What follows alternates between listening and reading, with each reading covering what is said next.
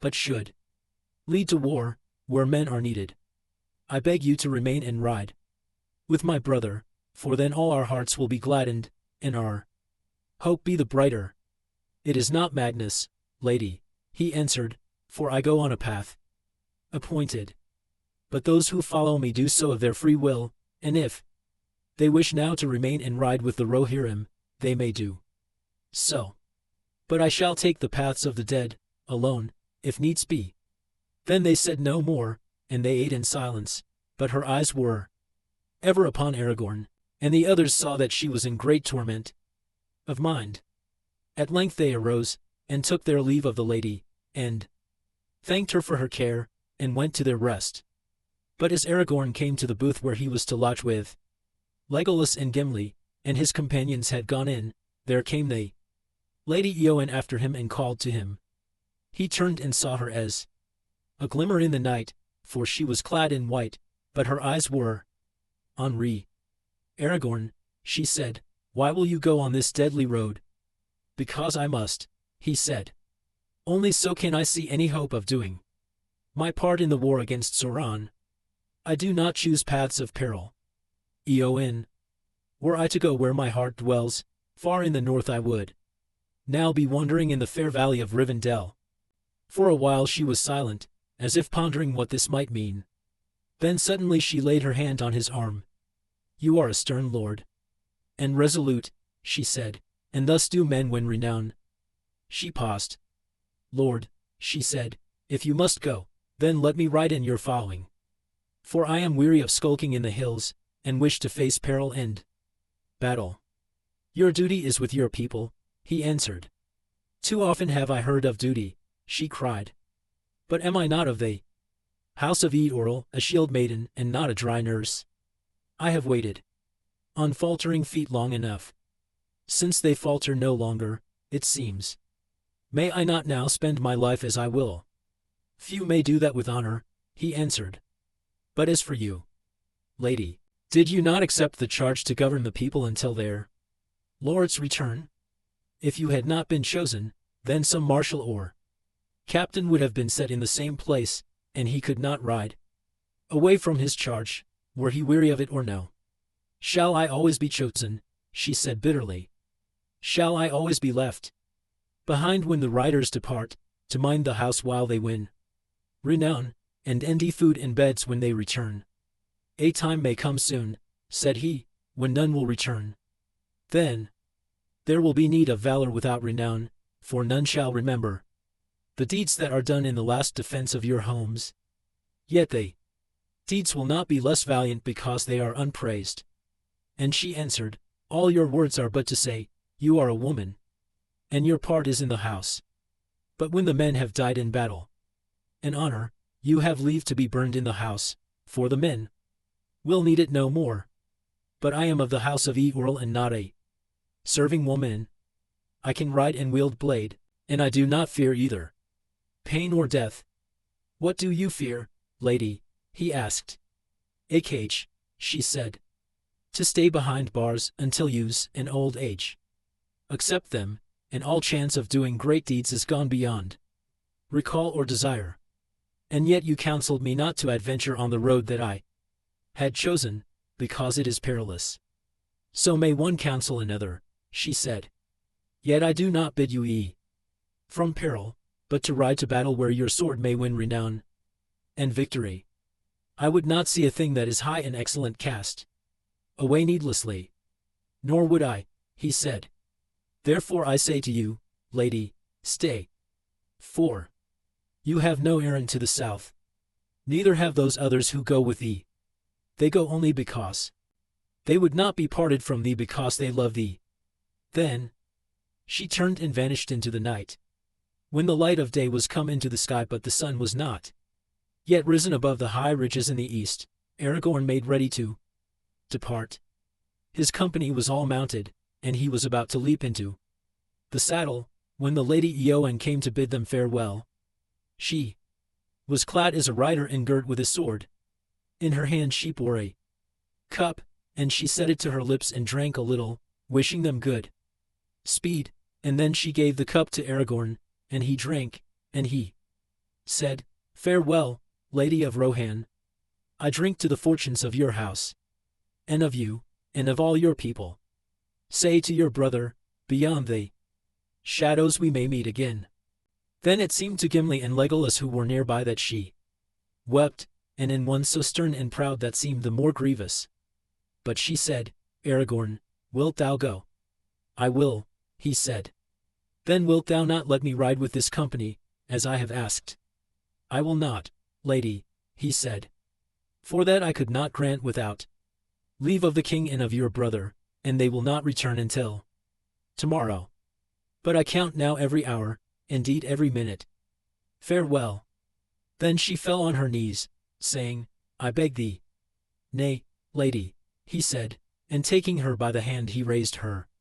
Then he kissed her hand, and sprang into the saddle, and rode away, and did not look back, and only those who knew him well and were near to him saw the pain that he bore.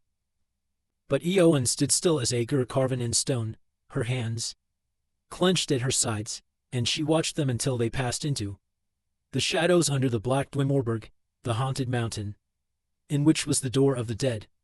When they were lost to view, she turned, stumbling as one that is blind, and went back to her lodging.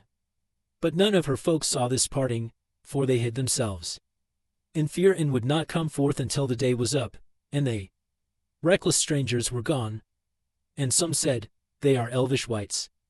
Let them go where they belong, into the dark places, and never return. The times are evil enough." The light was still gray as they rode, for the sun had not yet climbed over the black ridges of the haunted mountain before them. A dread fell on them, even as they passed between the lines of ancient stones, and so came to the dim holt, there under the gloom of black trees, that not even Legolas could long endure. They found a hollow place, opening at the mountain's root, and right in their path stood a single mighty stone like a Anger of Doom. "My blood runs chill," said Gimli, but the others were silent, and his voice fell dead on the dank Arnevels at his feet. The horses would not pass the threatening stone until the riders dismounted and led them about. And so they came at last deep into the glen, and there stood a sheer wall of rock, and in the wall the dark door gaped before them like the mouth of night. Signs and anchors were carved above its white arch, too dim to read, and fear owed from it like a gray vapor. The company halted, and there was not a heart among them that did not quail, unless it were the heart of Legolas of the elves, for whom the ghosts of men have no terror. "This is an evil door," said Halbarad, "and my death lies beyond it. I will dare to pass it nonetheless, but no horse will enter." "But we must go in, and therefore the horses must go too," said Aragorn. "For if ever we come through this darkness, many leagues lie beyond, and every hour that is lost there will bring the triumph of Sauron nearer. Follow me." Then Aragorn led the way, and such was the strength of his will in that hour that all the Dúnedain and their horses followed him. And indeed the love that the horses of the rangers bore for their riders was so great that they were willing to face even the terror of the door, if their masters' hearts were steady as they walked beside them. But Arad, the horse of Rohan, refused the way, and he stood sweating and trembling in a fear that was grievous to see. Then Legolas laid his hands on his eyes and sang some words that went soft in the gloom, until he suffered himself to be led, and Legolas passed in. And there stood Gimli the dwarf, left all alone. His knees shook, and he was wroth with himself. "Here is a thing unheard of," he said. "An elf will go underground, and a dwarf dare not."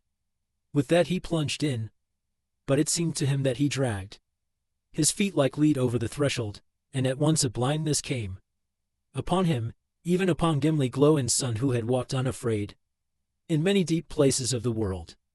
Aragorn had brought torches from Dunharrow, and now he went ahead bearing one aloft, and Elladan with another went at the rear. And Gimli, stumbling behind, strove to overtake him. He could see nothing but the dim aim of the torches, but if the company halted, there seemed an endless whisper of voices all about him, a murmur of words in no tongue that he had ever heard before. Nothing assailed the company nor withstood their passage, and yet steadily fear grew on the dwarf as he went on, most of all because he knew now that there could be no turning back. All the paths behind were thronged by an unseen host that followed in the dark. So time unreckoned passed, until Gimli saw a sight that he was ever afterwards loath to recall. The road was wide, as far as he could judge, but now the company came suddenly into a great empty space, and there were no longer any walls upon either side. The dread was so heavy on him that he could hardly walk. Away to the left, something glittered in the gloom as Aragorn's torch drew near. Then Aragorn halted and went to look what it might be. "Does he feel no fear?" muttered the dwarf. "In any other cave, Gimli Gloin's son would have been the RST to run to the gleam of gold. But not here. Let it lie." Nonetheless he drew near, and saw Aragorn kneeling, while Dan held aloft both torches. Before him were the bones of a mighty man. He had been clad in mail, and still his harness lay there whole. For the cavern's air was as dry as dust, and his hauberk was gilded. His belt was of gold and garnets, and rich with gold was the helm. Upon his bony head face downward on the oar, he had fallen near the far wall of the cave, as now could be seen, and before him stood a stony door closed fast. His bones were still clawing at the cracks. A notched and broken sword lay by him, as if he had hewn at the rock in his last despair. Aragorn did not touch him, but after gazing silently for a while, he rose and sighed. "Hither shall the hours of Simbel mine come never. Unto world's end," he murmured. 9 mountains and 7 there are, now green with grass, and through all the long years he has lain it. The door that he could not unlock. Whither does it lead? Why would he pass? None shall ever know. For that is not my errand," he cried, turning back and speaking to the whispering darkness behind. "Keep your hoards and your secrets hidden in the accursed years. Speed only we ask. Let us pass, and then come. I summon you to the stone of Erak." There was no answer, unless it were an utter silence more dreadful than the whispers before, and then a chill blast came in which the torches ickered and went out, and could not be rekindled. Of the time that followed, 1 hour or many, Gimli remembered little. The others pressed on, but he was ever hindmost, pursued by a groping horror that seemed always just about to seize him, and a rumor came after him like the shadow sound of many feet. He stumbled on until he was crawling like a beast on the ground and felt that he could endure no more. He must either end the unending end, escape or run back in madness to meet the following fear. Suddenly he heard the tinkle of water, a sound hard and clear as a stone falling into a dream of dark shadow. Light grew, and lo! They company passed through another gateway, high-arched and broad, and a rill ran out beside them, and beyond, going steeply down, was a road between sheer cliffs, knife-edged against the sky far above. So deep and narrow was that chasm that the sky was dark, and in it small stars glinted. Yet as Gimli after learned, it was still 2 hours ere sunset of the day on which they had set out from Dunharrow, though for all that he could then tell it might have been twilight in some later year, or in some other world. The company now mounted again, and Gimli returned to Leg Olaz. They rode in Lee, and evening came on in a deep blue dusk, and still fear pursued them. Legolas, turning to speak to Gimli, looked back, and the dwarf saw before his face the glitter in the elf's bright eyes. Behind them rode Elladan, last of the company, but not they last of those that took the downward road. "The dead are following," said Legolas. "I see shapes of men and of horses, and pale banners like shreds of cloud, and spears like winter thickets on a misty night. The dead are following. Yes, the dead ride behind." "They have been summoned," said Elladan. The company came at last out of the ravine, as suddenly as if they had issued from a crack in a wall, and there lay the outlines of a great vale before them, and the stream beside them went down with a cold voice over many falls. "Where in Middle-earth are we?" said Gimli, and Eladin answered, "We have descended from the uprising of the Mordhond, the long, chill river that owes at last to the sea that washes the walls of Dol Amroth. You will not need to ask hereafter how comes its name. Blackroot men call it. The Mordhond Vale made a great bay that beat up against the sheer southern faces of the mountains. Its steep slopes were grass grown, but all was grey in that hour, for the sun had gone, and far below lights twinkled in the homes of men. The vale was rich and many folk dwelt there." Then without turning Aragorn cried aloud so that all could hear, "Friends, forget your weariness. Ride now, ride. We must come to the stone of Erech ere this day passes, and long still is the way." So, without looking back they rode the mountain elds, until they came to a bridge over the growing torrent and found a road that went down into the land. Lights went out in house and hamlet as they came, and doors were shut, and folk that reeled cried in terror and ran wild like hunted deer. Ever there rose the same cry in the gathering night, "The King of the Dead! The King of the Dead is come upon us!" Bells were ringing far below, and all men eddy before the face of Aragorn, but the grey company in their haste rode like hunters, until their horses were stumbling with weariness. And thus, just ere midnight, and in a darkness as black as the caverns in the mountains, they came at last to the hill of Erech. Long had the terror of the dead lain upon that hill and upon the empty elds about it. For upon the top stood a black stone, round as a great globe, the height of a man, though its half was buried in the ground. Unearthly it looked, as though it had fallen from the sky, as some believed, but those who remembered still the lore of Westernesse told that it had been brought out of the ruin of Numenor, and there set by Isildur at his landing. None of the people of the valley dared to approach it, nor would they dwell near, for they said that it was a trysting place of the shadow men, and there they would gather in times of fear, thronging round the stone and whispering. To that stone the company came and halted in the dead of night.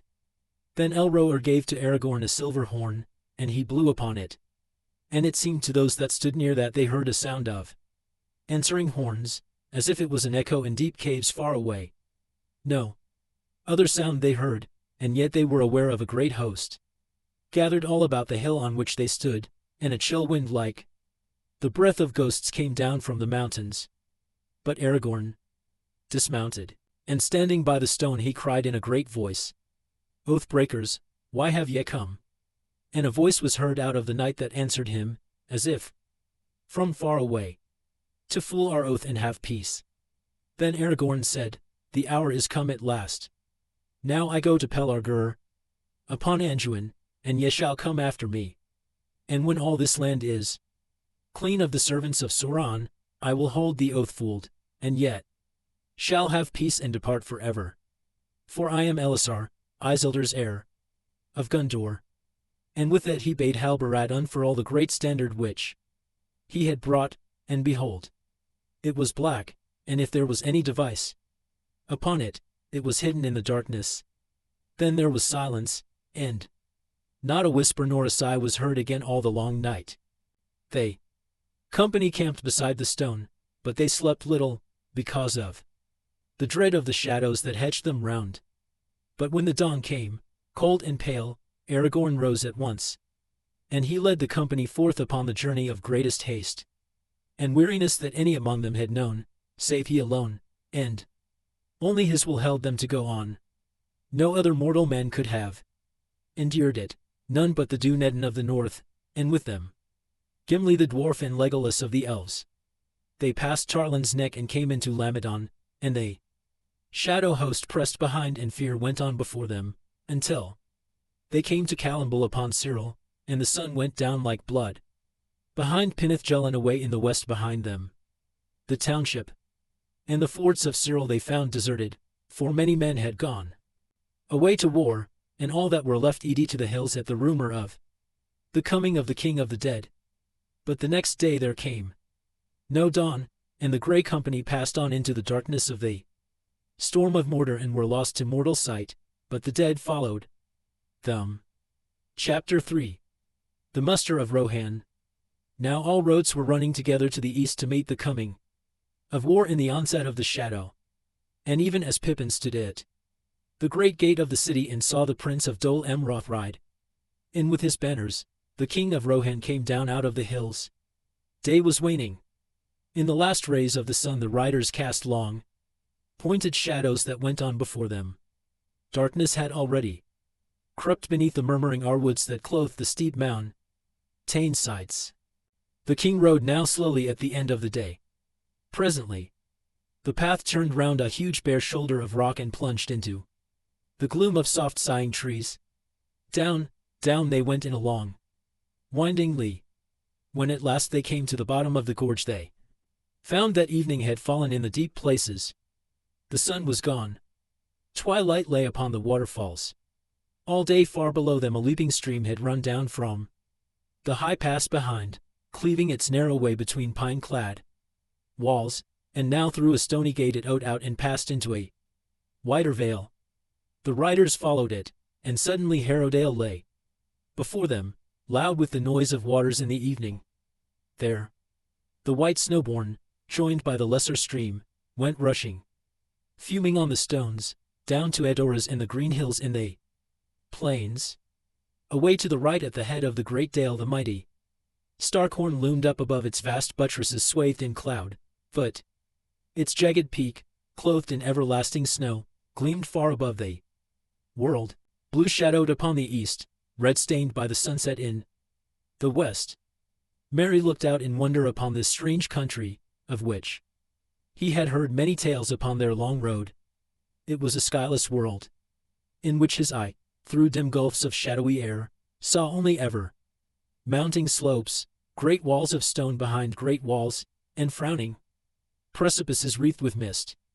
He sat for a moment half dreaming, listening to the noise of water, the whisper of dark trees, the crack of stone, and the vast waiting silence that brooded behind all sound. He loved mountains, or he had loved the thought of them marching on the edge of stories brought from far away, but now he was borne down by the insupportable weight of Middle-earth. He longed to shut out the immensity in a quiet room by a re.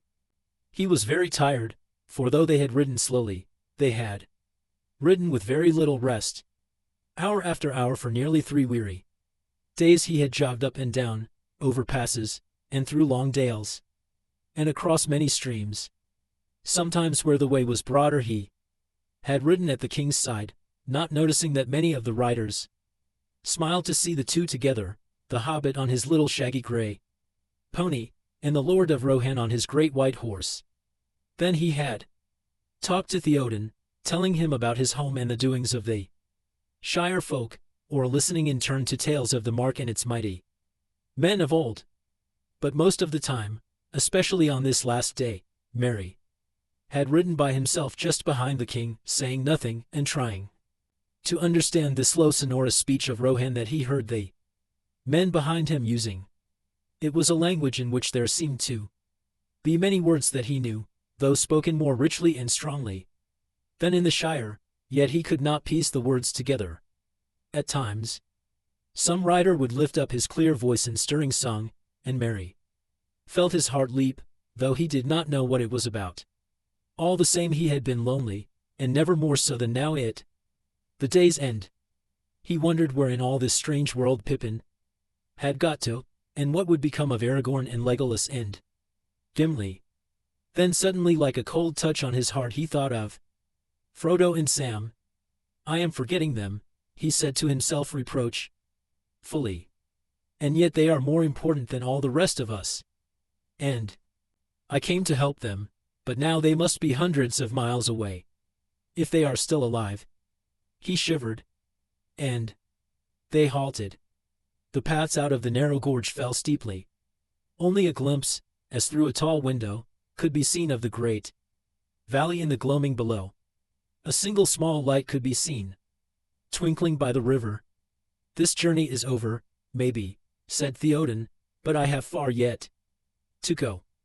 2 nights ago the moon was full, and in the morning I shall ride to Edoras to the gathering of the Mark. Harrowdale at last, said Eomer. Our journey is almost ended. But if you would take my counsel, said Eomer in a low voice. You would then return hither, until the war is over, lost or won. Theoden smiled. Nay, my son, for so I will call you, speak not the soft words of Wormtongue in my old ears. He drew himself up and looked back at the long line of his men fading into the dusk. Behind. Long years in the space of days it seems since I rode west. But never will I lean on a staff again. If the war is lost, what good will be my hiding in the hills? And if it is won, what grief will it be? Even if I fall, spending my last strength. But we will leave this now. Tonight I will lie in the hold of Dunharrow. One evening of peace, at least, is left us. Let us ride on. In the deepening dusk they came down into the valley. Here they snowborn ode near to the western walls of the dale, and soon the path led them to a ford where the shallow waters murmured loudly on the stones. The ford was guarded. As the king approached, many men sprang up out of the shadow of the rocks, and when they saw the king they cried with glad voices, Theoden king! Theoden king! The king of the Mark returns. Then one blew a long call on a horn. It echoed in the valley. Other horns answered it, and lights shone out across the river.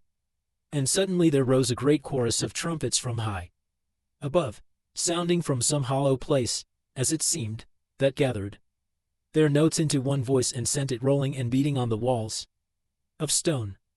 So the king of the Mark came back victorious out of the west to Dunharrow beneath the feet of the White Mountains. There he found the remaining strength of his people already assembled, for as soon as his coming was known, captains rode to meet him at the ford, bearing messages from Gandalf. Dunher, chieftain of the folk of Harrowdale, was at their head. At dawn 3 days ago, Lord, he said, Shadowfax came like a wind out of the west to Edoras, and Gandalf brought tidings of your victory to gladden our hearts. But he brought also word from you, to hasten the gathering of the riders.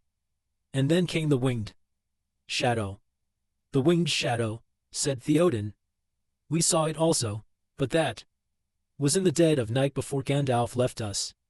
Maybe, Lord, said Dunher. Yet the same, or another like to it. A ying darkness in the shape of a monstrous bird passed over Edoras that morning, and all men were shaken with fear. For it stooped upon Meduseld, and as it came low, almost to the gable, there came a cry that stopped our hearts. Then it was that Gandalf counseled us not to assemble in the Elds, but to meet you here in the valley under the mountains. And he bade us to kindle no more lights or rest the inn. Barris Need asked. So it has been done. Gandalf spoke with great authority. We trust that it is as you would wish. Naught has been seen in Harrowdale of these evil things. It is well, said Theoden. I will ride now to the hold, and there, before I go to rest, I will meet the marshals and captains. Let them come to me as soon as may be. The road now led eastward straight across the valley, which was it. That point little more than half a mile in width. Flats and meads of rough grass, grey now in the falling night, lay all about, but in front, on the far side of the dale, Mary saw a frowning wall, a last outlier of the great roots of the Stark Horn, cloven by the river in ages past. On all the level spaces there was great concourse of men. Some thronged to the roadside, hailing the king and the riders from the west with glad cries, but stretching away into the distance behind there were ordered rows of tents and booths, and lines of picketed horses, and great store of arms, and piled spears bristling like thickets of new planted trees. Now all the great assembly was falling into shadow, and yet, though the night chill blew cold from the heights, no lanterns glowed, no rests were lit. Watchmen heavily cloaked paced to and fro. Merry wondered how many riders there were. He could not guess their number in the gathering gloom, but it looked to him like a great army, many thousands strong. While he was peering from side to side, the king's party came up under the looming cliff on the eastern side of the valley, and there suddenly the path began to climb, and Merry looked up in amazement. He was on a road the like of which he had never seen before, a great work of men's hands in years beyond the reach of song. Upwards it wound, coiling like a snake, pouring its way across the sheer slope of rock. Steep as a stair, it looped back, wards and forwards as it climbed. Up it horses could walk, and wains could be slowly hauled, but no enemy could come that way, except out of the air, if it was defended from above. At each turn of the road there were great standing stones that had been carved in the likeness of men, huge and clumsy-limbed, squatting cross-legged with their stumpy arms folded on fat bellies. Some in the wearing of the years had lost all features save the dark holes of their eyes that still stared sadly at the passers-by. The riders hardly glanced at them.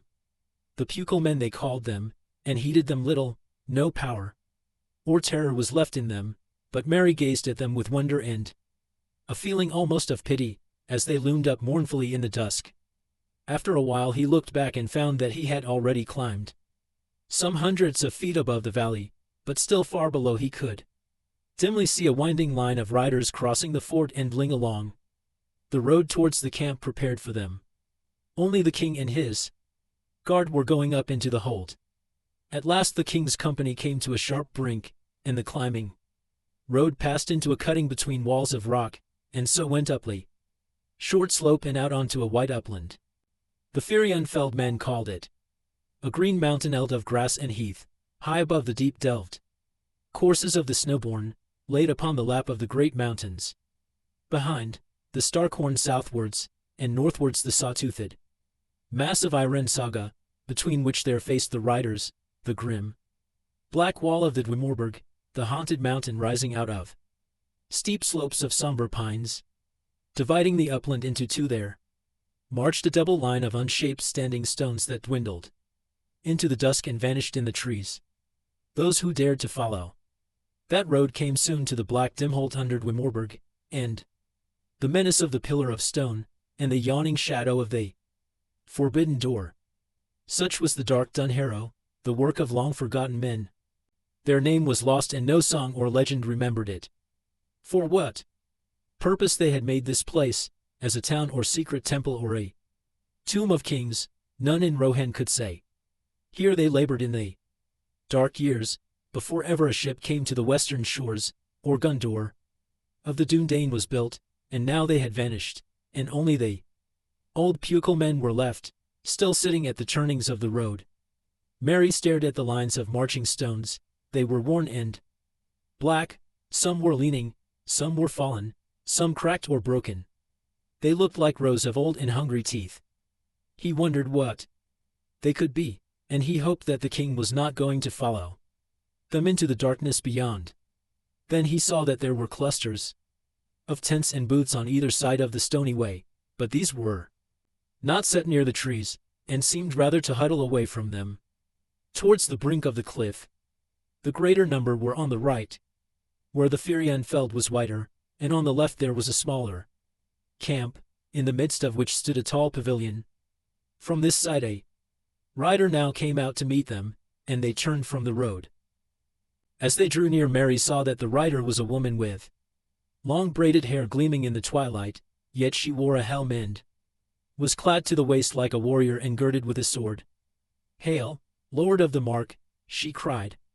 "My heart is glad at your returning." "And you, Eowyn," said Theoden, "is all well with you?" "All is well," she answered, yet it seemed to Mary that her voice belied her, and he would have thought that she had been weeping, if that could be believed of one so stern of face. All is well. It was a weary road for the people to take, torn suddenly from their homes. There were hard words, for it is long since war has driven us from the green elds, but there have been no evil deeds. All is now ordered, as you see, and your lodging is prepared for you, for I have had full tidings of you and knew the hour of your coming." "So Aragorn has come then," said Eomer. "Is he still here?" "No, he is gone," said Eowyn, turning away and looking at the mountains dark against the east and south. "Whither did he go?" asked Eomer. "I do not know," she answered. "He came at night, and rode away. Yestermorn, ere the sun had climbed over the mountain tops. He is gone. You are grieved, daughter, said Theoden. What has happened? Tell me, did he speak of that road? He pointed away along the darkening lines of stones towards the Dwemerberg. Of the paths of the dead. Yes, Lord, said Eowyn. And he has passed into the shadow from which none have returned. I could not dissuade him. He is gone. Then our paths are sundered, said Eomer. He is lost. We must ride without him, and our hope dwindles. Slowly they passed through the short heath and upland grass, speaking no more, until they came to the king's pavilion. There Merry found that everything was made ready, and that he himself was not forgotten. A little tent had been pitched for him beside the king's lodging, and there he sat alone, while men passed to and fro, going into the king and taking counsel with him. Night came on, and they half-seen heads of the mountains westward were crowned with stars. But the east was dark and blank. The marching stones faded slowly from sight, but still beyond them, blacker than the gloom, brooded the vast crouching shadow of the Dwemerberg. The paths of the dead, he muttered to himself. The paths of the dead? What does all this mean? They have all left me now. They have all gone to some doom, Gandalf and Pippin to war in the east, and Sam and Frodo to Mordor, and Strider and Legolas and Gimli to the paths of the dead. But my turn will come soon enough, I suppose. I wonder what they are all talking about, and what the king means to do. For I must go where he goes now. In the midst of these gloomy thoughts he suddenly remembered that he was very hungry, and he got up to go and see if anyone else in this strange camp felt the same. But at that very moment a trumpet sounded, and a man came summoning him, the king's esquire, to wait at the king's board. In the inner part of the pavilion was a small space, curtained off with broidered hangings, and strewn with skins, and there at a small table sat Theoden with Eomer and Eowyn, and Dunhere, lord of Harrowdale. Merry stood beside the king's stool and waited on him, till presently the old man, coming out of deep thought, turned to him and smiled. Come, Master Meriadoc, he said. You shall not stand. You shall sit beside me, as long as I remain in my own lands, and lighten my heart with tales. Room was made for the hobbit at the king's left hand, but no one called for any tale. There was indeed little speech, and they ate and drank for the most part in silence, until at last, plucking up courage, Merry asked the question that was tormenting him. Twice now, Lord, I have heard of the paths of the dead, he said. What are they? And where has Strider, I mean the Lord Aragorn? Where has he gone? The king sighed, but no one answered, until at last Eomer spoke. We do not know, and our hearts are heavy, he said. But as for the paths of the dead, you have yourself walked on their RST steps. Nay, I speak no words of ill omen. The road that we have climbed is the approach to the door, yonder in the dim holt. But what lies beyond? No man knows. No man knows, said Theoden, yet ancient legend, now seldom spoken, has somewhat to report. If these old tales speak true that have come down from father to son in the house of Eorl, then the door under Dwemerberg leads to a secret way that goes beneath a mountain to some forgotten end. But none have ever ventured into search its secrets, since Balder, son of Brego, passed the door and was never seen among men again. A rash vow he spoke, as he drained the horn at that feast which Brego made to hallow new-built Medu Selt, and he came never to the high seat of which he was the heir. Folk say that dead men out of the dark years guard the way, and will suffer no living man to come to their hidden halls, but whiles they may themselves be seen passing out of the door like shadows and down the stony road. Then the people of Harrowdale shut fast their doors and shroud their windows and are afraid. But the dead come seldom forth and only at times of great unquiet and coming death. Yet it is said in Harrowdale said Eowyn in a low voice, that in the moonless nights but little while ago a great host in strange array passed by. Whence they came none knew, but they went up the stony road and vanished into the hill, as if they went to keep a tryst. Then why has Aragorn gone that way? Asked Merry. Don't you know anything that would explain it? Unless he has spoken words to you as his friend that we have not heard, said Eomer, none now in the land of the living can tell his purpose. Greatly changed he seemed to me since I saw him rst in the king's house, said Eowyn, grimmer, older. Fey I thought him, and like one whom the dead call. Maybe he was called, said Theoden, and my heart tells me that I shall not see him again. Yet he is a kingly man of high destiny. And take comfort in this, daughter, since comfort you seem to need in your grief for this guest. It is said that when the Eorlingas came out of the north and passed at length up the Snowbourn, seeking strong places of refuge in time of need, Brego and his son Balder climbed the stair of the hold and so came before the door. On the threshold sat an old man, aged beyond guess of years, tall and kingly he had been, but now he was withered as an old stone. Indeed for a stone they took him, for he moved not, and he said no word, until they sought to pass him by and enter.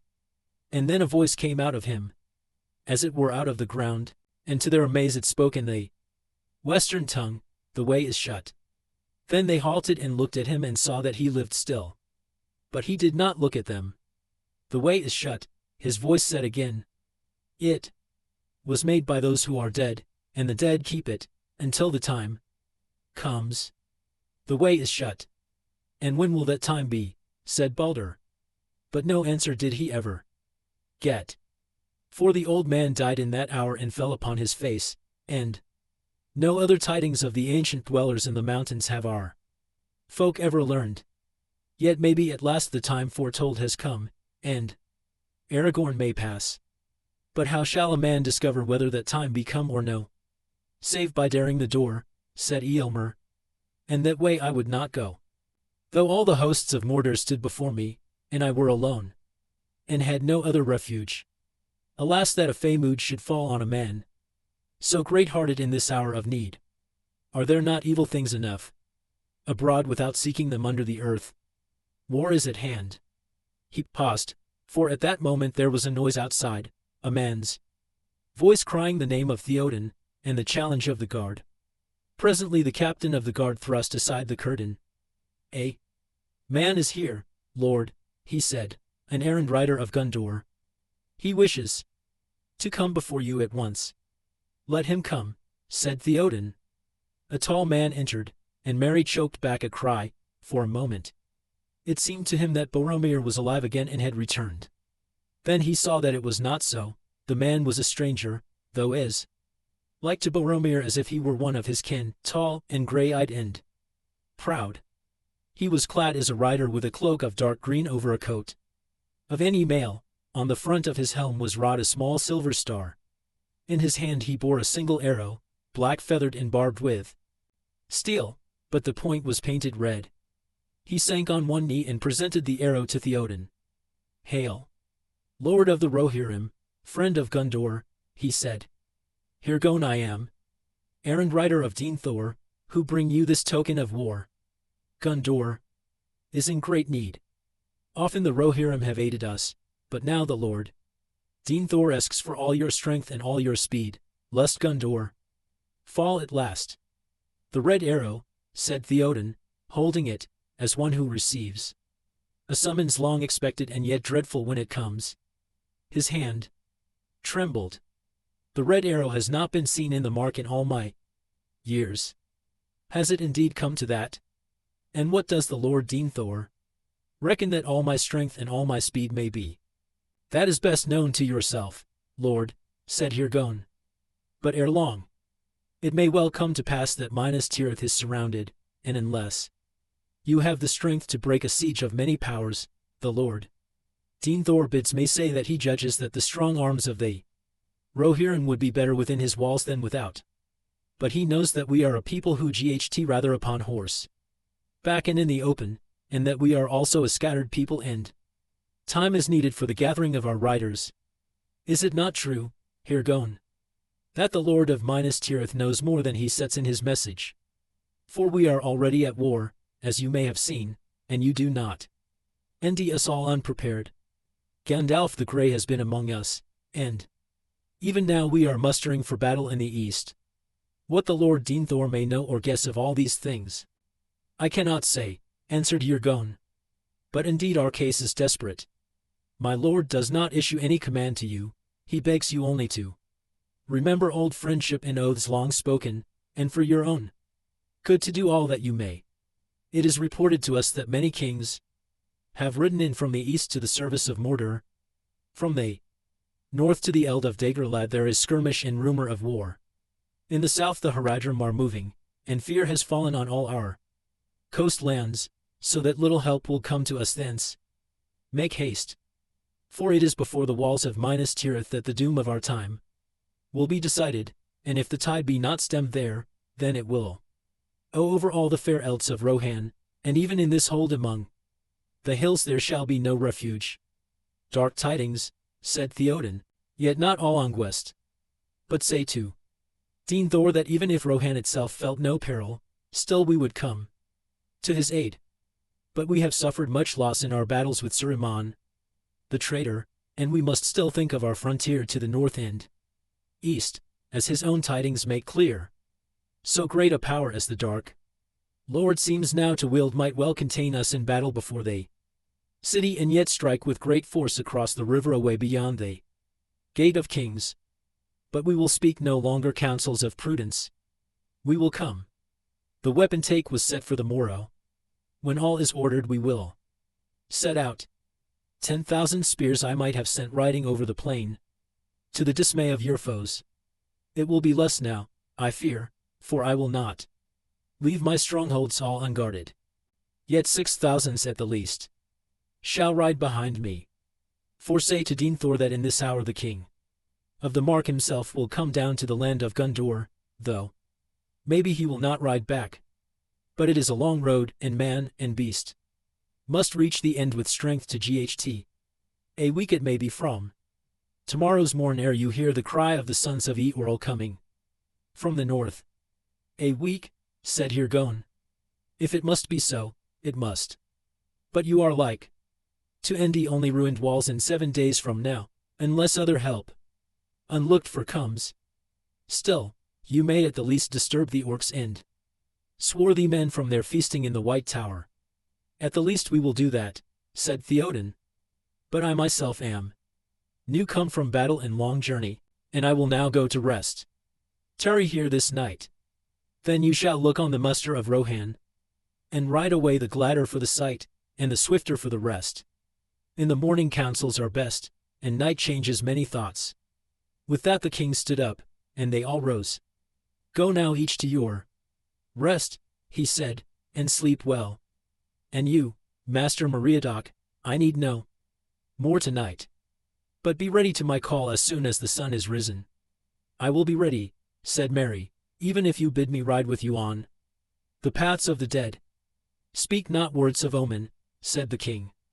For there may be more roads than one that could bear that name. But I did not say that I would bid you ride with me on any road. Good night. I won't be left behind, to be called for on return, said Merry. I won't be left, I won't. And repeating this over and over again to himself he fell asleep at last in his tent. He was wakened by a man shaking him. Wake up, Master Holbitla, he cried, and at length Merry came out of deep dreams and sat up with a start. It still seemed very dark, he thought. What is the matter? He asked. The king calls for you. But the sun has not risen yet, said Merry.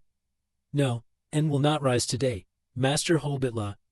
Nor ever again, one would think under this cloud. But time does not stand still, though the sun be lost. Make haste. Flinging on some clothes, Merry looked outside. The world was darkling.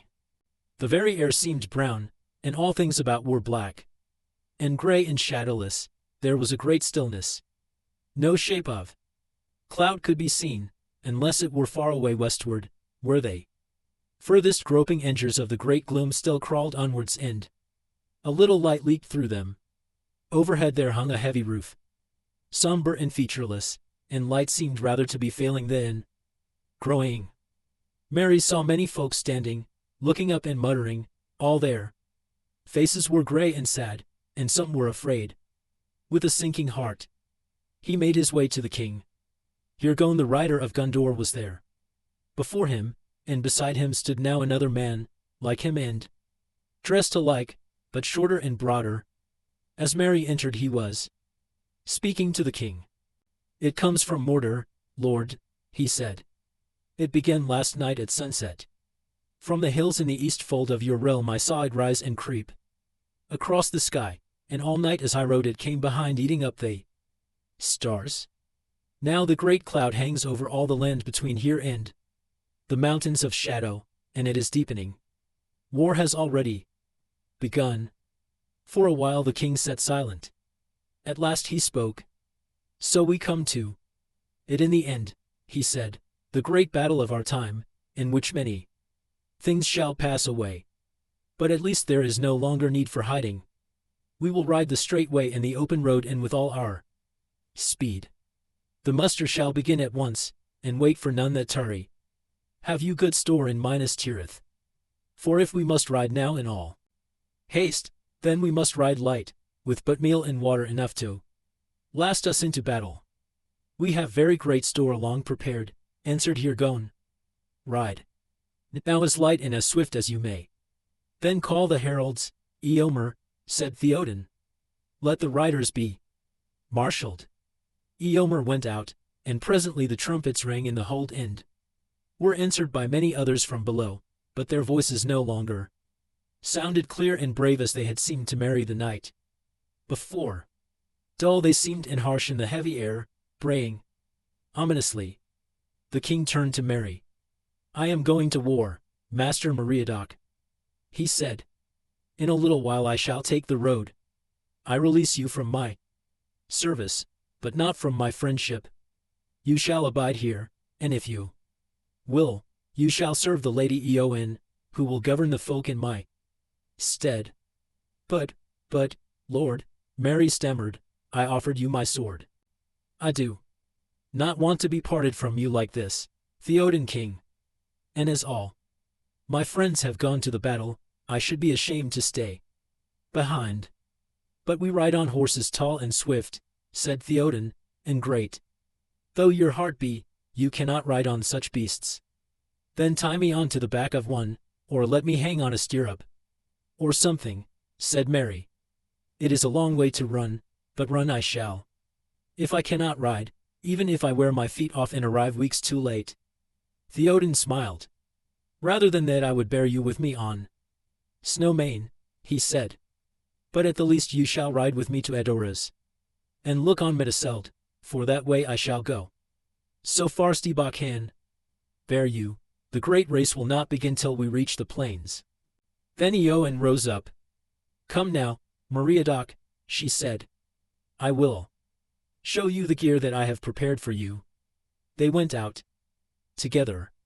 "This request only did Aragorn make to me," said Eowyn, as they passed among the tents, "that you should be armed for battle.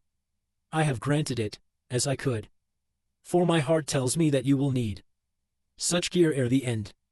Now she led Mary to a booth among the lodges of the king's guard, and there an armorer brought out to her a small helm, and a round shield, and other gear.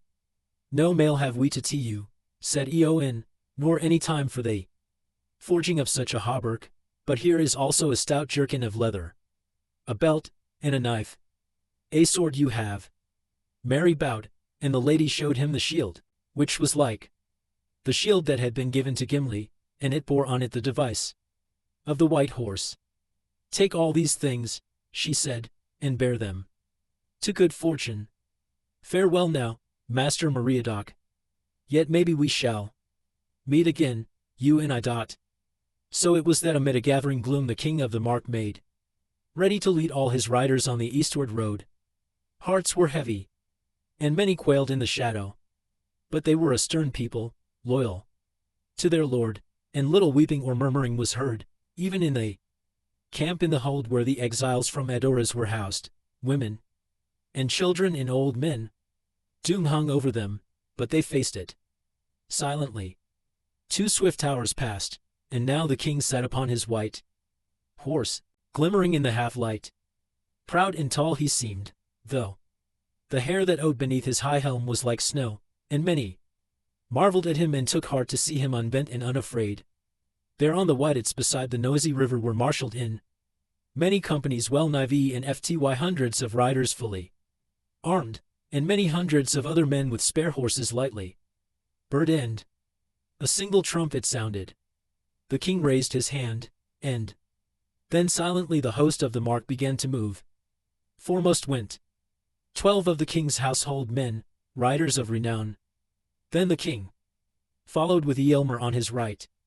He had said farewell to Eowyn above in the hold, and the memory was grievous, but now he turned his mind to the road that lay ahead.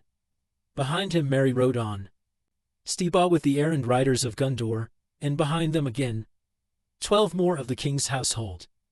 They passed down the long ranks of waiting men with stern and unmoved faces.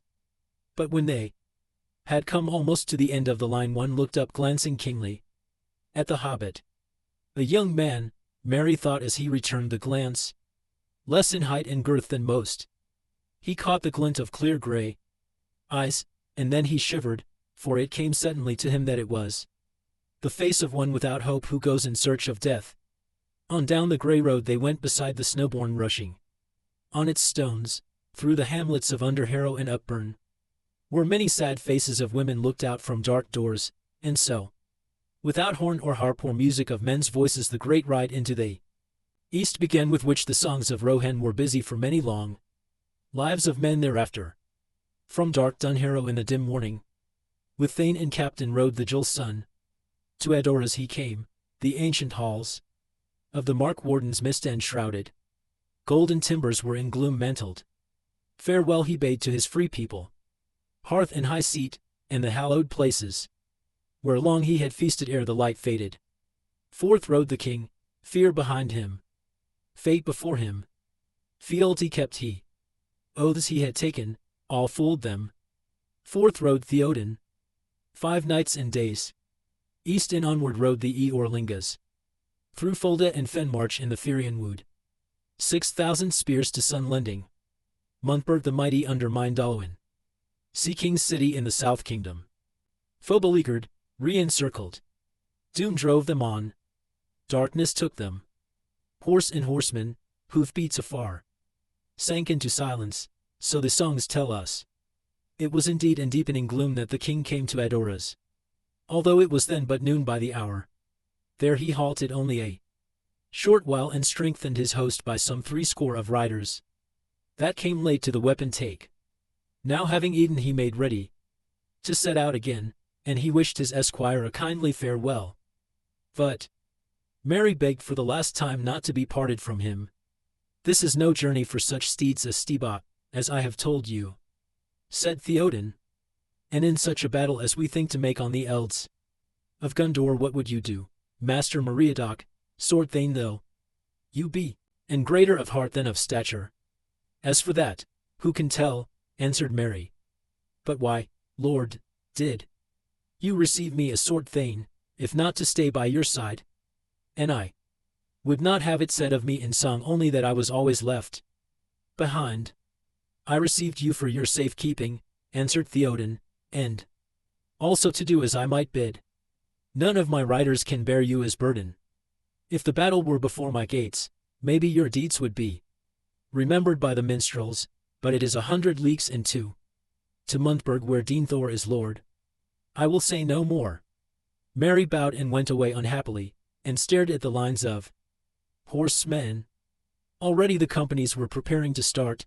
Men were tightening girths, looking to saddles, caressing their horses. Some gazed uneasily at the lowering sky. Unnoticed a rider came up and spoke softly in the hobbit's ear. Where will wants not, a way opens, so we say, he whispered, and So I have found myself. Merry looked up and saw that it was the young rider whom he had noticed in the morning. You wish to go whither the Lord of the Mark goes, I see it in your face. I do, said Merry. Then you shall go with me, said the rider. I will bear you before me, under my cloak until we are far yield, and this darkness is yet darker. Such good will should not be denied. Say no more to any man, but come. Thank you indeed, said Merry. Thank you, sir, though I do not know your name. Do you not? Said the rider softly. Then call me Durnhelm. Thus it came to pass that when the king set out, before Durnhelm sat Meriadoc the hobbit, and the great grey steed Windfulla made little of the burden, for Durnhelm was less in weight than many men, though lithe and well knit in frame. On into the shadow they rode, in the willow thickets where snow born out into Antoish, 12 leagues east of Edoras, they camped that night, and then on again through the Fulda, and through the fen march, where to their right great oak woods climbed on the skirts of the hills under the shades of dark Halarion by the borders of Gondor, but away to their left the mists lay on the marshes fed by the mouths of Antoish. And as they rode rumour came of war in the north. Lone men, riding wild, brought word of foes assailing their east borders, of war coasts marching in the wold of Rohan. Ride on, cried Eomer. Too late now to turn aside.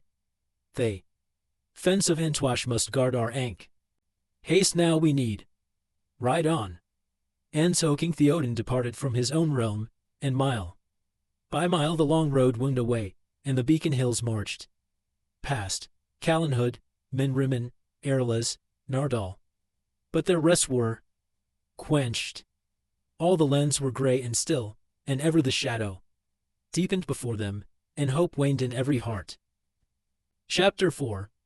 The Siege of Gondor. Pippin was roused by Gandalf. Candles were lit in their chamber, for only a dim twilight came through the windows. The air was heavy, as with approaching thunder.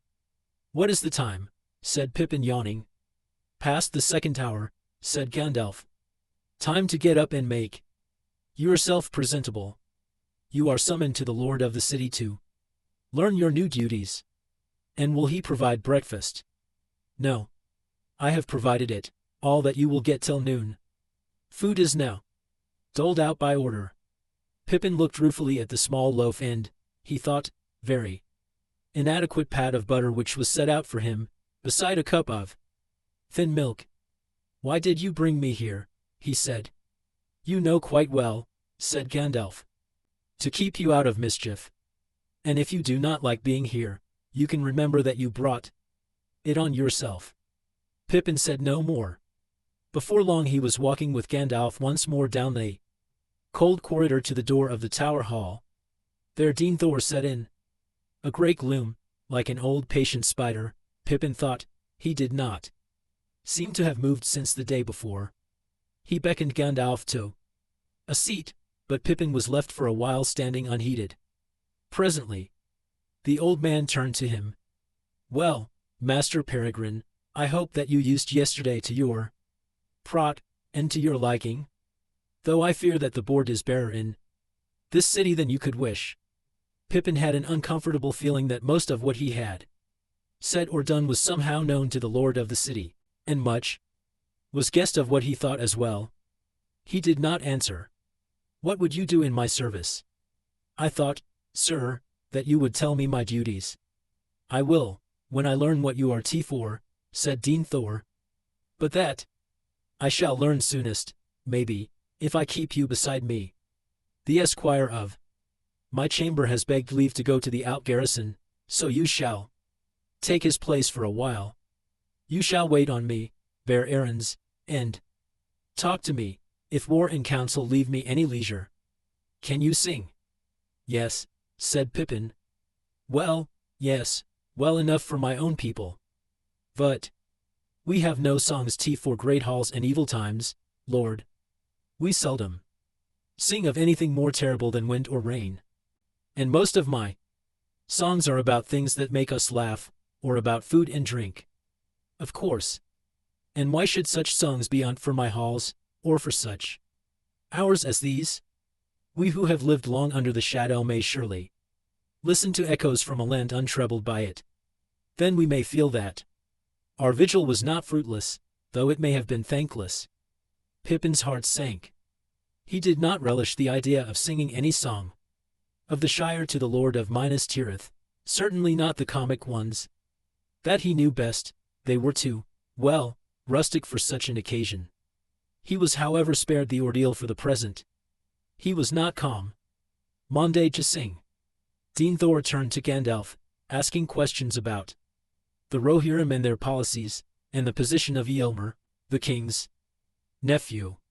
Pippin marveled at the amount that the Lord seemed to know about a people that lived far away, though it must, he thought, be many years since Denethor himself had ridden abroad. Presently Denethor waved to Pippin and dismissed him again for a while. Go to the armories of the citadel, he said, and get you there the livery and gear of the tower. It will be ready. It was calm. Monday'd yesterday. Return when you are clad. It was as he said, and Pippin soon found himself arrayed in strange garments, all of black and silver. He had a small hauberk, its rings forged of steel, maybe, yet black as jet, and a high-crowned helm, with small raven wings on either side, set with a silver star in the center of the circlet. Above the mail was a short surcoat of black, but broidered on the breast in silver with the token of the tree. His old clothes were folded and put away, but he was permitted to keep the grey cloak of Lorien, though not to wear it when on duty. He looked, now, had he known it, verily Ernalife the prince of the Halings, that folk had called him, but he felt uncomfortable. And the gloom began to weigh on his spirits. It was dark and dim all day. From the sunless dawn until evening, the heavy shadow had deepened, and all hearts in the city were oppressed. Far above a great cloud streamed slowly westward from the black land, devouring light, borne upon a wind of war, but below the air was still and breathless, as if all the vale of Anduin waited for the onset of a ruinous storm. About the 11th hour, released at last for a while from service, Pippin came out and went in search of food and drink to cheer his heavy heart and make his task of waiting more supportable. In the messes he met Bergond again, who had just come from an errand over the Pelennor out to the guard towers upon the causeway. Together they strolled out to the walls, for Pippin felt imprisoned indoors, and steed even in the lofty citadel. Now they sat side by side again in the embrasure looking eastward, where they had eaten and talked the day before. It was the sunset hour, but the great pall had now stretched far into the west, and only as it sank at last into the sea did the sun escape to send out a brief farewell gleam before the night, even as Frodo saw it at the crossroads touching the head of the fallen king. But to the Elts of the Pelennor, under the shadow of Mindalwyn, there came no gleam. They were brown and drear. Already it seemed years to Pippin since he had sat there before. In some half-forgotten time when he had still been a hobbit, a light-hearted wanderer touched little by the perils he had passed through. Now he was one small soldier in a city preparing for a great assault, clad in the proud but somber manner of the Tower of Guard. In some other time and place Pippin might have been pleased with his new array, but he knew now that he was taking part in no play. He was in deadly earnest, the servant of a grim master in the greatest peril. The hauberk was burdensome, and the helm weighed upon his head. His cloak he had cast aside upon the seat. He turned his tired gaze away from the darkling Elts below and yawned, and then he sighed. "You are weary of this day," said Bergond. "Yes," said Pippin, "very tired out with idleness and waiting. I have kicked my heels at the door of my master's chamber for many slow hours, while he has debated with Gandalf and the prince and other great persons, and I'm not used, Master Bergond, to waiting hungry on others while they eat. It is a sore trial for a hobbit, that. No doubt you will think I should feel the honor more deeply. But what is the good of such honor? Indeed, what is the good even of food and drink? Under this creeping shadow, what does it mean? The very air seems thick and brown. Do you often have such glooms when the wind is in the east?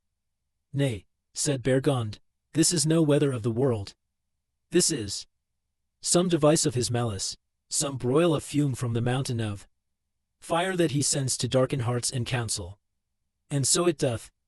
Indeed, I wish the Lord Faramir would return. He would not be dismayed. But now, who knows if he will ever come back across the river out of the darkness? Yes, said Pippin, Gandalf, too, is anxious. He was disappointed, I think, not to end Faramir here. And where has he got to himself? He left the Lord's council before the noon meal, and in no good mood either, I thought. Perhaps he has some foreboding of bad news. Suddenly as they talked they were stricken dumb, frozen as it were, to listening stones. Pippin cowered down with his hands pressed to his ears, but Bergond, who had been looking out from the battlement, as he spoke of Faramir, remained there, stiffened, staring out with starting eyes. Pippin knew the shuddering cry that he had heard. It was the same that he had heard long ago in the marish of the Shire. But now it was grown in power and hatred, piercing the heart with a poisonous despair. At last Bergond spoke with an effort. They have come, he said. Take courage and look. There are fell things below. Reluctantly Pippin climbed onto the seat and looked out over the wall. The Pelennor lay dim beneath him, fading away to the scarce guessed line of the great river, but now wheeling swiftly across it. Like shadows of untimely night, he saw in the middle airs below him bird-like forms, horrible as carrion fowl yet greater than eagles, cruel as death. Now they swooped near, venturing almost within bowshot of the walls, now they circled away. Black riders, muttered Pippin. Black riders of the air. But see, Bergond, he cried. They are looking for something, surely? See how they wheel and swoop, always down to that point over there. And can you see something moving on the ground? Dark little things. Yes, men on horses, 4 or V. Ah, I cannot stand it. Gandalf. Gandalf, save us. Another long screech rose and fell, and he threw himself back again from the wall, panting like a hunted animal. Faint and seemingly remote through that shuddering cry he heard winding up from below the sound of a trumpet ending on a long high note. Faramir. The Lord Faramir. It is his call, cried Bergond. Brave heart. But how can he win to the gate, if these foul hellhawks have other weapons than fear? But look. They hold on. They will make the gate. No. The horses are running mad. Look. The men are thrown. They are running on foot. No, one is still up, but he rides back to the others. That will be the captain. He can master both beasts and men. Ah. There one of the foul things is stooping on him. Help. Help. Will no one go out to him? Faramir. With that Bergond sprang away and ran off into the gloom. Ashamed of his terror, while Bergond of the guard thought rst of the captain whom he loved, Pippin got up and peered out. At that moment he caught a ash of white and silver coming from the north. Like a small star down on the dusky elds. It moved with the speed of an arrow and grew as it came, converging swiftly with the height of the 4 men towards the gate. It seemed to Pippin that a pale light was spread about it and the heavy shadows gave way before it. And then as it drew near he thought that he heard, like an echo in the walls, a great voice calling. Gandalf, he cried. Gandalf. He always turns up when things are darkest. Go on. Go on, White Rider. Gandalf, Gandalf, he shouted wildly, like an onlooker at a great race urging on a runner who is far beyond encouragement. But now the dark swooping shadows were aware of the newcomer.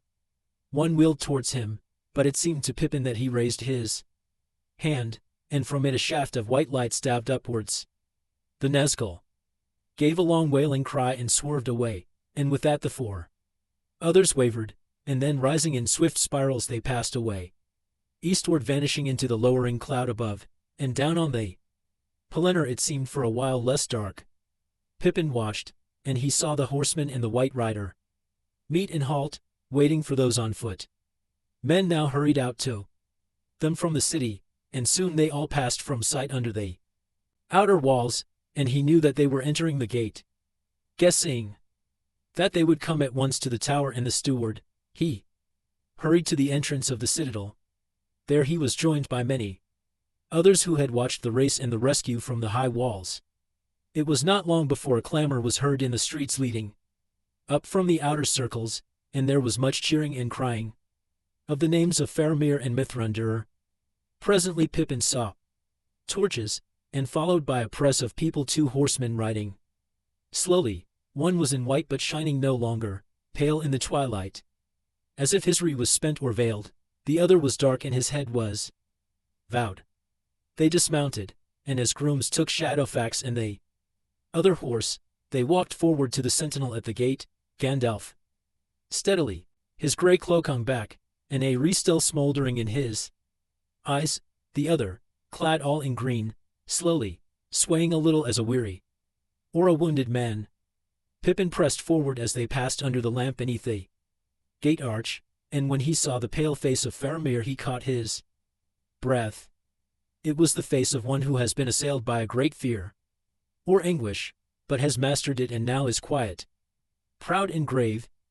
He stood for a moment as he spoke to the guard, and Pippin, gazing at him, saw how closely he resembled his brother Boromir, whom Pippin had liked from the RST, admiring the great man's lordly but kindly manner. Yet suddenly for Faramir his heart was strangely moved with a feeling that he had not known before. Here was one with an air of high nobility such as Aragorn at times revealed, less high perhaps, yet also less incalculable and remote, one of the kings of men born into a later time, but touched with the wisdom and sadness of the elder race. He knew now why Bergon spoke his name with love. He was a captain that men would follow, that he would follow, even under the shadow of the black wings. Faramir, he cried aloud with the others. Faramir, and Faramir, catching his strange voice among the clamor of the men of the city, turned and looked down at him and was amazed. Whence come you? He said. A hailing, and in the livery of the tower. Whence? But with that Gandalf stepped to his side and spoke. He came with me from the land of the hailings, he said. He came with me. But let us not tarry here. There is much to say and to do, and you are weary. He shall come with us. Indeed he must, for if he does not forget his new duties more easily than I do, he must attend on his lord again within this hour. Come, Pippin, follow us. So at length they came to the private chamber of the lord of the city. Their deep seats were set about a brazier of charcoal, and wine was brought, and there Pippin, hardly noticed, stood behind the chair of Denethor and felt his weariness little, so eagerly did he listen to all that was said. When Faramir had taken white bread and drunk a draught of wine, he sat upon a low chair at his father's left hand, removed a little upon the other side, set Gandalf in a chair of carven wood, and he seemed at RST to be asleep. For at the beginning Faramir spoke only of the errand upon which he had been sent out 10 days before, and he brought tidings of Ithilien and of movements of the enemy and his allies, and he told of the GHT on the road when the men of Herat and their great beast were overthrown, a captain reporting to his master such matters as had often been heard before, small things of border war that now seemed useless and petty, shorn of their renown. Then suddenly Faramir looked at Pippin. But now we come to strange matters, he said. For this is not the RST hailing that I have seen walking out of northern legends into the Southlands. At that Gandalf sat up and gripped the arms of his chair, but he said nothing, and with a look stopped the exclamation on Pippin's lips. Denethor looked at their faces and nodded his head, as though in sign that he had read much there before it was spoken. Slowly, while the others sat silent and still, Faramir told his tale, with his eyes for the most part on Gandalf, though now and again his glance strayed to Pippin, as if to refresh his memory of others that he had seen. As his story was unfolded of his meeting with Frodo and his servant, and of the events at Hanath an Yun, Pippin became aware that Gandalf's hands were trembling as they clutched the carven wood. White they seemed now and very old, and as he looked at them, suddenly with a thrill of fear Pippin knew that Gandalf himself, was troubled, even afraid. The air of the room was close and still. At last when Faramir spoke of his parting with the travelers, and of their resolve to go to Cirithungol, his voice fell, and he shook his head inside. Then Gandalf sprang up. Cirithungol, Morgul Vale, he said. The time, Faramir, the time? When did you part with them?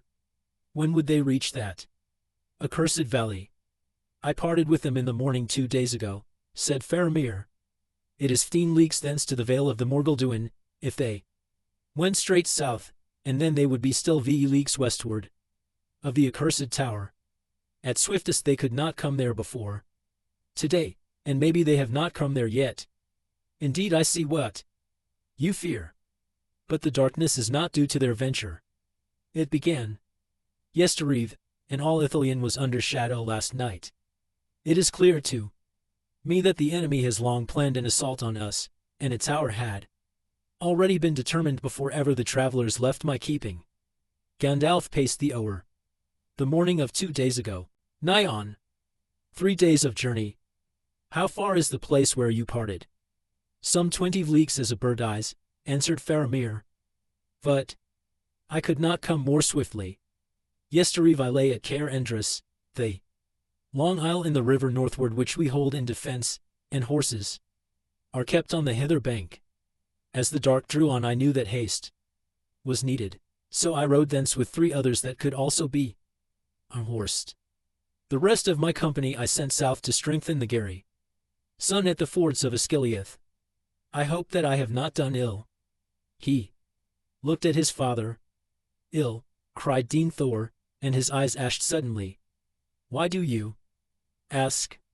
The men were under your command.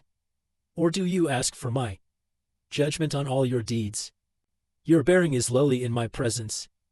Yet it is long now since you turned from your own way at my counsel.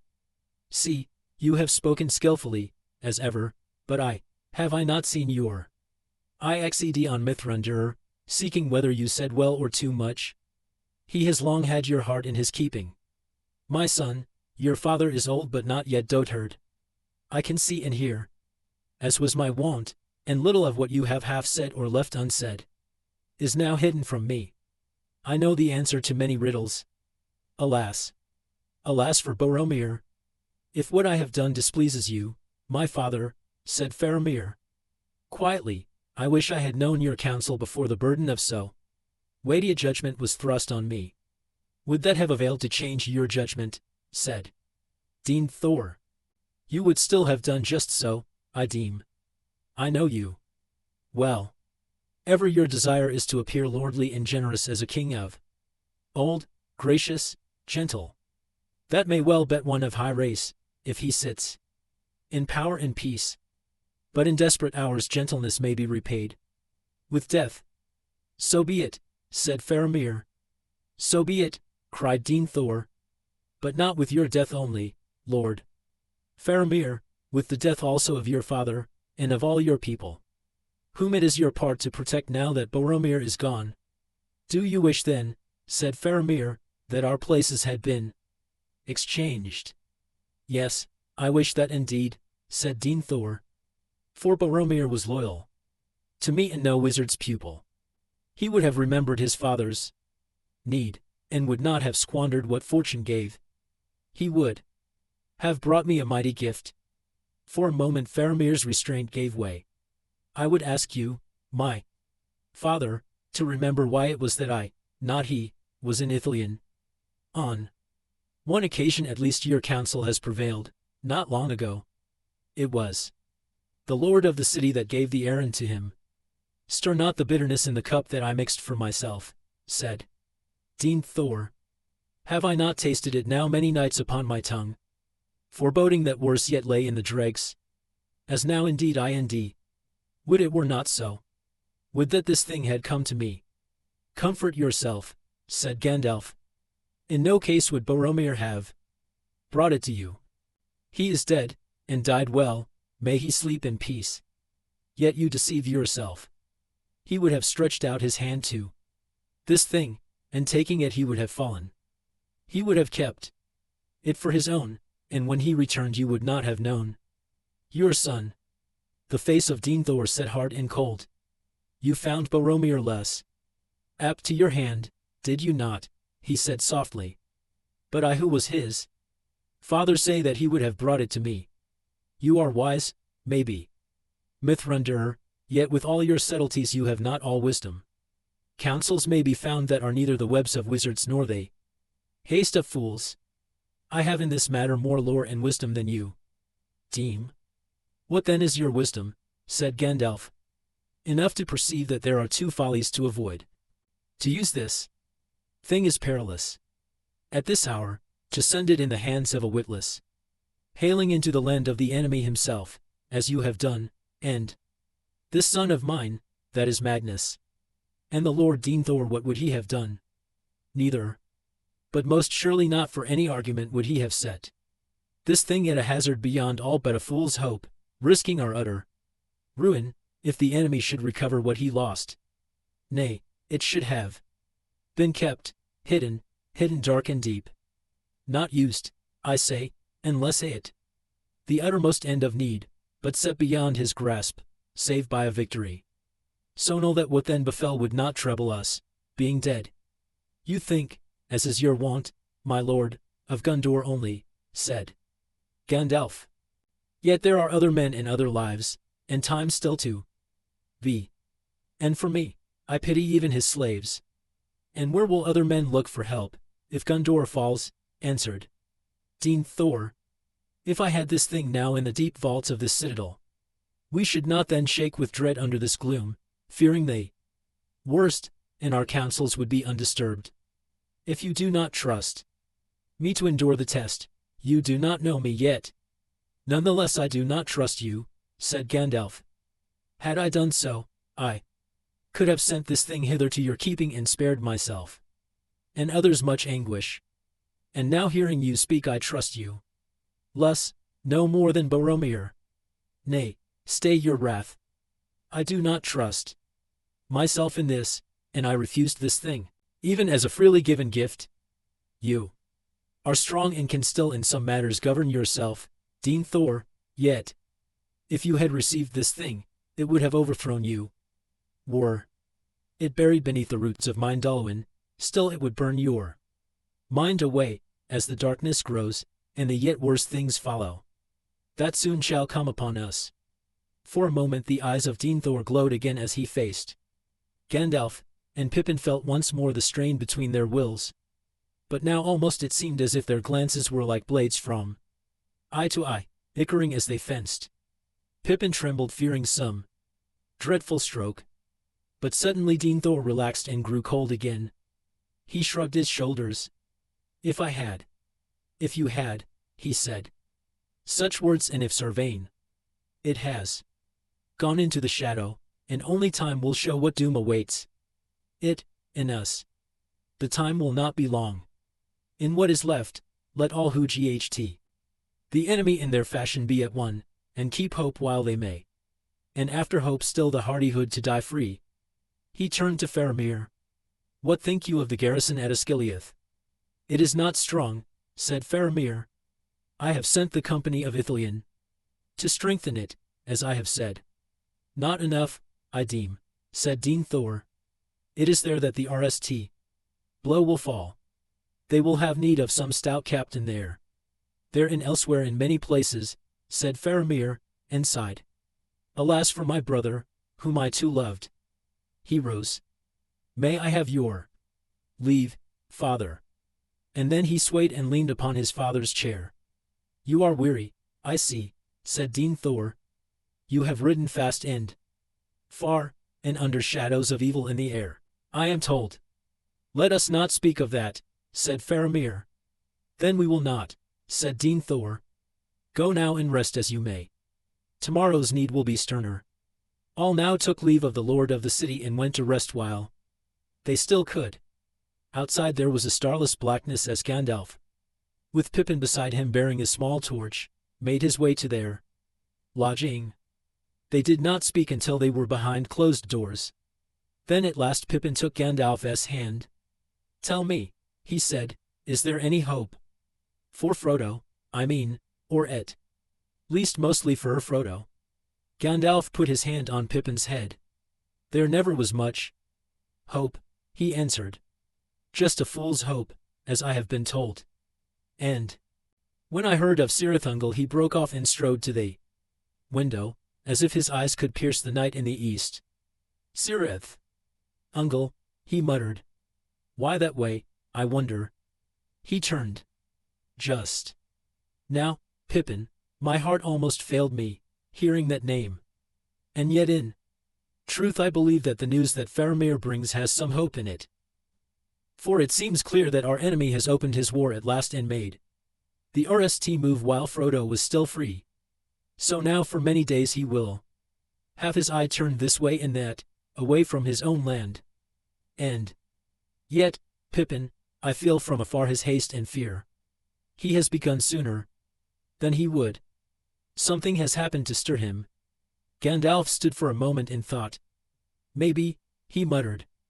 "Maybe even your foolishness helped, my lad. Let me see, some days ago now he would discover that we had thrown down Saruman and had taken the stone. Still, what of that? We could not use it to much purpose, or without his knowing. I wonder, Aragorn, his time draws near, and he is strong and stern underneath, Pippin. Bold, determined, able to take his own counsel and dare great risks at need. That may be it. He may have used the stone and shown himself to the enemy, challenging him, for this very purpose. I wonder. Well, we shall not know the answer till the riders of Rohan come, if they do not come too late. There are evil days ahead. To sleep while we may." "But," said Pippin. "But what?"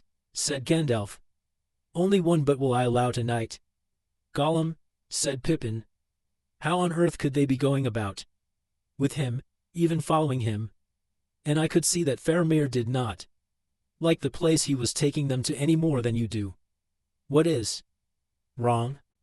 "I cannot answer that now," said Gandalf. "Yet my heart guessed that Frodo and Gollum would meet before the end. For good, or for evil. But of Cirithungel I will not speak tonight. Treachery, treachery. I fear, treachery of that miserable creature. But so it must be. Let us remember that a traitor may betray himself and do good that he does not intend. It can be so, sometimes. Good night." The next day came with a morning like a brown dusk, and the hearts of men, lifted for a while by the return of Faramir, sank low. Again. The winged shadows were not seen again that day, yet ever and anon, high above the city, a faint cry would come, and many who heard it would stand stricken with a passing dread, while they less stout-hearted quailed and wept. And now Faramir was gone again. "They give him no rest," some murmured. "The Lord drives his son too hard, and now he must do the duty of two, for himself and for the one that will not return."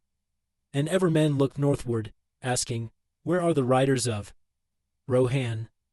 In truth Faramir did not go by his own choosing. But the lord of the city was master of his counsel, and he was in no mood that day to bow to others. Early in the morning the council had been some, and there all the captains judged that because of the threat in the south their force was too weak to make any stroke of war on their own part, unless perchance the riders of Rohan yet should come.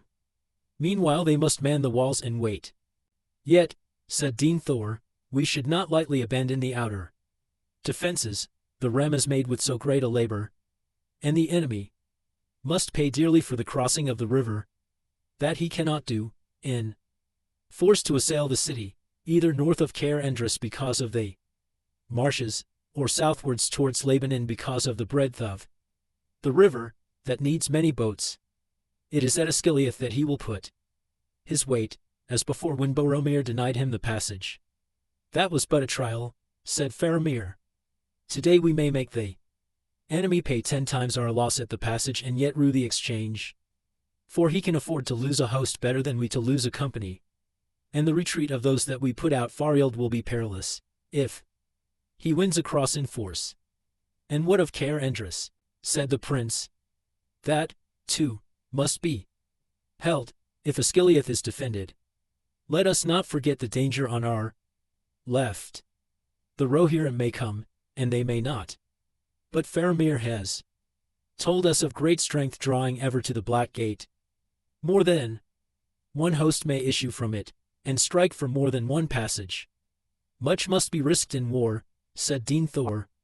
Caer Endrys is manned, and no more can be sent so far. But I will not yield the river in the Pelennor unfought, not if there is a captain here who has still the courage to do his lord's will. Then all were silent. But at length Faramir said, I do not oppose your will, sire. Since you are robbed of Boromir, I will go and do what I can in his stead if you command it.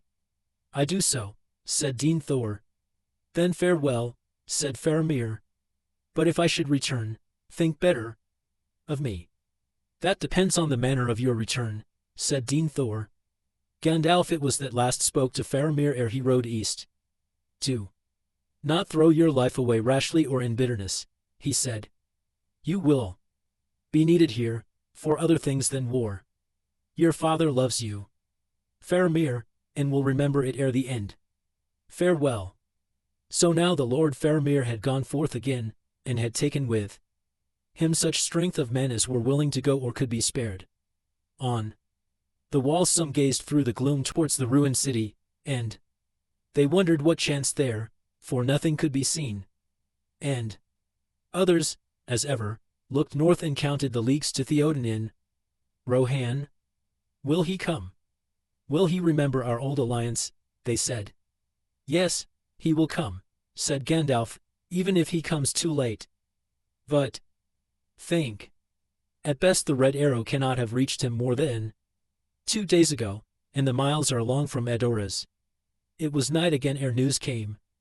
A man rode in haste from the fords, saying that a host had issued from Minas Morgul and was already drawing nigh to Asciliath, and it had been joined by regiments from the south, Haradrim, Cruel and Tall. And we have learned, said the messenger, that the Black Captain leads them once again, and the fear of him has passed before him over the river. With those ill-boding words the third day closed since Pippin came to Minas Tirith. Few went to rest, for small hope had any now that even Faramir could hold the fords for long. The next day, though the darkness had reached its full and grew no deeper, it weighed heavier on men's hearts, and a great dread was on them. Ill news came soon again. The passage of Anduin was won by the enemy. Faramir was retreating to the wall of the Pelennor, rallying his men to the causeway fords, but he was 10 times outnumbered. If he wins back at all across the Pelennor, his enemies will be on his heels, said the messenger. They have paid dear for the crossing, but less dearly than we hoped. The plan has been well laid. It is now seen that in secret they have long been building oats and barges in great number in East Asciliath. They swarmed across like beetles. But it is the Black Captain that defeats us. Few will stand and abide even the rumor of his coming. His own folk quail at him, and they would slay themselves at his bidding. Then I am needed there more than here, said Gandalf, and rode off at once, and the glimmer of him faded soon from sight. And all that night Pippin alone and sleepless stood upon the wall and gazed eastward. The bells of day had scarcely rung out again, a mockery in the unlightened dark, when far away he saw rest spring up, across in the dim spaces where the walls of the Pelennor stood. The watchman cried aloud, and all men in the city stood to arms. Now ever end. Anon there was a red ash, and slowly through the heavy air dull rumbles could be heard. They have taken the wall, men cried. They are blasting breaches in it. They are coming. Where is Faramir? Cried Bergond in dismay. Say not that he has fallen. It was Gandalf that brought the RST tidings. With a handful of horsemen he came in the middle morning, riding as escort to a line of wains. They were LLED with wounded men, all that could be saved from the wreck of the causeway forts. At once he went to Denethor. The lord of the city sat now in a high chamber above the hall of the White Tower with Pippin at his side, and through the dim windows, north and south and east, he bent his dark eyes, as if to pierce the shadows of doom that ringed him round. Most to the north he looked, and would pause at whiles to listen as if by some ancient art. His ears might hear the thunder of hoofs on the plains far away. Is Faramir come? He asked. No, said Gandalf. But he still lived when I left him. Yet he is resolved to stay with the rearguard, lest the retreat over the Pelennor become a rout. He may, perhaps, hold his men together long enough. But I doubt it. He is pitted against a foe too great. For one has come. That I feared. Not the Dark Lord, cried Pippin, forgetting his place in his terror. Denethor laughed bitterly. Nay, not yet, Master Peregrine. He will not come save only to triumph over me when all is won. He uses others as his weapons. So do all great lords, if they are wise, Master. Hailing. Or why should I sit here in my tower and think, and watch, and wait, spending even my sons? For I can still wield a brand. He stood up and cast open his long black cloak, and behold, he was clad in mail beneath, and girt with a long sword, great hilted in a sheath of black and silver. Thus have I walked, and thus now for many years have I slept, he said, lest with age the body should grow soft and timid. Yet now under the Lord of Barad-dûr the most fell of all his captains is already master of your outer walls, said Gandalf. King of Angmar long ago, sorcerer, ring-wraith, lord of the Nazgul, a spear of terror in the hand of Sauron, shadow of despair. Then, Mithrunderer, you had a foe to match you, said Denethor. For myself, I have long known who is the chief captain of the hosts of the Dark Tower. Is this all that you have returned to say? Or can it be that you have withdrawn because you are overmatched? Pippin trembled, fearing that Gandalf would be stung to sudden wrath, but his fear was needless. It might be so, Gandalf answered softly. But our trial of strength is not yet come. And if words spoken of old be true, not by the hand of man shall he fall, and hidden from the wise is the doom that awaits him. However that may be, the captain of despair does not press forward, yet he rules rather, according to the wisdom that you have just spoken, from the rear, driving his slaves in madness on before. Nay, I came rather to guard the heart-men that can yet be healed. For the Ramaz is breached far and wide, and soon the host of Morgul will enter in at many points. And I came to say this. Soon there will be battle on the Elds. A sortie must be made ready. Let it be of mounted men. In them lies our brief hope, for in one thing only is the enemy still poorly provided. He has few horsemen. And we also have few. Now with the coming of Rohan be in the nick of time, said Denethor. We are likely to see other newcomers RST, said Gandalf. Fuji. Tibbs from Caer Endrys have already reached us. The Isle has fallen.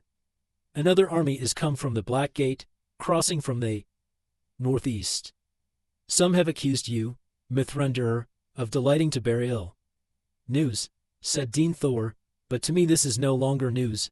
It was known to me ere nightfall yesterday. As for the sortie, I had already given thought to it. Let us go down. Time passed. At length watchers on the walls could see the retreat of the out companies. Small bands of weary and often wounded men came RST with little order. Some were running wildly as if pursued. Away to the eastward the distant Resicard, and now it seemed that here and there they crept across the plain. Houses and barns, were burning. Then from many points little rivers of red aim came, hurrying on, winding through the gloom, converging towards the line of the broad road that led from the city gate to Asciliath. The enemy, men murmured. The dike is down. Here they come, pouring through the breaches. And they carry torches, it seems. Where are our own folk? It drew now to evening by the hour, and the light was so dim that even far-sighted men upon the citadel could discern little clearly out upon the elds, save only the burnings that ever multiplied, and they lines of re that grew in length and speed. At last, less than a mile from the city, a more ordered mass of men came into view, marching, not running, still holding together. The watchers held their breath. Faramir must be there, they said. He can govern man and beast. He will make it yet. Now the main retreat was scarcely 2 furlongs distant. Out of the gloom behind a small company of horsemen galloped, all that was left of the rearguard. Once again they turned at bay, facing the oncoming lines of Re. Then suddenly there was a tumult of cries. Horsemen of the enemy swept up. The lines of Re became owing torrents, lee upon lee of orcs bearing ams, and wild Sauron men with red banners, shouting with harsh tongues, surging up, overtaking the retreat. And with a piercing cry out of the dim sky fell the winged shadows, the Nazgul stooping to the kill. The retreat became a rout. Already men were breaking away, ying, wild and witless here and there, inging away their weapons, crying out in fear, falling to the ground. And then a trumpet rang from the citadel, and Denethor at last released the sortie. Drawn up within the shadow of the gate end, under the looming walls outside they had waited for his signal, all the mounted men that were left in the city. Now they sprang forward, formed, quickened to a gallop, and charged with a great shout. And from the walls an answering shout went up, for foremost on the eld rode the swan knights of Dol Amroth with their prince and his blue banner at their head.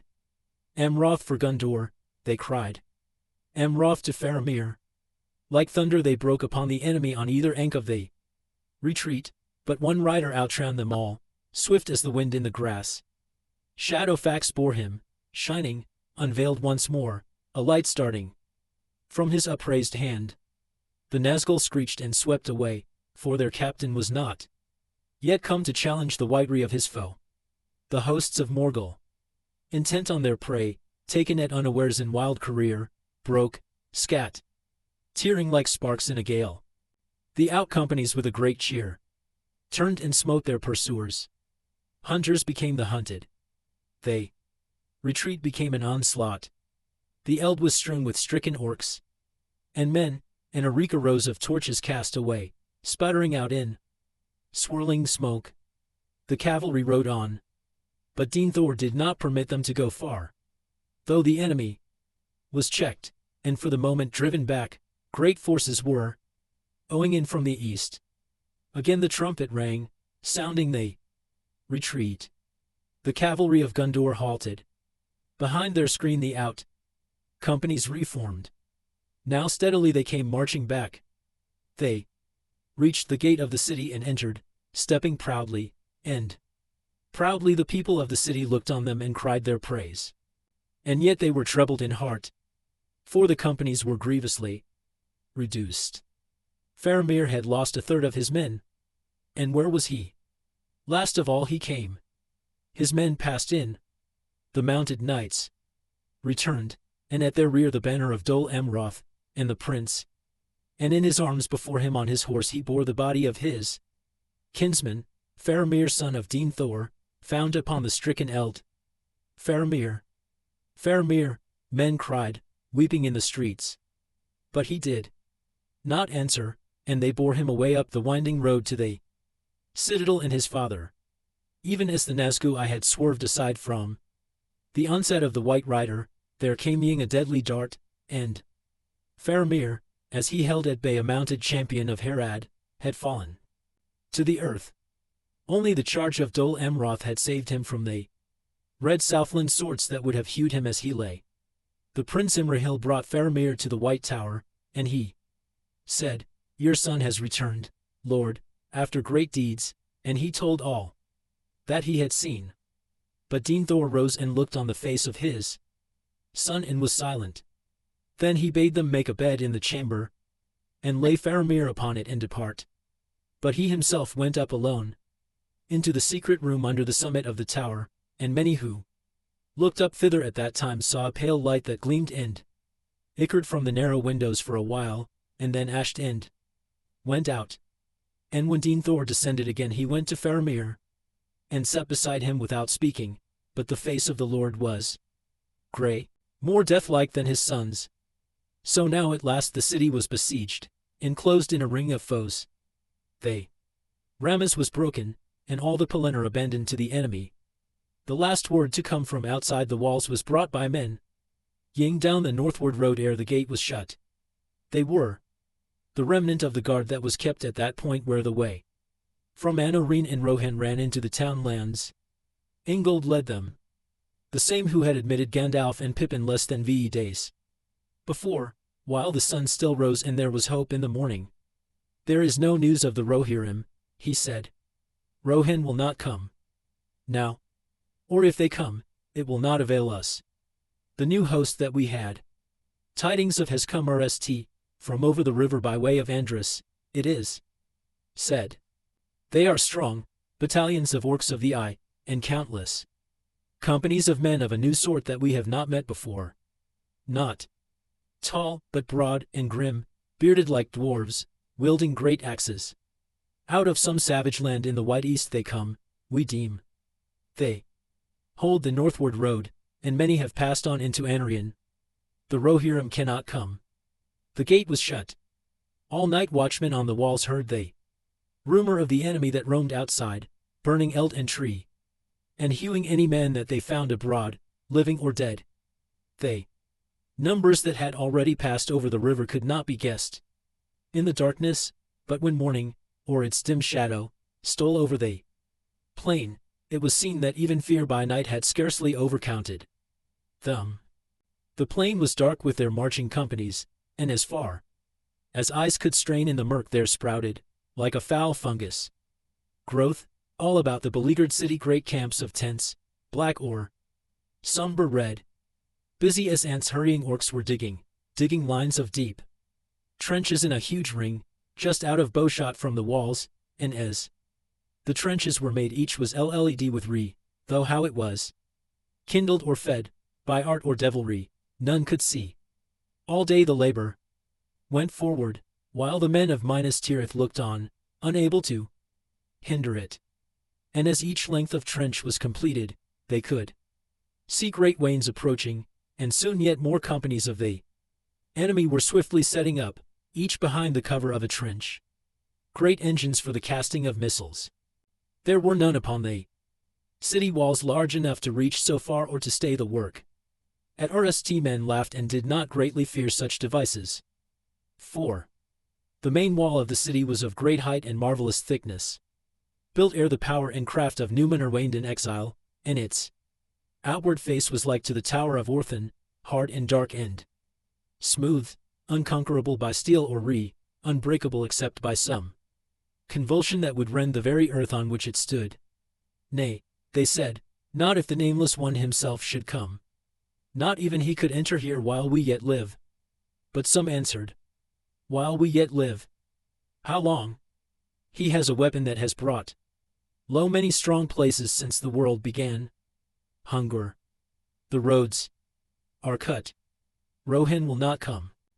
But the engines did not waste shot upon the indomitable wall.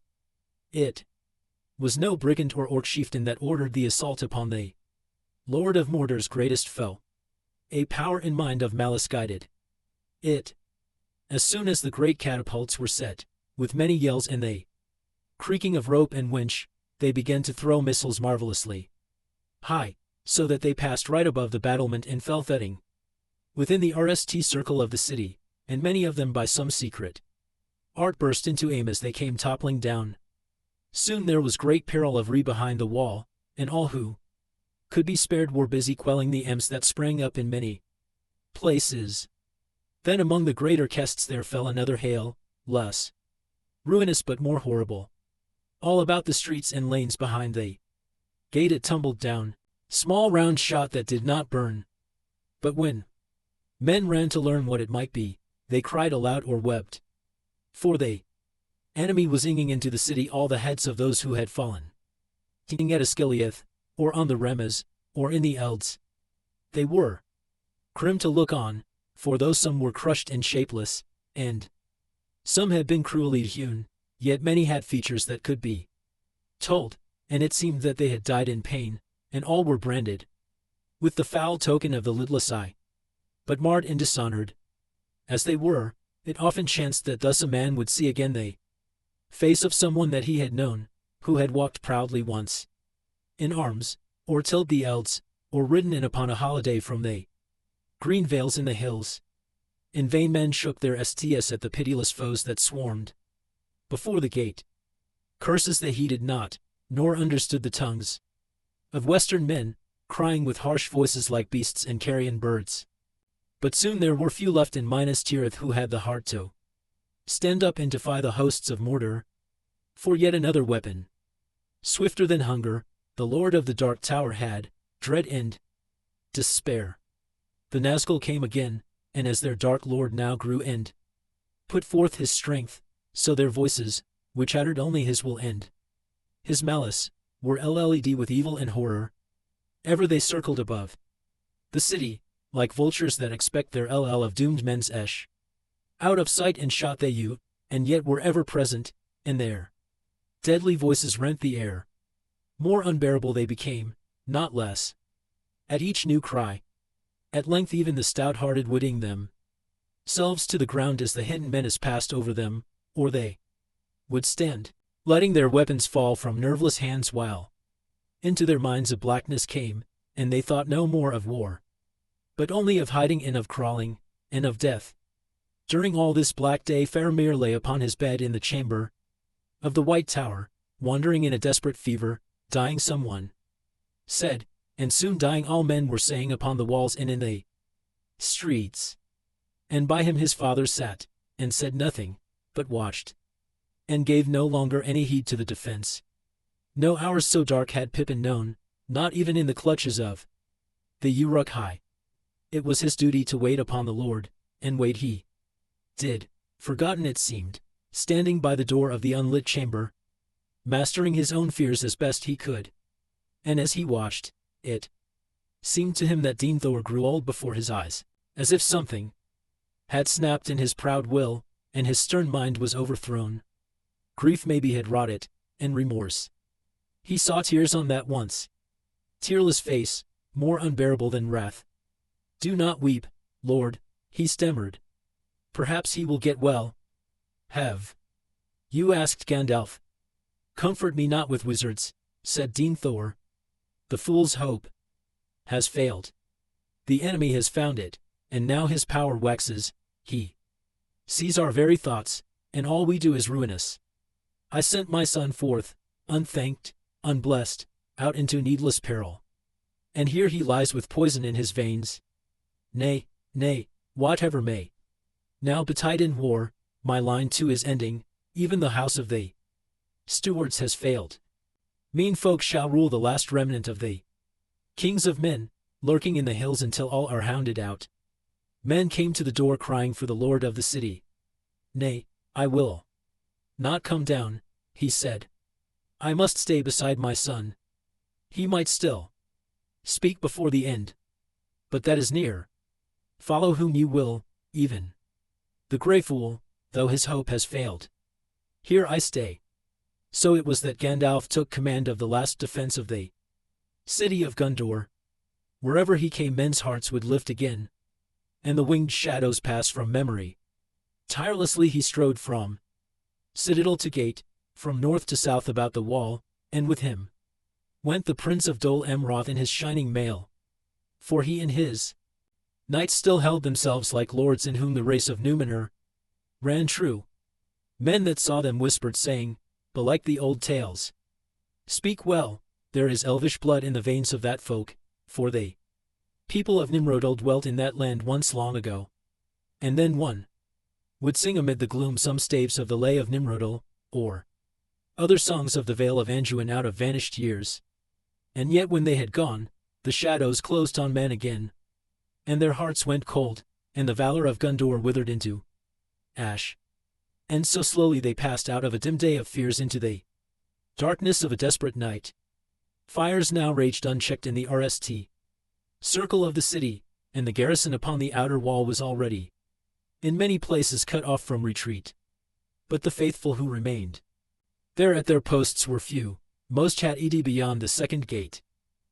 Far behind the battle the river had been swiftly bridged, and all day more force and gear of war had poured across. Now at last in the middle night the assault was loosed. The vanguard passed through the trenches of Ree by many devious paths that had been left between them. On they came, reckless of their losses they approached, still bunched and herded, within the range of bowmen on the wall. But indeed there were too few now left there to do them great damage, though the light of the rest showed up many a mark for archers of such skill as Gondor once had boasted. Then perceiving that the valor of the city was already beaten down, the hidden captain put forth his strength. Slowly the great siege towers built in Osgiliath rolled forward through the dark. Messengers came again to the chamber in the White Tower, and Pippin let them enter, for they were urgent. Denethor turned his head slowly from Faramir's face, and looked at them silently. The RST circle of the city is burning, Lord, they said. What are your commands? You are still the Lord and Steward. Not all will follow Mithrandir. Men are ying from the walls and leaving them unmanned. Why? Why do the fools why? Said Denethor. Better to burn sooner than late, for burn we must. Go back to your Bangra. And I will go now to my pyre. To my pyre. No tomb for Denethor and Faramir. No tomb. No long slow sleep of death embalmed. We will burn like heathen kings before ever a ship sailed hither from the west. The west has failed. Go back and burn. The messengers without bow or answer turned NDD. Now Denethor stood up and released the fevered hand of Faramir that he had held. Heat is burning, already burning, he said sadly. The house of his spirit crumbles. Then stepping softly towards Pippin he looked down at him. Farewell, he said. Farewell, peregrine son of Paladin. Your service has been short, and now it is drawing to an end. I release you from the little that remains. Go now, and die in what way seems best to you, and with whom you will, even that friend whose folly brought you to this death. Send for my servants and then go. Well, I will not say farewell, my lord, said Pippin kneeling. And then, suddenly hobbit-like once more, he stood up and looked the old man in the eyes. I will take your leave, sir, he said, for I want to see Gandalf very much indeed. But he is no fool, and I will not think of dying until he despairs of life. But from my word in your service I do not wish to be released while you live. And if they come at last to the citadel, I hope to be here and stand beside you and earn perhaps the arms that you have given me. Do as you will, Master Hailing, said Denethor. But my life is broken. Send for my servants. He turned back to Faramir. Pippin left him and called for the servants, and they came. 6. Men of the household, strong and fair, yet they trembled at the summons. But in a quiet voice Denethor bade them lay warm cover. Let's on Faramir's bed and take it up. And they did so, and lifting up the bed they bore it from the chamber. Slowly they paced to treble the fevered man as little as might be, and Denethor, now bending on a staff, followed them, and last came Pippin. Out from the White Tower they walked, as if to a funeral, out into the darkness, where the overhanging cloud was lit beneath with ichors of dull red. Softly they paced the great courtyard, and at a word from Denethor halted beside the withered tree. All was silent, save for the rumor of war in the city down below. And they heard the water dripping sadly from the dead branches into the dark pool. Then they went on through the citadel gate, where the sentinel stared at them in wonder and dismay as they passed by. Turning westward they came at length to a door in the rearward wall of the sixth circle. Fenhallen it was called, for it was kept ever shut, save at times of funeral, and only the lord of the city might use that way, or those who bore the token of the tombs and tended the houses of the dead. Beyond it went a winding road that descended in many curves down to the narrow land under the shadow of Mindolowin's precipice, where stood the mansions of the dead kings and of their stewards. A porter sat in a little house beside the way, and with fear in his eyes he came forth bearing a lantern in his hand. At the lord's command he unlocked the door, and silently it swung back, and they passed through, taking the lantern from his hand.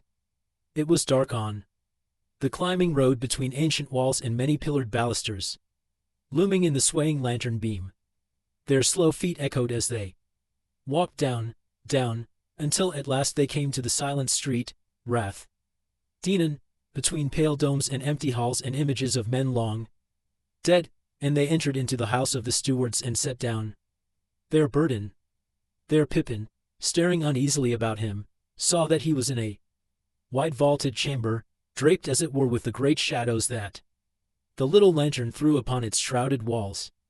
And dimly to be seen were many rows of tables, carved of marble, and upon each table lay a sleeping form, hands folded, head pillowed upon stone.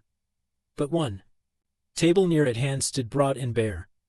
Upon it, at a sign from Dean Thor, they laid Faramir and his father side by side, and covered them with one covering, and stood then with bowed heads as mourners beside a bed of death. Then Dean Thor spoke in a low voice. "Here we will wait," he said. "But send not for the embalmers. Bring us wood quick to burn, and lay it all about us, and beneath, and pour oil upon it. And when I bid you thrust in a torch, do this, and speak no more to me. Farewell." "By your leave, lord," said Pippin, and turned NDD in terror from the deathly house. Poor Faramir, he thought. I must ND Gandalf. Poor Faramir. Quite likely he needs medicine more than tears. Oh, where can I ND Gandalf? In the thick of things, I suppose. And he will have no time to spare for dying men or madmen. At the door he turned to one of the servants who had remained on guard there. "Your master is not himself," he said. "Go slow. Bring no re to this place while Faramir lives. Do nothing until Gandalf comes." "Who is the master of Minas Tirith?" the man answered. "They. Lord Denethor or the Grey Wanderer?" "The Grey Wanderer or no one, it would seem," said Pippin, and he sped back and up the winding way as swiftly as his feet would carry him, past the astonished porter, out through the door, and on, till he came near the gate of the citadel. The sentinel hailed him as he went by, and he recognized the voice of Bergond. "Whither do you run, Master Peregrine?" he cried. "To ND Mithrunderer," Pippin answered. "The Lord's errands are urgent and should not be hindered by me," said Bergond. "But tell me quickly, if you may, what goes forward? Whither has my lord gone? I have just come on duty, but I heard that he passed towards the closed door, and men were bearing Faramir before him." "Yes," said Pippin, "to the silent street." Bergond bowed his head to hide his tears. "They said that he was dying," he sighed, "and now he is dead." "No," said Pippin, "not yet. And even now his death might be prevented, I think. But the lord of the city, Bergond, has fallen. Before his city is taken, he is fey and dangerous." Quickly he told of Denethor's strange words and deeds. "I must ND Gandalf at once. Then you must go down to the battle." "I know. The Lord has given me leave. But, Bergond, if you can, do something to stop any dreadful thing happening. The Lord does not permit those who wear the black and silver to leave their post for any cause, save at his own command." "Well, you must choose between orders and the life of Faramir," said Pippin. And as for orders, I think you have a madman to deal with, not a lord. I must run. I will return if I can." He ran on, down towards the outer city. Men yelling back from the burning past him, and some seeing his livery turned and shouted, but he paid no heed. At last he was through the second gate, beyond which great rest leaped up between the walls. Yet it seemed strangely silent. No noise or shouts of battle or din of arms could be heard. Then suddenly there was a dreadful cry and a great shock, and a deep echoing boom. Forcing himself on against a gust of fear and horror that shook him almost to his knees, Pippin turned a corner opening on the wide place behind the city gate. He stopped dead. He had found Gandalf, but he shrank back, cowering into a shadow. Ever since the middle night the great assault had gone on. They drums rolled. To the north and to the south company upon company of the enemy pressed to the walls. There came great beasts, like moving houses in the red and tearful light, the Mamakil of the Herad, dragging through the lanes amid the rest huge towers and engines. Yet their captain cared not greatly what they did or how many might be slain. Their purpose was only to test the strength of the defense, and to keep the men of Gondor busy in many places. It was against the gate that he would throw his heaviest weight. Very strong it might be, wrought of steel and iron, and guarded with towers and bastions of indomitable stone, yet it was the key, the weakest point in all that high and impenetrable wall. The drums rolled louder. Fires leaped up. Great engines crawled across the eld, and in the midst was a huge ram, great as a forest tree, 100 feet in length, swinging on mighty chains. Long had it been forging in the dark smithies of Mordor, and its hideous head, founded of black steel, was shaped in the likeness of a ravening wolf.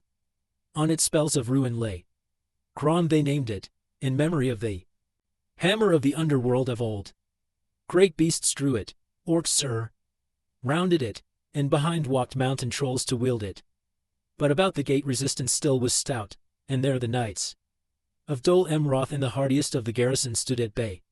Shot and dart fell thick, siege towers crashed or blazed suddenly like torches.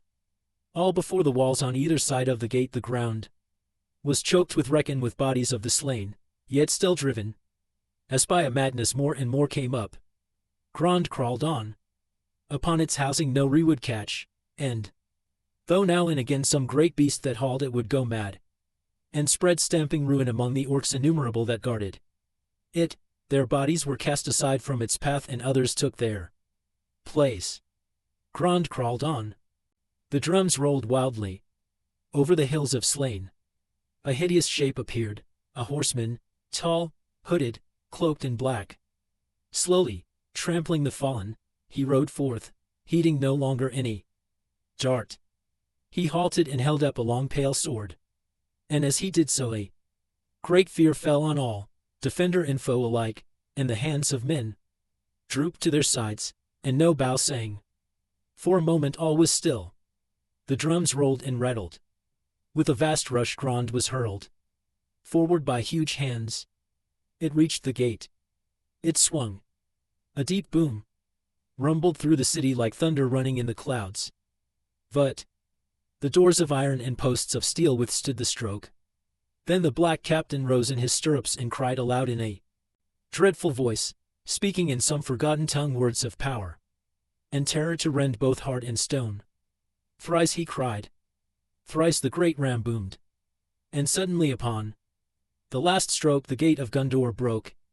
As if stricken by some blasting spell it burst asunder, there was a ash of searing lightning, and the doors tumbled in riven fragments to the ground. In rode the Lord of the Nazgul, a great black shape against the rest beyond he loomed up, grown to a vast menace of despair.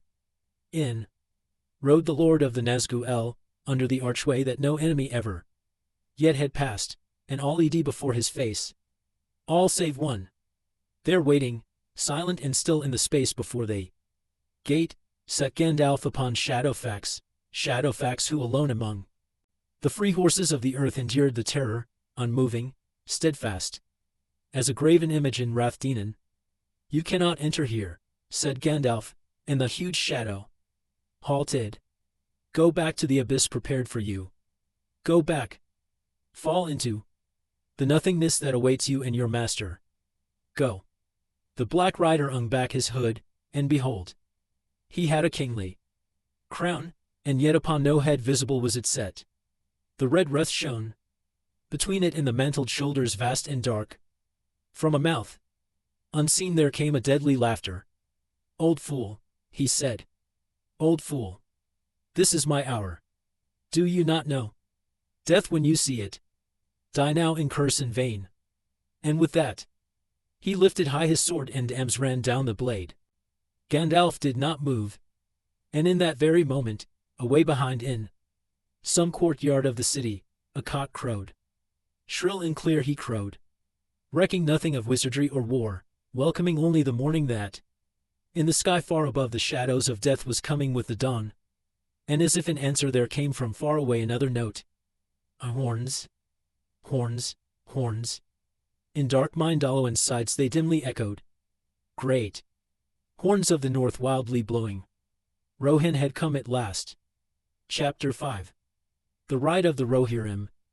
It was dark and Merry could see nothing as he lay on the ground, rolled in a blanket, yet though the night was airless and windless, all about him hidden trees were sighing softly. He lifted his head. Then he heard it again, a sound like faint drums in the wooded hills and mountain steps. The throb would cease suddenly and then be taken up again at some other point, now nearer, now further off. He wondered if the watchman had heard it. He could not see them, but he knew that all round him were they, companies of the Rohirrim. He could smell the horses in the dark, and could hear their shiftings and their soft stamping on the needle-covered ground. The host was bivouacked in the pine woods that clustered about Eilenich Beacon, a tall hill standing up from the long ridges of the Druidon forest that lay beside the great road in east.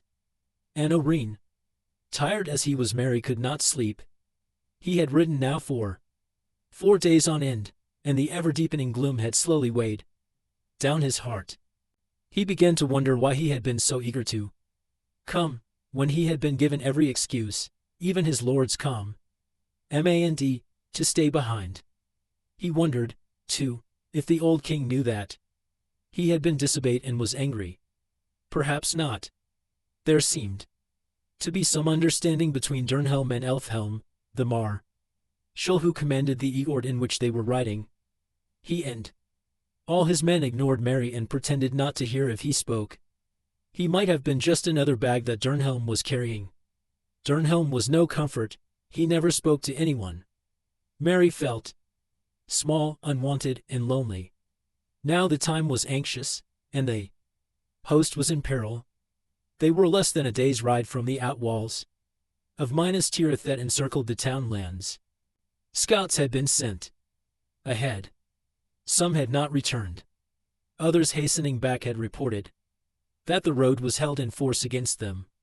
A host of the enemy was encamped upon it, 3 miles west of Amandian, and some strength of men was already thrusting along the road and was no more than 3 leagues away. Orcs were roving in the hills and woods along the roadside. The king and Eomer held council in the watches of the night. Merry wanted somebody to talk to, and he thought of Pippin. But that only increased his restlessness. Poor Pippin, shut up in the great city of stone, lonely and afraid. Merry wished he was a tall rider like Eomer and could blow a horn or something and go galloping to his rescue. He sat up, listening to the drums that were beating again, now nearer at hand. Presently he heard voices speaking low, and he saw dim half-shrouded lanterns passing through the trees. Men nearby began to move uncertainly in the dark. A tall girl loomed up and stumbled over him, cursing the tree roots. He recognized the voice of Elfhelm the marshal. "I am not a tree root, sir," he said, "nor a bag, but a bruised hobbit. The least you can do in amends is to tell me what is afoot." "Anything that can keep so in this devil's murk," answered Elfhelm. But my lord sends word that we must set ourselves in readiness. Orders may come for a sudden move. Is the enemy coming then? Asked Mary anxiously. Are those their drums? I began to think I was imagining them, as no one else seemed to take any notice of them. Nay, nay, said Elfhelm, the enemy is on the road, not in the hills. You hear the wozes, the wild men of the woods, thus they talk together from afar. They still haunt Druidon forest, it is said. Ram. Nans of an older time they be, living few and secretly, wild and wary. As the beasts. They go not to war with Gondor or the Mark, but now they are troubled by the darkness and the coming of the orcs. They fear lest the dark years be returning, as seems likely enough. Let us be thankful that they are not hunting us, for they use poisoned arrows, it is said, and they are woodcrafty beyond compare. But they have offered their services to Theoden. Even now one of their headmen is being taken to the king. Yonder go the lights. So much I have heard, but no more. And now I must busy myself with my lord's commands. Pack yourself up, Master Bag. He vanished into the shadows. Mary did not like this talk of wild men and poisoned darts, but quite apart from that a great weight of dread was on him.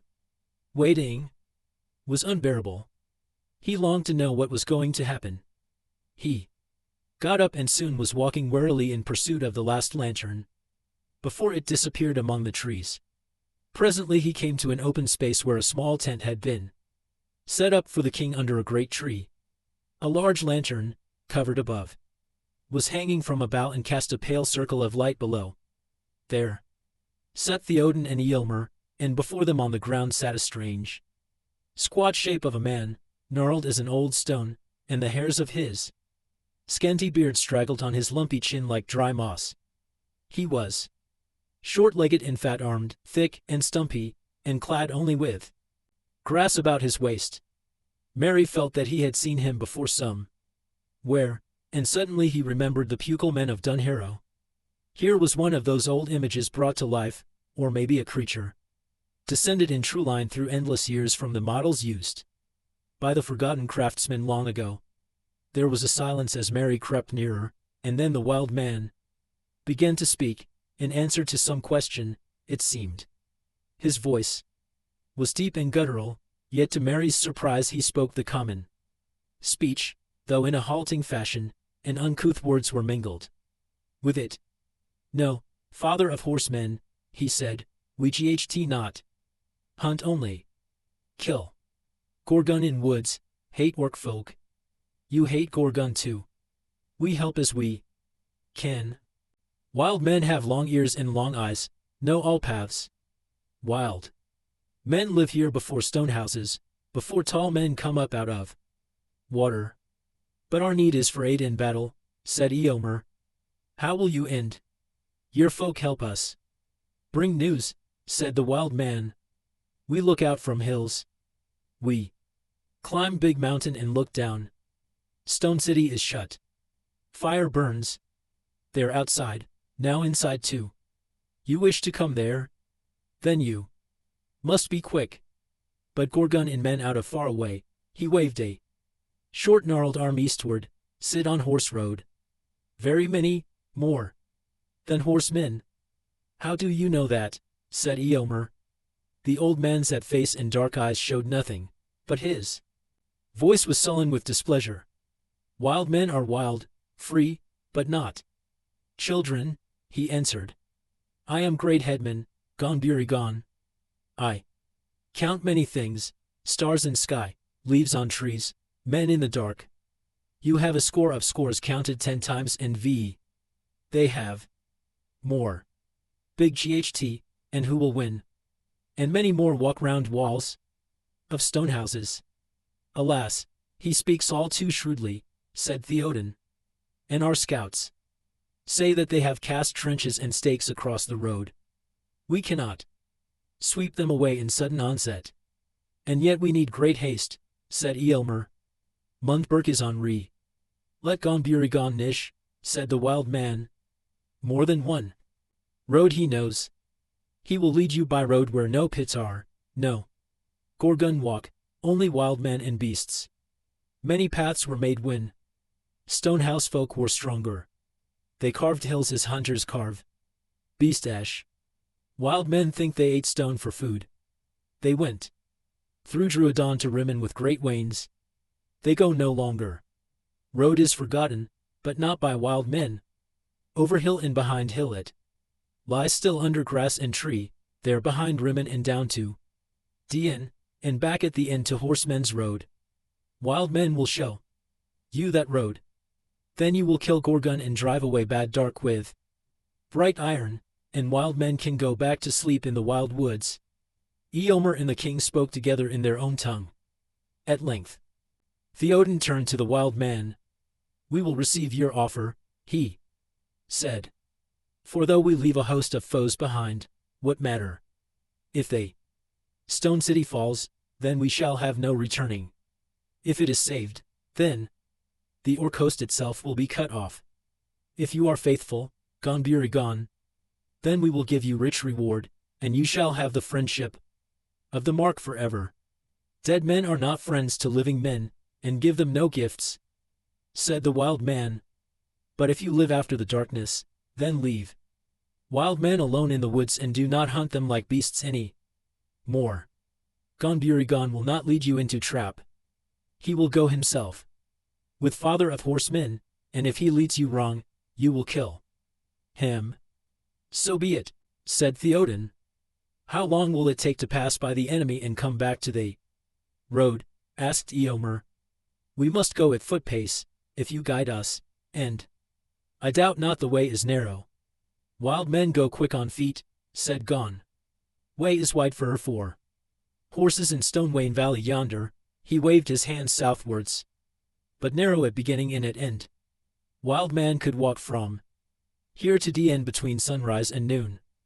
Then we must allow at least 7 hours for the leaders, said Eomer, but we must reckon rather on some 10 hours for all things unforeseen may hinder us, and if our host is all strung out, it will be long ere it can be set in order when we issue from the hills. What is the hour now? Who knows, said Theoden. All is night now. It is all dark, but it is not all night, said Gon. When sun comes we feel her, even when she is hidden. Already she climbs over east mountains. It is the opening of day in the Skyelds. Then we must set out as soon as may be, said Eomer. Even so, we cannot hope to come to Gundor's aid today. Merry waited to hear no more, but slipped away to get ready for the summons to the march. This was the last stage before the battle. It did not seem likely to him that many of them would survive it. But he thought of Pippin and the Ems and Minas Tirith and thrust down his own dread. All went well that day, and no sight or sound had they of the enemy waiting to waylay them. The wild men had put out a screen of wary hunters, so that no orc or roving spy should learn of the movements in the hills. The light was more dim than ever as they drew nearer to the beleaguered city, and the riders passed in long, like dark shadows of men and horses. Each company was guided by a wild woodman, but old Gon walked beside the king. The start had been slower than was hoped, for it had taken time for the riders, walking and leading their horses, to endy paths over the thickly wooded ridges behind their camp and down into the hidden Stonewain Valley. It was late in the afternoon when the leaders came to wide grey thickets stretching beyond the eastward side of Amon Dien, and masking a great gap in the line of hills that from Nardal to Dien ran east and west. Through the gap the forgotten Wain road long ago had run down, back into the main horseway from the city, through Anoreen, but now for many lives of men trees had had their way with it, and it had vanished, broken and buried under the leaves of uncounted years. But the thickets offered to the riders their last hope of cover before they went into open battle, for beyond them lay the road in the plains of Anduin, while east and southwards the slopes were bare and rocky, as the writhen hills gathered themselves together and climbed up, bastion upon bastion, into the great mass and shoulders of Mindalwyn. The leading company was halted, and as those behind led up, Out of the trough of the Stonewain Valley they spread out and passed to camping places under the grey trees. The king summoned the captains to council. Eomer sent out scouts to spy upon the road, but Old Gon shook his head. No good to send horsemen, he said. Wild men have already seen all that can be seen in the bad air. They will come soon and speak to me here. The captains came, and then out of the trees crept warily other pucal shapes so like Old Gon that Mary could hardly tell them apart. They spoke to Gon in a strange throaty language. Presently Gon turned to the king. Wild men say many things, he said. First, be wary. Still many men in camp beyond Dien, an hour's walk yonder. He waved his arm west towards the black beacon. But none to see between here and Stonefolk's new walls. Many busy there. Walls stand up no longer. Gorgon knocked them down with earth thunder and with clubs of black iron. They are unwary and do not look about them. They think their friends watch all roads. That Old Gon made a curious gurgling noise, and it seemed that he was laughing. Good tidings, cried Eomer. Even in this gloom hope gleams. Again. Our enemy's devices oft serve us in his despite. The accursed darkness itself has been a cloak to us. And now, lusting to destroy Gondor and throw it down stone from stone, his orcs have taken away my greatest fear. The outwall could have been held long against us. Now we can sweep through if once we win so far. Once again I thank you, Gon of the woods, said Theoden. Good fortune go with you for tidings and for guidance. Kill Gorgon. Kill orc folk. No other words please wild men, answered Gon. Drive away bad air and darkness with bright iron. To do these things we have ridden far, said the king, and we shall attempt them. But what we shall achieve only tomorrow will show. Gon squatted down and touched the earth with his horny brow in token of farewell. Then he got up as if to depart. But suddenly he stood looking up like some startled woodland animal, sniffing a strange air. A light came in his eyes. Wind is changing, he cried, and with that, in a twinkling as it seemed, he and his fellows had vanished into the glooms, never to be seen by any rider of Rohan again. Not long after, far away eastward, the faint drums throbbed again. Yet to no heart in all the host came any fear that the wild men were unfaithful, strange, and unlovely, though they might appear. We need no further guidance, said Elfhelm, for there are riders in the host who have ridden down to Mundburg in days of peace. I, for one, when we come to the road it will veer south, and there will lie before us still 7 leagues ere we reach the wall of the town lands. Along most of that way there is much grass on either side of the road. On that stretch the errand riders of Gondor reckon to make their greatest speed. We may ride it swiftly and without great rumor.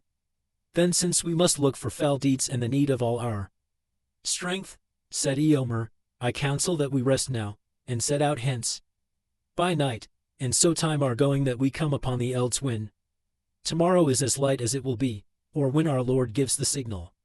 To this the king assented, and the captains departed. But soon Elfhelm returned. The scouts have found naught to report beyond the grey wood, Lord, he said, save 2 men only, 2 dead men, and 2 dead horses.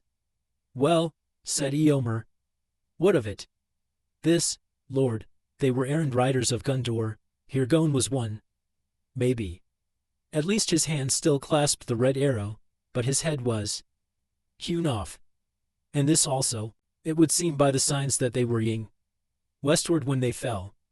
As I read it, they found the enemy already on the outwall, or assailing it, when they returned, and that would be 2 nights ago, if they used fresh horses from the posts, as is their wont. They could not reach the city and turned back. Alas, said Theoden, then Dean Thor has heard no news of our riding and will despair of our coming. Need brooks no delay, yet late is better than never, said Eomer. And mayhap in this time shall the old saw be proved truer than ever before. Since men spoke with mouth, It was night. On either side of the road the host of Rohan was moving silently. Now the road passing about the skirts of Mindalwyn turned southward. Far away and almost straight ahead there was a red glow under the black sky, and the sides of the great mountain loomed dark against it. They were drawing near the Ramaz of the Pelennor, but the day was not yet come. The king rode in the midst of the leading company, his household men about him. Elfhelm's Eord came next, and now Merry noticed that Durnhelm had left his place and in the darkness was moving steadily forward, until at last he was riding just in rear of the king's guard. There came a check. Merry heard voices in front speaking softly. Outriders had come back who had ventured forward almost to the wall. They came to the king. "There are great res, lord," said one. "The city is all set about with aim, and the eld is full of foes. But all seem drawn off to the assault. As well as we could guess, there are few left upon the outwall, and they are heedless, busy in destruction." "Do you remember the wild man's words, lord?" said another. "I live upon the open wold in days of peace. Thudfera is my name, and to me also the air brings messages. Already the wind is turning. There comes a breath out of the south. There is a sea tang in it, faint though it be. The morning will bring new things. Above the reek it will be dawn when you pass the wall. If you speak truly, Thudfera, then may you live beyond this day in years of blessedness," said Theoden. He turned to the men of his household who were near, and he spoke now in a clear voice so that many also of the riders of the Eord heard him. "Now is the hour come, riders of the mark, sons of Eorl. Foes and we are before you, and your homes far behind. Yet, though you ght upon an alien eld, the glory that you reap there shall be your own forever. Oaths ye have taken, now fool them all, to lord and lend and league of friendship."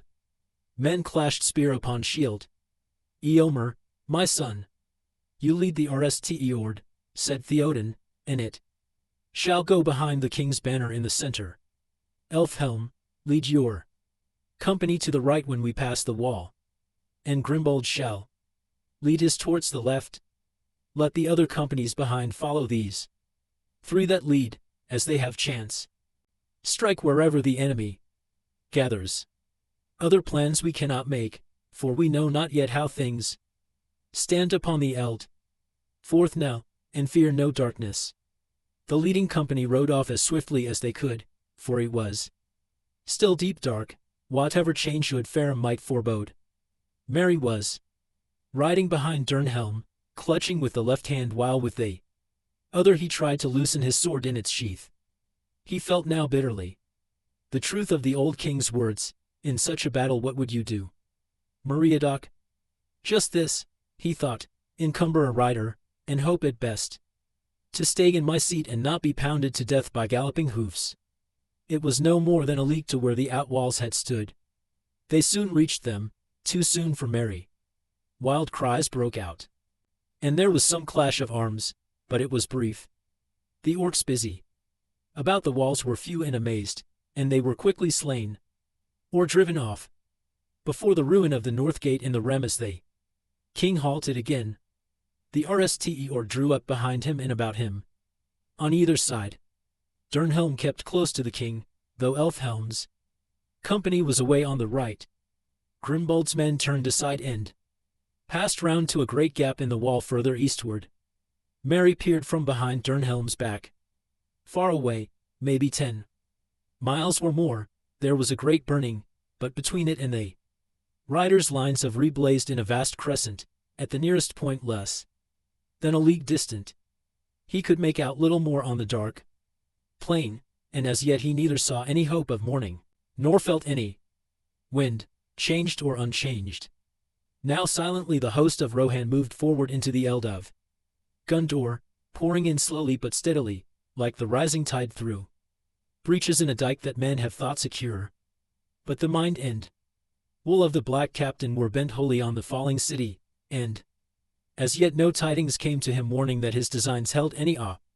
After a while the king led his men away somewhat eastward, to come between the rest of the siege and the outer elds. Still they were unchallenged, and still Theoden gave no signal. At last he halted. Once again, the city was now nearer. A smell of burning was in the air, in a very shadow of death. The horses were uneasy, but the king sat upon Snow Mane, motionless, gazing upon the agony of Minas Tirith, as if stricken suddenly by anguish, or by dread. He seemed to shrink down, cowed by age. Merry himself felt as if a great weight of horror and doubt had settled on him. His heart beat slowly. Time seemed poised in uncertainty. They were too late. Too late was worse than never. Perhaps Theoden would quail, bow his old head, churn, slink away to hide in the hills. Then suddenly Merry felt it at last, beyond doubt, a change. Wind was in his face. Light was glimmering. Far, far away, in the south. The clouds could be dimly seen as remote gray shapes, rolling up, drifting. Morning lay beyond them. But at that same moment there was a ash, as if lightning had sprung from the earth beneath the city. For a searing second it stood, dazzling far off in black and white, its topmost tower like a glittering needle, and then as the darkness closed again there came rolling over the elds a great boom. At that sound the bent shape of the king sprang suddenly erect. Tall and proud he seemed again, and rising in his stirrups he cried, in a loud voice, more clear than any there had ever heard a mortal man achieve before, "Arise, arise, riders of Theoden! Fell deeds awake, re and slaughter. Spear shall be shaken, shield be splintered. A sword day, a red day, ere the sun rises. Ride now, ride now. Ride to Gondor." With that he seized a great horn from Guthlaf his banner-bearer, and he blew such a blast upon it that it burst asunder. And straightway all the horns in the host were lifted up in music, and the blowing of the horns of Rohan in that hour was like a storm upon the plain and a thunder in the mountains. "Ride now, ride now. Ride to Gondor." Suddenly the king cried to Snow Mane, and the horse sprang away. Behind him his banner blew in the wind, white horse upon a eld of green, but he outpaced it. After him thundered the knights of his house, but he was ever before them. Eomer rode there, the white horsetail on his helm moting in his speed, and the front of the RST. Eord roared like a breaker foaming to the shore, but Theoden could not be overtaken. Fey he seemed, or the battle fury of his fathers ran like new re in his veins, and he was borne up on Snow Mane like a god of old, even as Arom the Great in the battle of the Vala when the world was young. His golden shield was uncovered, and lo, it shone like an image of the sun, and the grass seemed into green about the white feet of his steed. For morning came, morning in a wind from the sea, and darkness was removed, and the hosts of Mordor wailed, and terror took them, and they and died, and the hoofs of wrath rode over them. And then all the host of Rohan burst into song, and they sang as they slew, for the joy of battle was on them. And the sound of their singing that was fair and terrible came even to the city. Chapter 6. The Battle of the Pelennor Fields. But it was no orc chieftain or brigand that led the assault upon Gondor. The darkness was breaking too soon, before the date that his master had set for it. Fortune had betrayed him for the moment, and the world had turned against him. Victory was slipping from his grasp even as he stretched out his hand to seize it. But his arm was long. He was still in command, wielding great powers. King Ringwraith, lord of the Nazgul, he had many weapons. He left the gate and vanished. Theoden king of the Mark had reached the road from the gate to the river, and he turned towards the city that was now less than a mile distant. He slackened his speed a little, seeking new foes, and his knights came about him, and Durnhelm was with them. Ahead, near the walls, Elfhelm's men were among the siege engines, hewing, slaying, driving their foes into the repits. Well nigh all the northern half of the Pelennor was overrun, and their camps were blazing. Orcs were ying towards the river like herds before the Hun. Churs and the Rohirrim went hither and thither at their will. But they had not yet overthrown the siege, nor won the gate. Many foes stood before it, and on the further half of the plain were other hosts still unfought. Southward beyond the road lay the main force of the Haradrim, and there their horsemen were gathered about the stand dart of their chieftain. And he looked out, and in the growing light he saw the banner of the king, and that it was far ahead of the battle, with few men about it. Then he was led with a red wrath and shouted aloud, and displaying his standard, black serpent upon scar. Let, he came against the white horse and the green with great press of men, and the drawing of the scimitars of the Sautrons was like a glitter of stars. Then Theoden was aware of him, and would not wait for his onset, but crying to Snowmane he charged headlong to greet him. Great was the clash of their meeting, but the white fury of the Northmen burned the hotter, and more skilled was their knighthood. With long spears and bitter, fewer were they, but they clove through the Sautrons like a rebolt in a forest. Right through the press drove Theoden the Jill's son, and his spear was shivered as he threw down their chieftain. Outswept his sword, and he spurred to the standard, hewed staff and bearer, and the black serpent foundered. Then all that was left unslain of their cavalry turned and far away. But lo! Suddenly in the midst of the glory of the king his golden shield was dimmed. The new morning was blotted from the sky. Dark fell about him. Horses reared and screamed. Men cast from the saddle lay groveling on the ground. To me, cried Theoden, up Eorlingas. Fear no darkness. But Snowmane wild with terror stood up on high, ting with the air, and then with a great scream he crashed upon his side. A black dart had pierced him. The king fell beneath him. The great shadow descended like a falling cloud. And behold, it was a winged creature, if bird, then greater than all other birds, and it was naked, and neither quill nor feather did it bear, and its vast pinions were as webs of hide between horned engers, and it stank. A creature of an older world maybe it was, whose kind, lingering in forgotten mountains cold beneath the moon, outstayed their day. And in hideous Aerie bred this last untimely brood, apt to evil. And the Dark Lord took it, and nursed it with fell meats, until it grew beyond the measure of all other things that and he gave it to his servant to be his steed. Down it came, and then, folding its engared webs, it gave a croaking cry, and settled upon the body of Snowmane, digging in its claws, stooping its long naked neck. Upon it sat a shape, black-mantled, huge and threatening. A crown of steel he bore, but between rim and robe naught was there to see, save only a deadly gleam of eyes. The lord of the Nazgûl. To the air he had returned, summoning his steed ere the darkness failed, and now he was come again, bringing ruin, turning hope to despair, and victory to death. A great black mace he wielded. But Theoden was not utterly forsaken. The knights of his house lay slain about him, or else mastered by the madness of their steeds, were borne far away. Yet one stood there still, Durnhelm the young, faithful beyond fear, and he wept, for he had loved his lord as a father. Right through the charge Merry had been borne unharmed behind him, until the shadow came, and then Windfulla had thrown them in his terror, and now ran wild upon the plain. Merry crawled on all fours like a dazed beast, and such a horror was on him that he was blind and sick.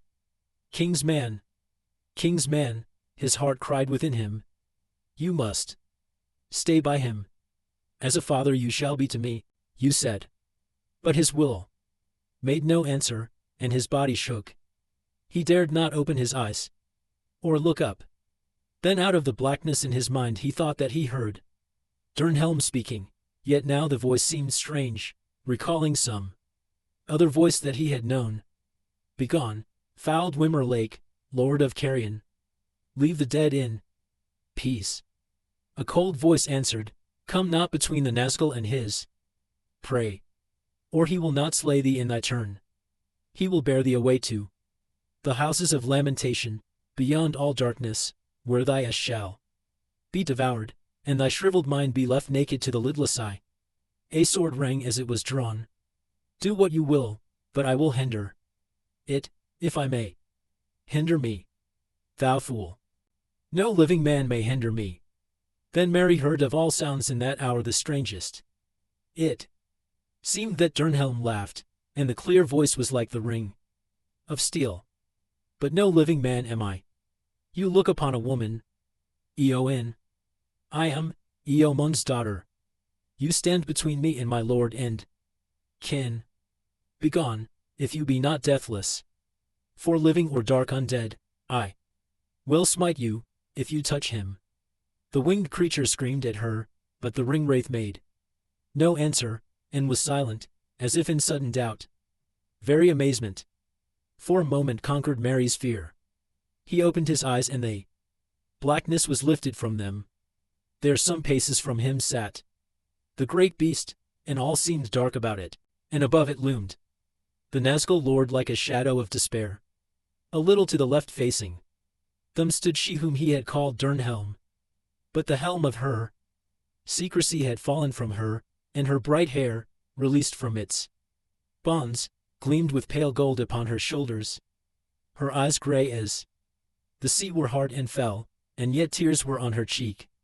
A sword was in her hand, and she raised her shield against the horror of her enemy's eyes. Eowyn it was, and Durnhelm also. For into Mary's mind ashed the memory of the face that he saw at the riding from Dunharrow, the face of one that goes seeking death, having no hope. Pity led his heart in great wonder, and suddenly the slow-kindled courage of his race awoke. He clenched his hand.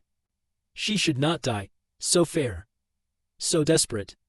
At least she should not die alone, unaided.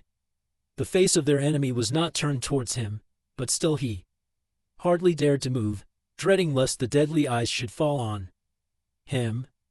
Slowly, slowly he began to crawl aside, but the black captain, in doubt and malice intent upon the woman before him, heeded him no more than a worm in the mud.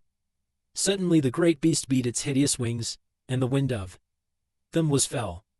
Again it leaped into the air, and then swiftly fell down upon Eowyn, shrieking, striking with beak and claw. Still she did not blench, maiden of the Rohirrim, child of kings. Slender but as a steel blade, fair yet terrible. A swift stroke she dealt, skilled and deadly. The outstretched neck she clove asunder, and the hewn head fell like a stone. Backward she sprang as the huge shape crashed to ruin, vast wings outspread, crumbled on the earth, and with its fall the shadow passed away. A light fell about her, and her hair shone in the sunrise. Out of the wreck rose the black rider, tall and threatening, towering above her. With a cry of hatred that stung the very ears like venom he let fall his mace. Her shield was shivered in many pieces, and her arm was broken. She stumbled to her knees. He bent over her like a cloud, and his eyes glittered. He raised his mace to kill. But suddenly he too stumbled forward with a cry of bitter pain, and his stroke went wide, driving into the ground. Mary's sword had stabbed him from behind, shearing through the black mantle, and passing up beneath the hauberk had pierced the sinew behind his mighty knee. "Eowyn! Eowyn!" cried Mary. Then tottering, struggling up, with her last strength she drove her sword between crown and mantle, as the great shoulders bowed before her. The sword broke sparkling into many shards. The crown rolled away with a clang. Eowyn fell forward upon her fallen foe. But lo! The mantle and hauberk were empty. Shapeless they lay now on the ground, torn and tumbled, and a cry went up into the shuddering air, and faded to a shrill wailing, passing with the wind, a voice bodiless and thin that died, and was swallowed up, and was never heard again in that age of this world. And there stood Meriadoc the Hobbit in the midst of the slain, blinking like an owl in the daylight, for tears blinded him, and through a mist he looked on Eowyn's fair head, as she lay and did not move. And he looked on the face of the king, fallen in the midst of his glory. For Snowmane in his agony had rolled away from him again, yet he was the bane of his master. Then Merry stooped and lifted his hand to kiss it, and lo! Theoden opened his eyes, and they were clear, and he spoke in a quiet voice, though labored. "Farewell, Master Holbitla," he said. "My body is broken. I go to my fathers, and even in their mighty company I shall not now be ashamed. I felled the black serpent, a grim morn, and a glad day, and a golden sunset." Merry could not speak, but wept anew. "Forgive me, Lord," he said, "at last, if I broke your command, and yet have done no more in your service than to weep at our parting." The old king smiled. "Grieve not. It is forgiven. Great heart will not be denied. Live now in blessedness, and when you sit in peace with your pipe, think of me. For never now shall I sit with you in Medicelt, as I promised, or listen to your herb lore." He closed his eyes, and Merry bowed beside him. Presently he spoke again. "Where is Eomer? For my eyes darken, and I would see him ere I go. He must be king after me, and I would send word to Eowyn. She would not have me leave her, and now I shall not see her again. Dearer than daughter." Lord, began Merry brokenly, "she is," but at that moment there was a great clamor, and all about them horns and trumpets were blowing. Merry looked round. He had forgotten they war, and all the world beside, and many hours it seemed since the king rode to his fall, though in truth it was only a little while. But now he saw that they were in danger of being caught in the very midst of the great battle that would soon be joined. New forces of the enemy were hastening up the road from the river, and from under the walls came the legions of Morgul, and from the southward else came footmen of Harad with horsemen. Before them, and behind them rose the huge backs of the Mamokil, with war towers upon them. But northward the white crest of Eomer led the great front of the Rohirrim which he had again gathered and marshaled, and out of the city came all the strength of men that was in it.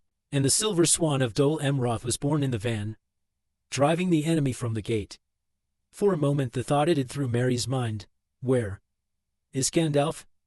Is he not here? Could he not have saved the king and Eowyn?"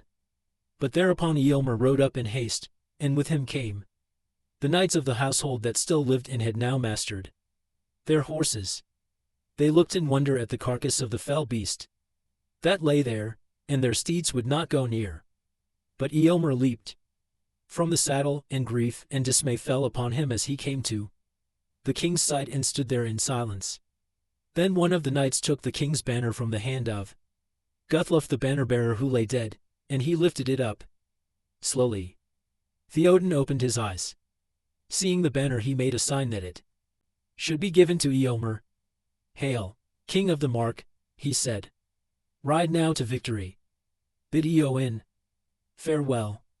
And so he died, and knew not that Eowyn lay near him. And those who stood by wept, crying, "Theoden king! Theoden king!" But Eomer said to them, "Mourn not overmuch. Mighty was the fallen. Meet was his ending. When his mound is raised, women then shall weep. War now calls us." Yet he himself wept as he spoke. "Let his knights remain here," he said, "and bear his body in honor from the eld, lest the battle ride over it. Yet, and all these other of the king's men that lie here." And he looked at the slain, recalling their names. Then suddenly he beheld his sister Eowyn as she lay, and he knew her. He stood a moment, as a man who is pierced in the midst of a cry by an arrow through the heart, and then his face went deathly white, and a cold fury rose in him, so that all speech failed him for a while. A mood took him. "Eowyn, Eowyn," he cried at last. "Eowyn, how come you here? What madness or devilry is this? Death, Death, death, death take us all. Then without taking counsel or waiting for the approach of the men of the city, he spurred headlong back to the front of the great host, and blew a horn, and cried aloud for the onset.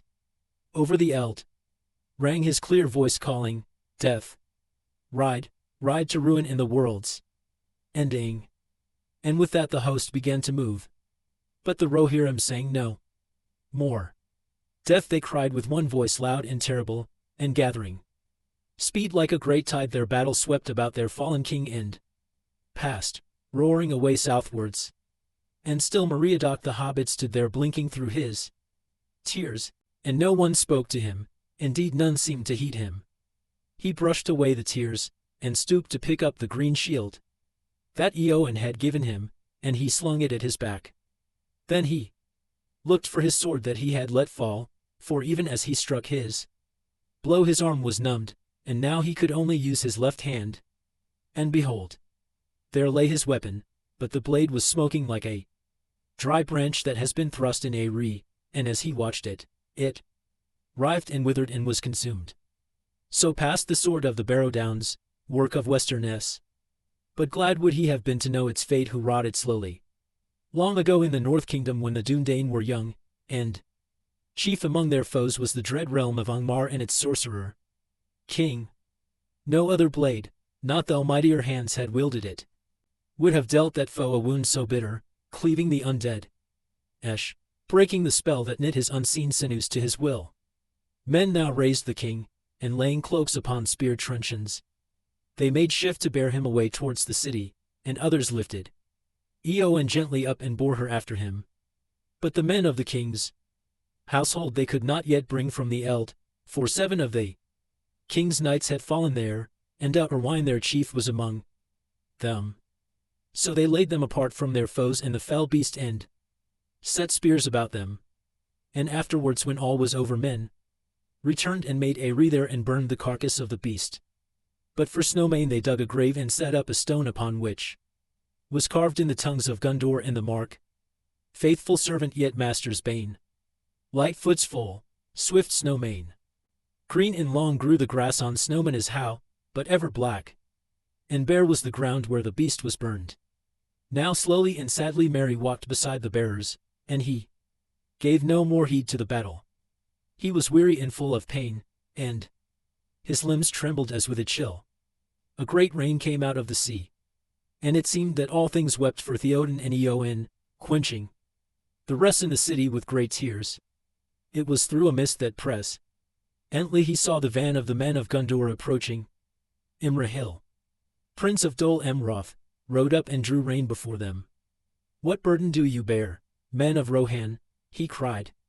"Theoden king," they answered. "He is dead. But Eomer king now rides in the battle, he with the white crest in the wind."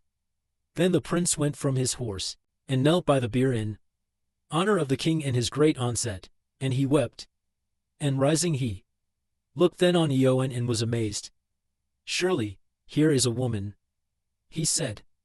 "Have even the women of the Rohirrim come to war in our need?"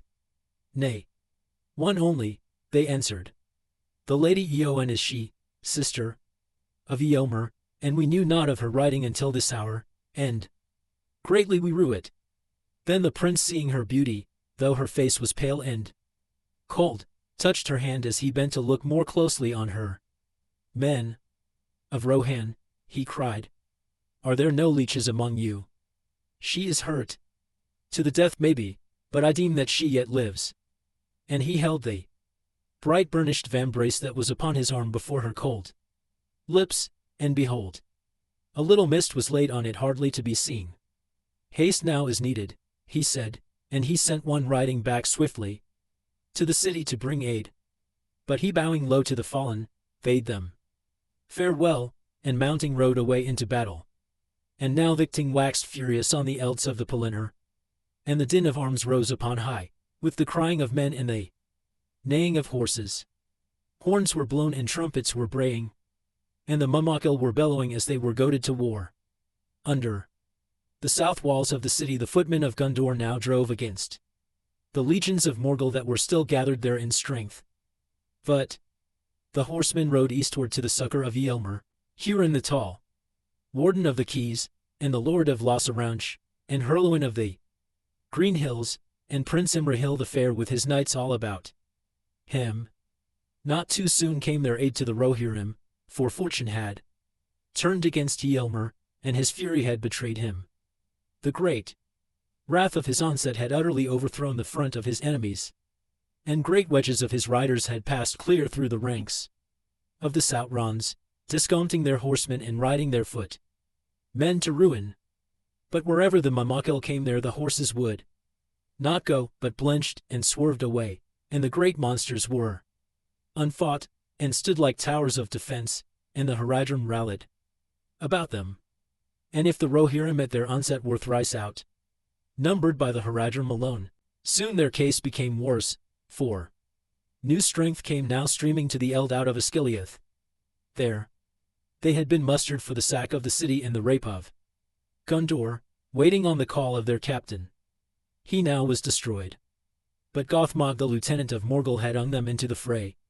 Easterlings with axes, and Varials of Kend, Sautrons in scarlet. And out of Farharad black men like half-trolls with white eyes and red tongues. Some now hastened up behind the Rohirrim, others held westward to hold off the forces of Gondor and prevent their joining with Rohan. It was even as the day thus began to turn against Gondor, and their hope wavered, that a new cry went up in the city, it being then mid-morning, and a great wind blowing, and the rain ying north, and the sun shining.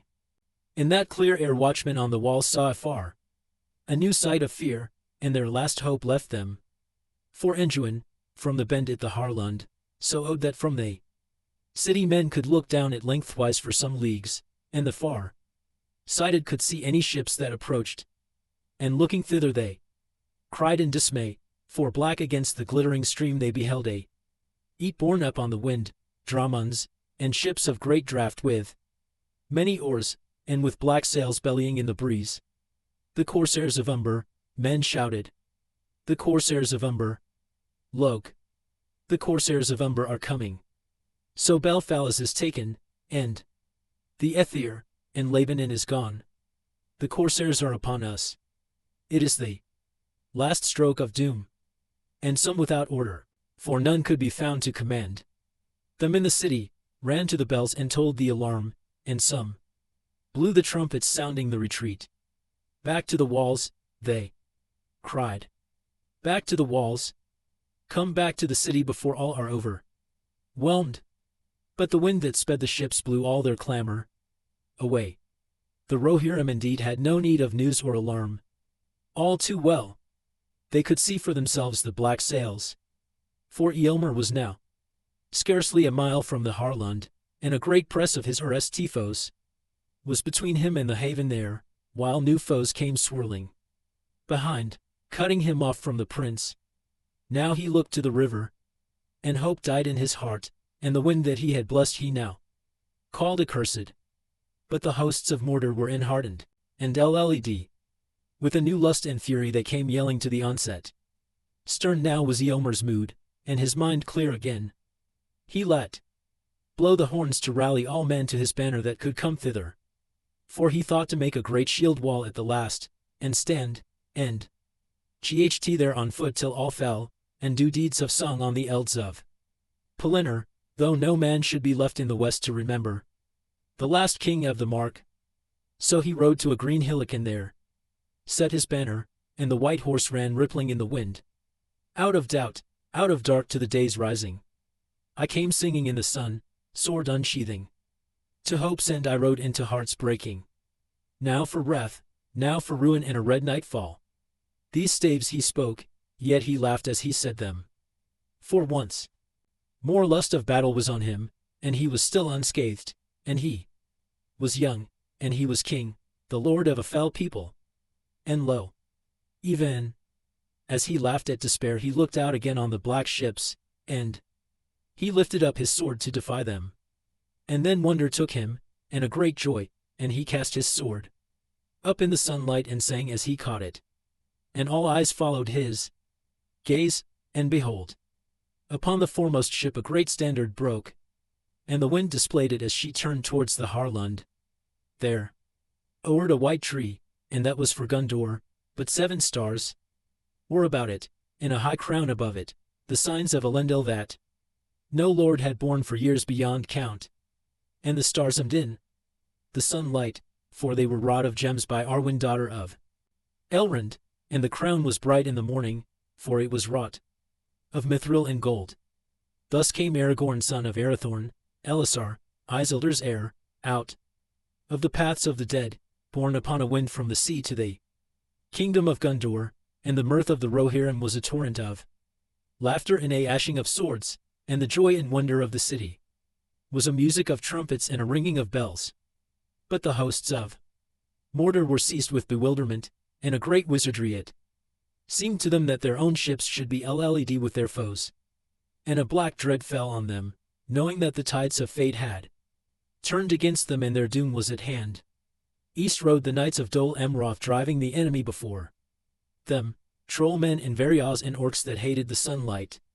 South strode Eomer and Man-Edi before his face, and they were caught between the hammer and the anvil. For now men leaped from they ships to the quays of the Harlund and swept north like a storm.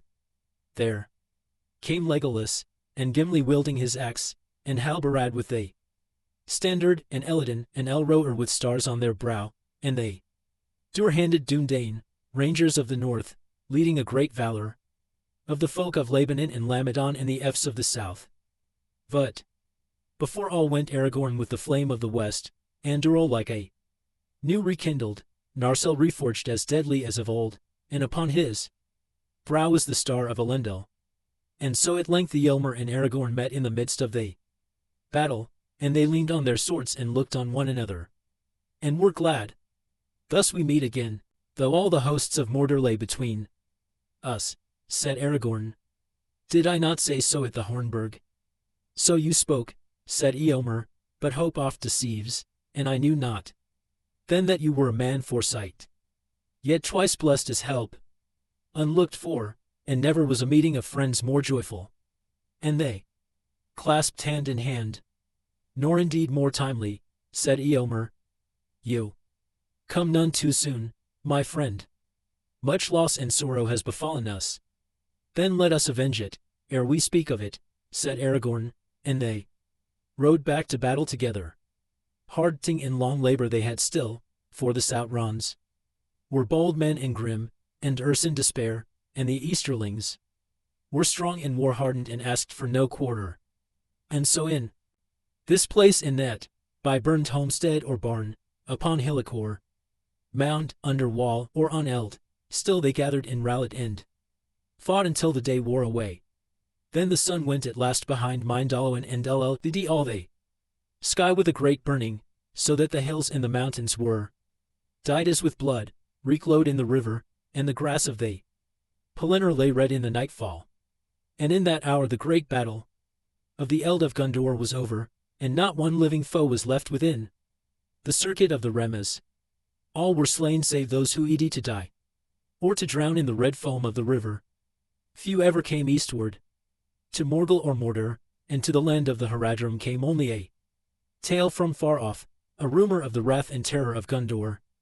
Aragorn and Eomer and Imrahil rode back towards the gate of the city, and they were now weary beyond joy or sorrow. These three were unscathed, for such was their fortune in the skill and might of their arms, and few indeed had dared to abide them or look on their faces in the hour of their wrath. But many others were hurt or maimed or dead upon the Eld. The axes hewed for long as he fought, alone and unhorsed, and both Dwylin of Mordhond and his brother were trampled to death when they assailed the Mew Machil, leading their bowmen close to shoot at the eyes of the monsters. Neither Herluin the Fair would return to Pinnith Gellin, nor Grimbold to Grimslade, nor Halbarad to the Northlands, Dur-handed ranger.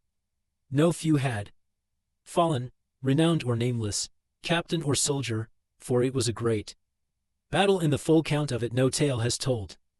So long afterward a maker in Rohan said in his song of the mountains of Mundburg, we heard of the horns in the hills ringing, the swords shining in the south kingdom.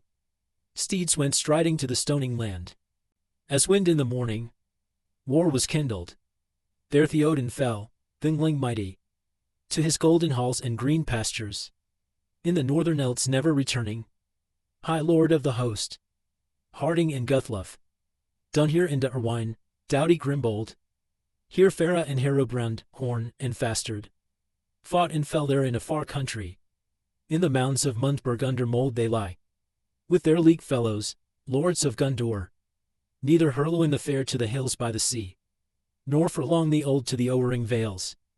Ever, to Arnach, to his own country, returned in triumph, nor the tall bowmen, Dirun and Dwylin, to their dark waters. Meres of Mordhond under mountain shadows. Death in the morning and at day's ending. Lords took in lowly. Long now they sleep, under grass in Gondor by the great river. Grey now as tears, gleaming silver. Red then it rolled, roaring water. Foam dyed with blood at sunset, as Beacon's mountains burned at evening. Red fell the dew in Ramaz Esher. Chapter 7. The pyre of Denethor. When the dark shadow at the gate withdrew, Gandalf still set motion less. But Pippin rose to his feet, as if a great weight had been lifted from him, and he stood listening to the horns, and it seemed to him that they would break his heart with joy. And never in after years could he hear a horn blown in the distance without tears starting in his eyes. But now suddenly his errand returned to his memory, and he ran forward. At that moment Gandalf stirred and spoke to Shadowfax, and was about to ride through the gate. "Gandalf, Gandalf," cried Pippin, and Shadowfax halted. "What are you doing here?" said Gandalf. "Is it not a law in the city that those who wear the black and silver must stay in the citadel, unless their lord gives them leave?" "He has," said Pippin. "He sent me away. But I am frightened. Something terrible may happen up there. The Lord is out of his mind, I think. I am afraid he will kill himself, and kill Faramir too. Can't you do something?" Gandalf looked through the gaping gate, and already on the Elds he heard the gathering sound of battle. He clenched his hand. "I must go," he said. "The Black Rider is abroad, and he will yet bring ruin on us. I have no time." "But Faramir," cried Pippin.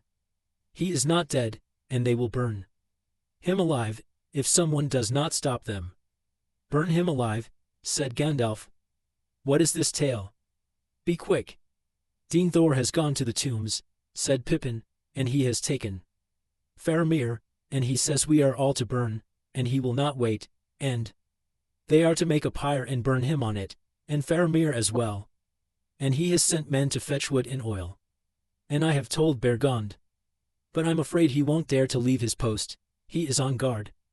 And what can he do anyway?" So Pippin poured out his tale, reaching up and touching Gandalf's knee with trembling hands. "Can't you save Faramir?" "Maybe I can," said Gandalf, "but if I do, then others will die, I fear. Well, I must come, since no other help can reach him.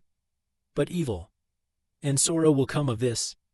Even in the heart of our stronghold the enemy has power to strike us, for his will it is that is at work." Then having made up his mind he acted swiftly, and catching up Pippin and setting him before him, he turned Shadowfax with a word. Up the climbing streets of Minas Tirith they clattered, while the noise of war rose behind them. Everywhere men were rising from their despair and dread, seizing their weapons, crying one to another, "Rohan has come." Captains were shouting, companies were mustering. Many already were marching down to the gate. They met the Prince Imrahil, and he called to them, "Whither now, Mithrandir?" "The Rohirrim marching on the Elds of Gondor. We must gather all the strength that we can nd. You will need every man and more," said Gandalf. "Make all haste. I will come when I can. But I have an errand to the Lord Denethor that will not wait. Take command in the Lord's absence." They passed on, and as they climbed and drew near to the citadel, they felt the wind blowing in their faces, and they caught the glimmer of morning far away, a light growing in the southern sky. But it brought little hope to them, not knowing what evil lay before them, fearing to come too late. "Darkness is passing," said Gandalf, "but it still lies heavy on this city." At the gate of the citadel they found no guard. "Then Beargond has gone," said Pippin more hopefully. They turned away and hastened along the road to the closed door. It stood wide open, and the porter lay before it. He was slain and his key had been taken. "Work of the enemy," said Gandalf. "Such deeds he loves, friend. At war with friend, loyalty divided in confusion of hearts." Now he dismounted and bade Shadowfax return to his stable. "For, my friend," he said, "you and I should have written to the Elves long ago. But other matters delay me. Yet come swiftly if I call." They passed the door and walked on down the steep winding road. Light was growing, and the tall columns in carvingers beside the way went slowly by like gray ghosts. Suddenly the silence was broken, and they heard below them cries and the ringing of swords, such sounds as had not been heard in the hallowed places since the building of the city. At last they came to Rathdinan and hastened towards the house of the Stewarts, looming in the twilight under its great dome. "Stay! Stay!" cried Gandalf, springing forward to the stone stair before the door. "Stay this madness!" For there were the servants of Denethor with swords and torches in their hands, but alone in the porch upon the topmost step stood Beargond, clad in the black and silver of the guard, and he held the door against them. Two of them had already fallen to his sword, staining the hallows with their blood, and the others cursed him, calling him outlaw and traitor to his master. Even as Gandalf and Pippin ran forward, they heard from within the house of the dead the voice of Denethor crying, "Haste! Haste! Do as I have bidden. Slay me this renegade, or must I do so myself?" Thereupon the door which Beargond held shut with his left hand was wrenched open, and there behind him stood the lord of the city, tall and fell. A light like aim was in his eyes, and he held a drawn sword. But Gandalf sprang up the steps, and the men fell back from him and covered their eyes, for his coming was like the incoming of a white light into a dark place, and he came with great anger. He lifted up his hand, and in the very stroke, the sword of Denethor drew up, and left his grasp and fell behind him in the shadows of the house. And Denethor stepped backward before Gandalf as one amazed.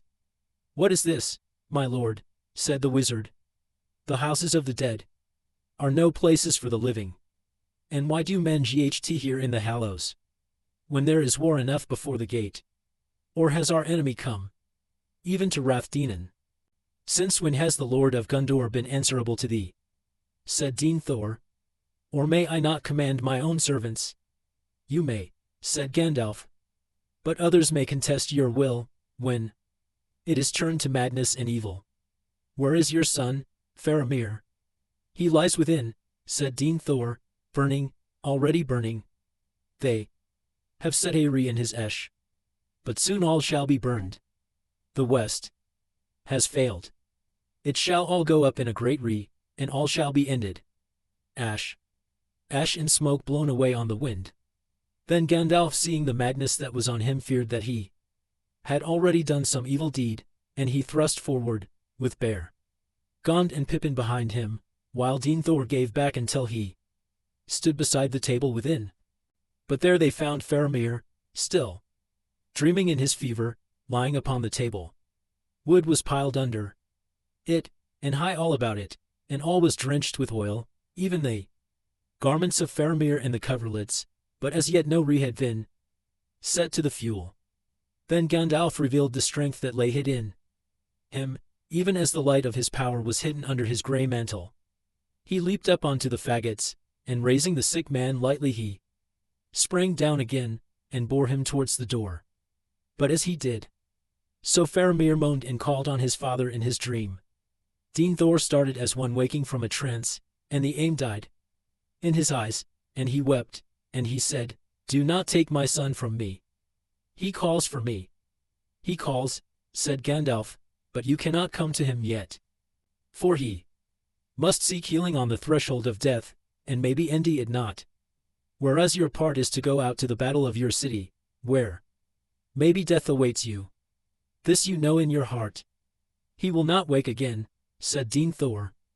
Battle is vain. Why should we wish to live longer? Why should we not go to death side by side? Authority is not given to you, steward of Gondor, to order the hour of your death, answered Gandalf. And only the heathen kings, under the domination of the dark power, did thus, slaying themselves in pride and despair, murdering their kin to ease their own death. Then passing through the door he took Faramir from the deadly house and laid him on the bier on which he had been brought, and which had now been set in the porch. Dean Thor followed him, and stood trembling, looking with longing on the face of his son. And for a moment, while all were silent and still, watching the Lord in his throes, he wavered. Come, said Gandalf. We are needed. There is much that you can yet do. Then suddenly Dean Thor laughed. He stood up tall and proud again, and stepping swiftly back to the table he lifted from it the pillow on which his head had lain. Then coming to the doorway he drew aside the covering, and lo, he had between his hands a palantir.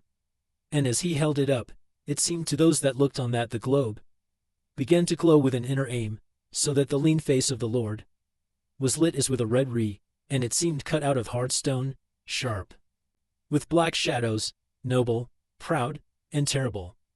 His eyes glittered. Pride and despair, he cried. Didst thou think that the eyes of the White Tower were blind? Nay, I have seen more than thou know. Est, grey fool. For thy hope is but ignorance. Go then in labor, in healing. Go forth in ght, vanity. For a little space you may triumph on the eld, for a day. But against the power that now rises, there is no victory. To this city only the rstnger of its hand has yet been stretched. All the east is moving. And even now the wind of thy hope cheats thee and wafts up Anjou with black sails. The west has failed. It is time for all to depart who would not be slaves. Such counsels will make the enemy's victory certain indeed, said Gandalf. Hope on then, laughed Dean Thor.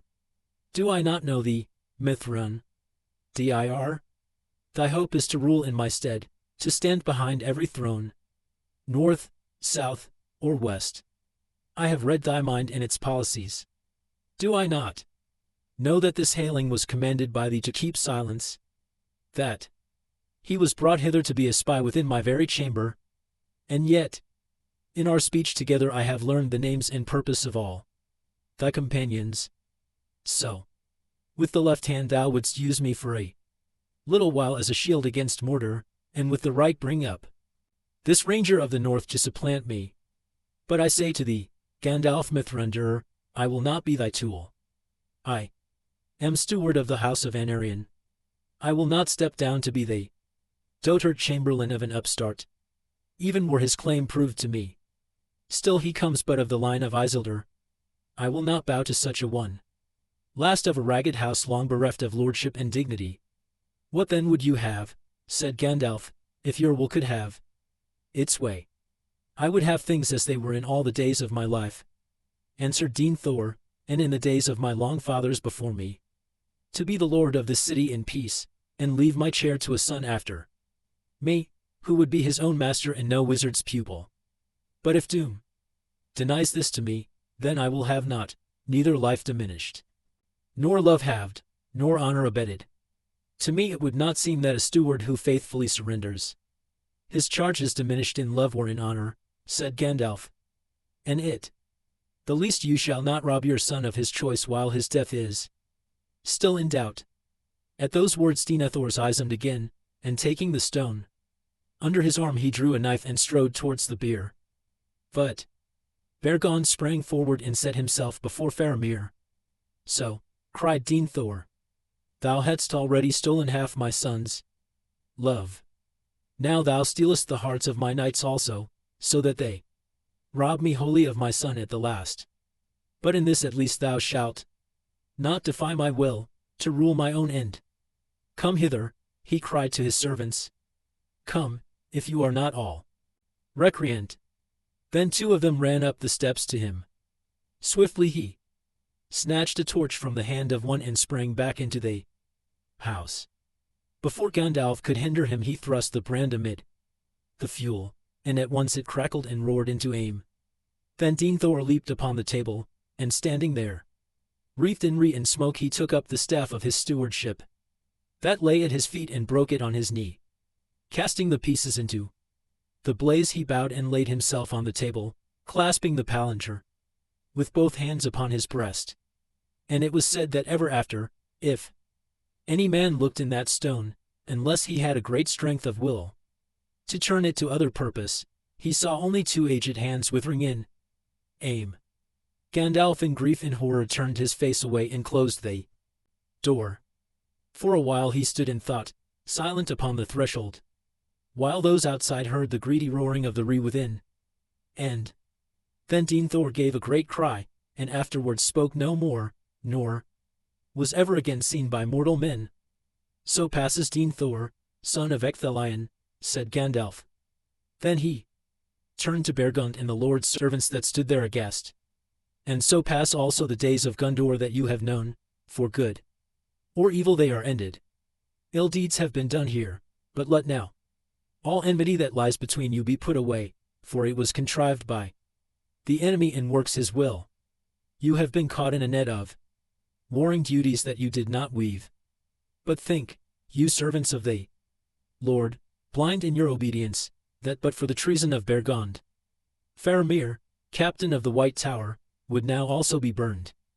Bear away from this unhappy place your comrades who have fallen, and we will bear Faramir, steward of Gondor, to a place where he can sleep in peace, or die if that be his doom.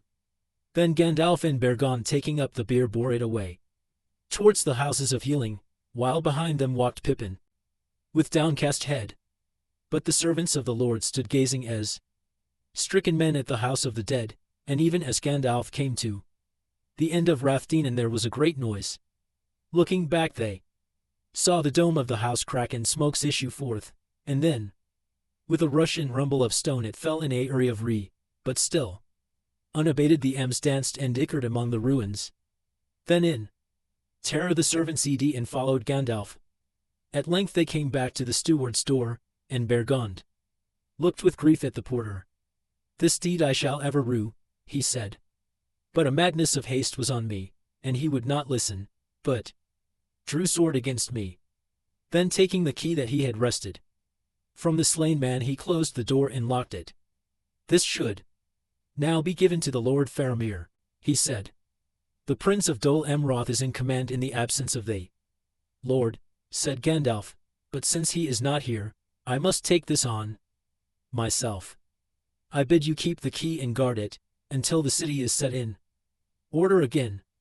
Now at last they passed into the high circles of the city, and in the light of morning they went their way towards the houses of healing, and these were fair houses set apart for the care of those who were grievously sick, but now they were prepared for the tending of men hurt in battle or dying. They stood not far from the citadel gate, in the 6th circle, nigh to its southward wall, and about them was a garden and a greensward with trees, the only such place in the city. There dwelt the few women that had been permitted to remain in Minas Tirith, since they were skilled in healing or in the service of the healers. But even as Gandalf and his companions came carrying the bier to the main door of the houses, they heard a great cry that went up from the eld before the gate, and rising shrill and piercing into the sky passed, and died away on the wind. So terrible was the cry that for a moment all stood still, and yet when it had passed, suddenly their hearts were lifted up in such a hope as they had not known since the darkness came out of the east, and it seemed to them that the light grew clear and the sun broke through the clouds.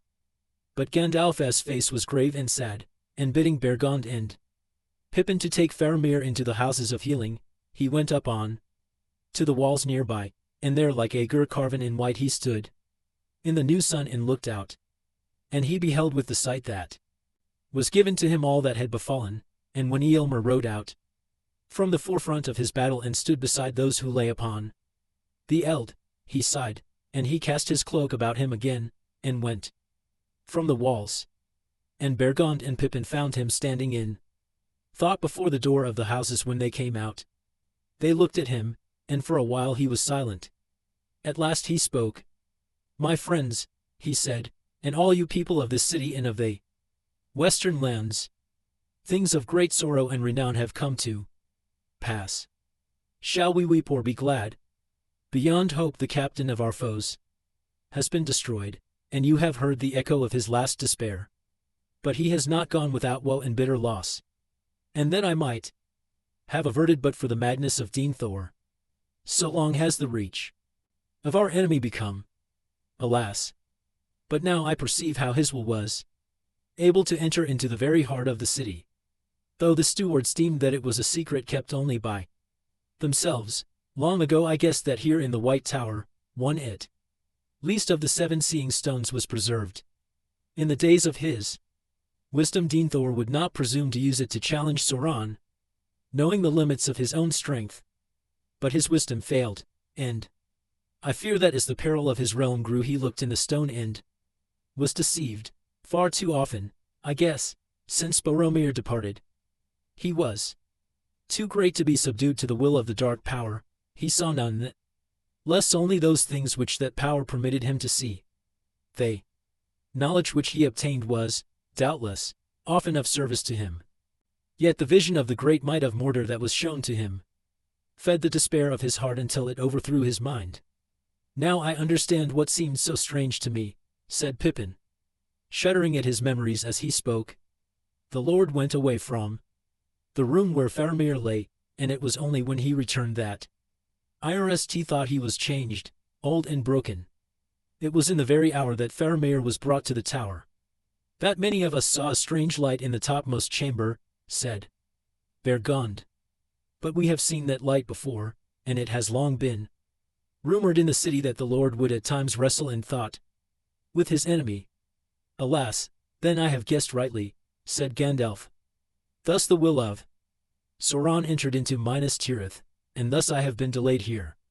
And here I shall still be forced to remain, for I shall soon have other charges, not Faramir only. Now I must go down to meet those who come. I have seen a sight upon the eld that is very grievous to my heart, and greater sorrow may yet come to pass. Come with me, Pippin. But you, Bergond, should return to the citadel and tell the chief of the guard there what has befallen. It will be his duty, I fear, to withdraw you from the guard, but say to him that, if I may give him counsel, you should be sent to the houses of healing, to be the guard and servant of your captain, and to be at his side when he awakes if that shall ever be again. For by you he was saved from the Go now. I shall return soon. With that he turned away and went with Pippin down towards the lower city. And even as they hastened on their way the wind brought a grey rain, and all the rest sank, and there arose a great smoke before them. Chapter 8. The Houses of Healing. A mist was in Merry's eyes of tears and weariness when they drew near the ruined gate of Minas Tirith. He gave little heed to the wreck and slaughter that lay about all. Fire and smoke and stench was in the air, for many engines had been burned or cast into the pits, and many of the slain also, while here and there lay many carcasses of the great Sauron monsters, half burned, or broken by stone cast, or shot through the eyes by the valiant archers of Mor Thond. The yin rain had ceased for a time, and the sun gleamed up above, but all the lower city was still wrapped in a smoldering reek. Already men were laboring to clear a way through the jetsam of battle, and now out from the gate came some bearing litters. Gently they laid Eowyn upon soft pillows, but the king's body they covered with a great cloth of gold, and they bore torches about him, and their arms, pale in the sunlight, were uttered by the wind. So Theoden and Eowyn came to the city of Gondor, and all who saw them bared their heads and bowed, and they passed through the ash and fume of the burned circle, and went on and up along the streets of stone. To Merry the ascent seemed age-long, A meaningless journey in a hateful dream, going on and on to some dim ending that memory cannot seize. Slowly the lights of the torches in front of him ickered and went out, and he was walking in a darkness, and he thought, this is a tunnel leading to a tomb, there we shall stay forever. But suddenly, into his dream there fell a living voice. Well, Mary. Thank goodness I have found you. He looked up and the mist before his eyes cleared a little. There was Pippin. They were face to face in a narrow lane, and but for themselves it was empty. He rubbed his eyes. Where is the king? He said. Neon. Then he stumbled and sat down on a doorstep and began to weep again. They have gone up into the citadel, said Pippin. I think you must have fallen asleep on your feet and taken the wrong turning. When we found that you were not with them, Gandalf sent me to look for you. Poor old Mary. How glad I am to see you again. But you are worn out, and I won't bother you with any talk. But tell me, are you hurt or wounded? No, said Mary. Well, no, I don't think so. But I can't use my right arm, Pippin, not since I stabbed him. And my sword burned all away like a piece of wood. Pippin's face was anxious. Well, you had better come with me as quick as you can, he said. I wish I could carry you. You aren't to walk any further. They shouldn't have let you walk at all, but you must forgive them. So many dreadful things have happened in the city, Mary, that one poor hobbit coming in from the battle is easily overlooked. It's not always a misfortune being overlooked, said Mary.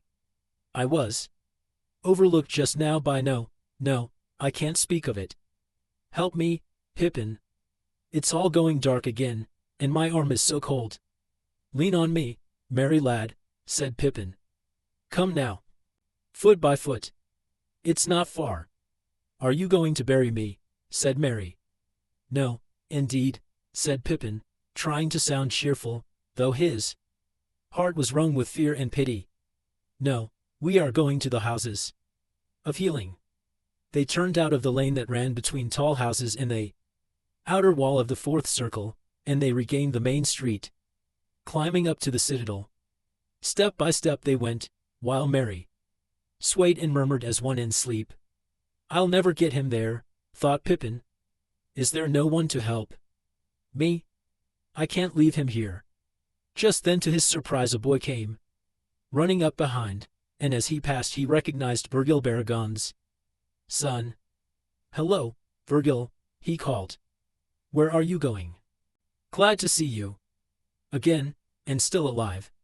I am running errands for the healers, said Virgil. I cannot stay. Don't, said Pippin. But tell them up there that I have a sick hobbit, a Parian mind you, come from the battle eld. I don't think he can walk so far. If Mithrandir is there, he will be glad of the message. Virgil ran on. I'd better wait here, thought Pippin. So he let Mary sink gently down onto the pavement in a patch of sunlight, and then he sat down beside him, laying Mary's head in his lap. He felt his body and limbs gently, and took his friend's hands in his own. The right hand felt icy to the touch. It was not long before Gandalf himself came in search of them. He stooped over Mary and caressed his brow, then he lifted him carefully. He should have been born in honor into this city, he said. He has well repaid my trust, for if Elrond had not yielded to me, neither of you would have set out, and then far more grievous would the evils of this day have been. He sighed. And yet here is another charge on my hands, while all the time the battle hangs in the balance. So at last Faramir and Eowyn and Meriadoc were laid in beds in the houses of healing, and there they were tended well. For though all lore was in these latter days fallen from its fullness of old, the leechcraft of Gondor was still wise, and skilled in the healing of wound and hurt, and all such sickness as east of the sea mortal men were subject to, save old age only. For that they had found no cure, and indeed the span of their lives had now waned to little more than that of other men, and those among them who passed the tale of V. Score years with vigor were grown few, save in some houses of purer blood. But now their art and knowledge were baffed, for there were many sick of a malady that would not be healed, and they called it the Black Shadow, for it came from the Nazgul. And those who were stricken with it fell slowly into an ever deeper dream, and then passed to silence and a deadly cold, and so died. And it seemed to the tenders of the sick that on the hailing in on the Lady of Rohan, this malady lay heavily. Still at whiles as the morning wore away they would speak, murmuring in their dreams, and the watchers listened to all that they said, hoping perhaps to learn something that would help them to understand their hurts. But soon they began to fall down into the darkness, and as the sun turned west a grey shadow crept over their faces. But Faramir burned with a fever that would not abate. Gandalf went from one to the other full of care, and he was told all that the watchers could hear. And so the day passed, while the great battle outside went on with shifting hopes and strange tidings. And still Gandalf waited and watched and did not go forth, till at last the red sunset LED all the sky, and the light through the windows fell on the grey faces of the sick. Then it seemed to those who stood by that in the glow the faces ushed softly as with health returning. But it was only a mockery of hope. Then an old wife, Ioreth, the eldest of the women who served in that house, looking on the fair face of Faramir, wept, for all the people loved him. And she said, alas, if he should die. Would that there were kings in Gondor, as there were once upon a time, they say. For it is said in old lore, the hands of the king are the hands of a healer. And so the rightful king could ever be known. And Gandalf, who stood by, said, men may long remember your words, Ioreth, for there is hope in them. Maybe a king has indeed returned to Gondor, or have you not heard the strange tidings that have come to the city? I have been too busy with this and that to heed all the crying and shouting, she answered. All I hope is that those murdering devils do not come to this house and trouble the sick.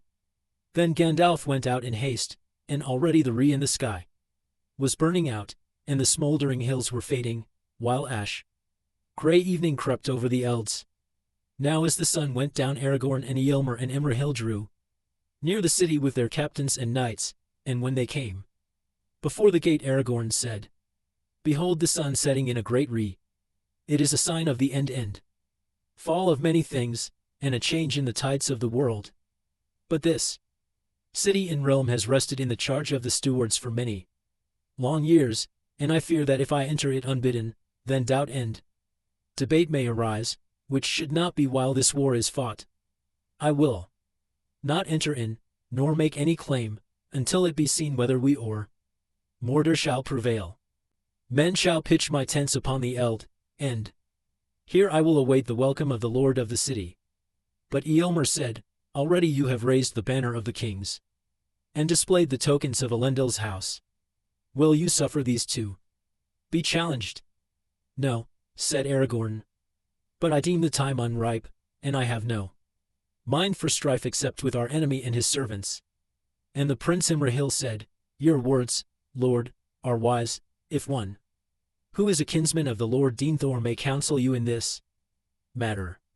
He is strong-willed and proud, but old, and his mood has been strange since his son was stricken down. Yet I would not have you remain like a beggar at the door. Not a beggar, said Aragorn. Say a captain of the Rangers, who are unused to cities and houses of stone. And he commanded that his banner should be furled, and he did off the Star of the North Kingdom and gave it to the keeping of the sons of Elrond. Then the Prince Imrahil and Eomer of Rohan left him and passed through the city and the tumult of the people, and mounted to the citadel, and they came to the hall of the tower, seeking the steward. But they found his chair empty, and before the dais lay Theoden, king of the Mark, upon a bed of state, and 12 torches stood about it, and 12 guards, knights both of Rohan and Gondor. And the hangings of the bed were of green and white, but upon the king was laid the great cloth of gold up to his breast, and upon that his unsheathed sword, and at his feet his shield. The light of the torches shimmered in his white hair like sun in the spray of a fountain, but his face was fair and young, save that a peace lay on it beyond the reach of youth, and it seemed that he slept. When they had stood silent for a time beside the king, Imrahil said, "Where is the steward? And where also is Mithrandir?" And one of the guards answered, "The steward of Gondor is in the houses of healing." But Eomer said, "Where is the lady Eowyn, my sister? For surely she should be lying beside the king, and in no less honor. Where have they bestowed her?" And Imrahil said, "But the lady Eowyn was yet living when they bore her hither. Did you not know?" Then hope unlooked for came so suddenly to Eomer's heart, and with it the bite of care and fear renewed, that he said no more, but turned and went swiftly from the hall, and the prince followed him. And when they came forth, evening had fallen, and many stars were in the sky. And there came Gandalf on foot, and with him one cloaked in grey, and they met before the doors of the houses of healing. And they greeted Gandalf and said, "We seek the steward, and men say that he is in this house. Has any hurt befallen him?" And they, "Lady Eowyn, where is she?" And Gandalf answered, "She lies within and is not dead, but is near death.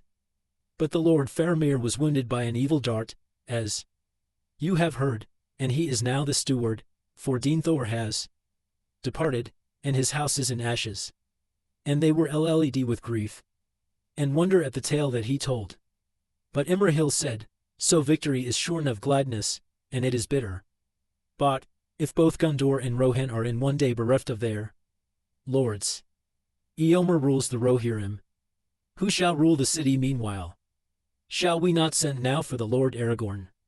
And the cloaked man spoke and said, "He is come." And they saw, as he stepped into the light of the lantern by the door, that it was Aragorn, wrapped in the grey cloak of Lorien above his mail, and bearing no other token than the green stone of Galadriel. "I have come because Gandalf begs me to do so," he said. "But for the present, I am but the captain of the Dúnedain of Arnir, and the Lord of Dol Amroth shall rule the city until Faramir awakes. But it is my counsel that Gandalf should rule us all in the days that follow and in our dealings with the enemy." And they agreed upon that. Then Gandalf said, "Let us not stay at the door, for the time is urgent. Let us enter. For it is only in the coming of Aragorn that any hope remains for the sick that lie in the house." Thus spake Ioreth, "Wise woman of Gondor, the hands of the king are the hands of a healer. And so shall the rightful king be known." Then Aragorn entered Rst, and the others followed. And there at the door were two guards in the livery of the citadel, one tall, but the other scarce the height of a boy, and when he saw them he cried aloud in surprise and joy, "Strider, how splendid! Do you know, I guessed it was you in the black ships." But they were all shouting corsairs and wouldn't listen to me. "How did you do it?" Aragorn laughed, and took the hobbit by the hand. "Well met, indeed," he said. "But there is not time yet for travelers' tales." But Imrahil said to Eomer, "Is it thus that we speak to our kings? Yet maybe he will wear his crown in some other name." And Aragorn, hearing him, turned and said, "Verily, for in the high tongue of old I am Elisar, the Elfstone, and Envinyatar, the renewer," and he lifted from his breast the green stone that lay there. "But Strider shall be the name of my house, if that be ever established. In the high tongue it will not sound so ill, and Telcontar I will be in all the heirs of my body."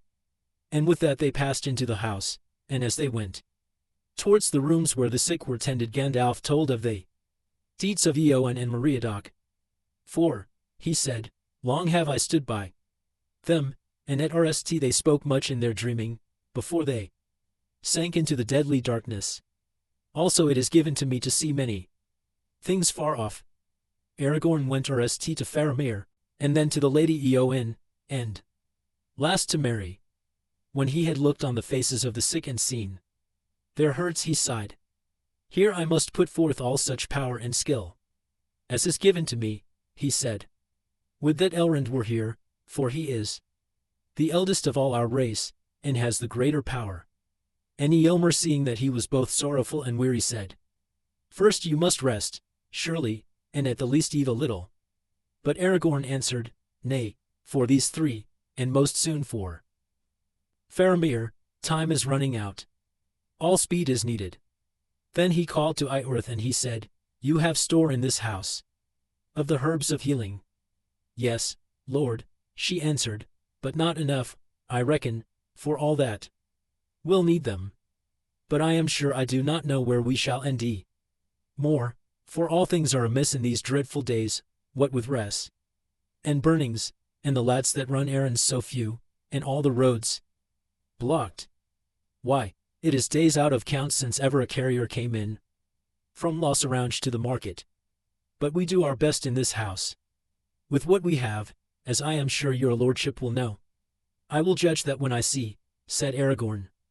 One thing also is short time for a speech. Have you Athlas? I do not know, I am sure, Lord, she answered, at least not by that name. I will go and ask of the herb master, he knows all the old names. It is also called King's Foil, said Aragorn, and maybe you know it by that name, for so the country folk call it in these latter days. Oh that, said Ioreth.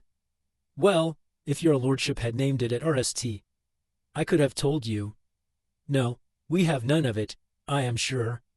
Why, I have never heard that it had any great virtue, and indeed I have often said to my sisters when we came upon it growing in the woods, King's Foil, I said, 'tis a strange name, and I wonder why 'tis called so, for if I were a king, I would have plants more bright in my garden. Still it smells sweet when bruised, does it not? If sweet is the right word, wholesome, maybe, is nearer. Wholesome verily, said Aragorn. And now, dame, if you love the Lord Faramir, run as quick as your tongue and get me King's Foil, if there is a leaf in the city.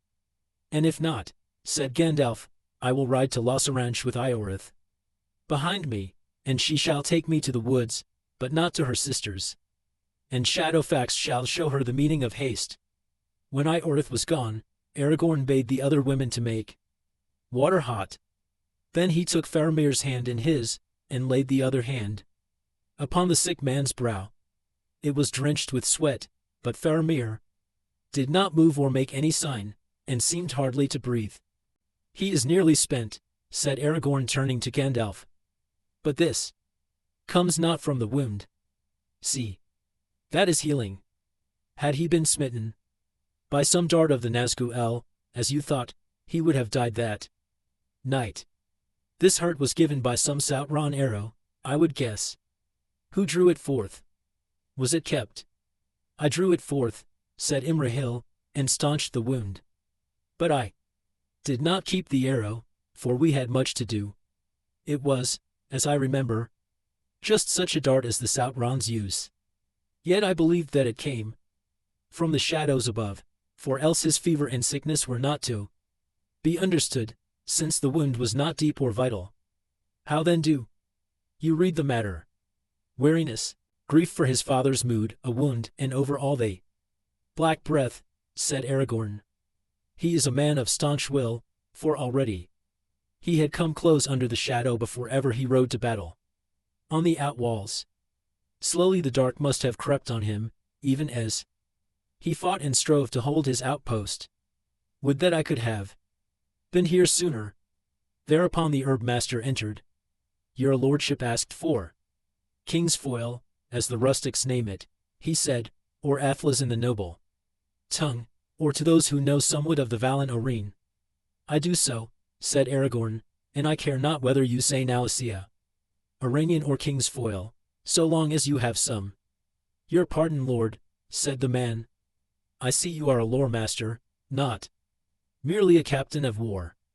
But alas, sir, we do not keep this thing in the houses of healing, where only the gravely hurt or sick are tended. For it has no virtue that we know of, save perhaps to sweeten a felt air, or to drive away some passing heaviness. Unless, of course, you Give heed to rhymes of old days which women such as are good. I Orith still repeat without understanding. When the black breath blows, and death's shadow grows, and all lights pass, come Atlas, life to the dying, in the king's hand lying. It is but a doggerel, I fear, garbled in the memory of old wives. Its meaning I leave to your judgment, if indeed it has any. But old folk still use an infusion of the herb for headaches. Then in the name of the king, go and endy some old man of less lore and more wisdom who keeps some in his house, cried Gandalf. Now Aragorn knelt beside Faramir, and held a hand upon his brow. And those that watched felt that some great struggle was going on. For Aragorn's face grew grey with weariness, and ever and anon he called the name of Faramir, but each time more faintly to their hearing, as if Aragorn himself was removed from them, and walked afar in some dark vale, calling for one that was lost. And at last Burgil came running in, and he bore 6 leaves in a cloth. It is king's foil, sir, he said, but not fresh, I fear. It must have been cold 2 weeks ago at the least. I hope it will serve, sir. Then, looking at Faramir, he burst into tears.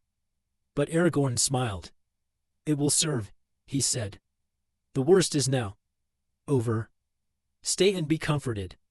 Then taking 2 leaves, he laid them on his hands and breathed on them, and then he crushed them, and straightway a living freshness led the room, as if the air itself awoke, and tingled, sparkling with joy. And then he cast the leaves into the bowls of steaming water that were brought to him, and at once all hearts were lightened. For the fragrance that came to each was like a memory of dewy mornings of unshadowed sun in some land of which the fair world in spring is itself but a eating memory. But Aragorn stood up as one refreshed, and his eyes smiled as he held a bowl before Faramir's dreaming face. Well now, who would have believed it, said Ioreth to a woman that stood beside her. The wheat is better than I thought. It reminds me of the roses of Imlath Milui when I was a lass, and no king could ask for better. Suddenly Faramir stirred, and he opened his eyes, and he looked on Aragorn, who bent over him, and a light of knowledge and love was kindled in his eyes, and he spoke softly. My lord, you called me. I come. What does the king command? Walk no more in the shadows, but awake, said Aragorn. You are weary. Rest a while, and take food, and be ready when I return. I will, lord, said Faramir. For who would lie idle when the king has returned? Farewell then for a while, said Aragorn.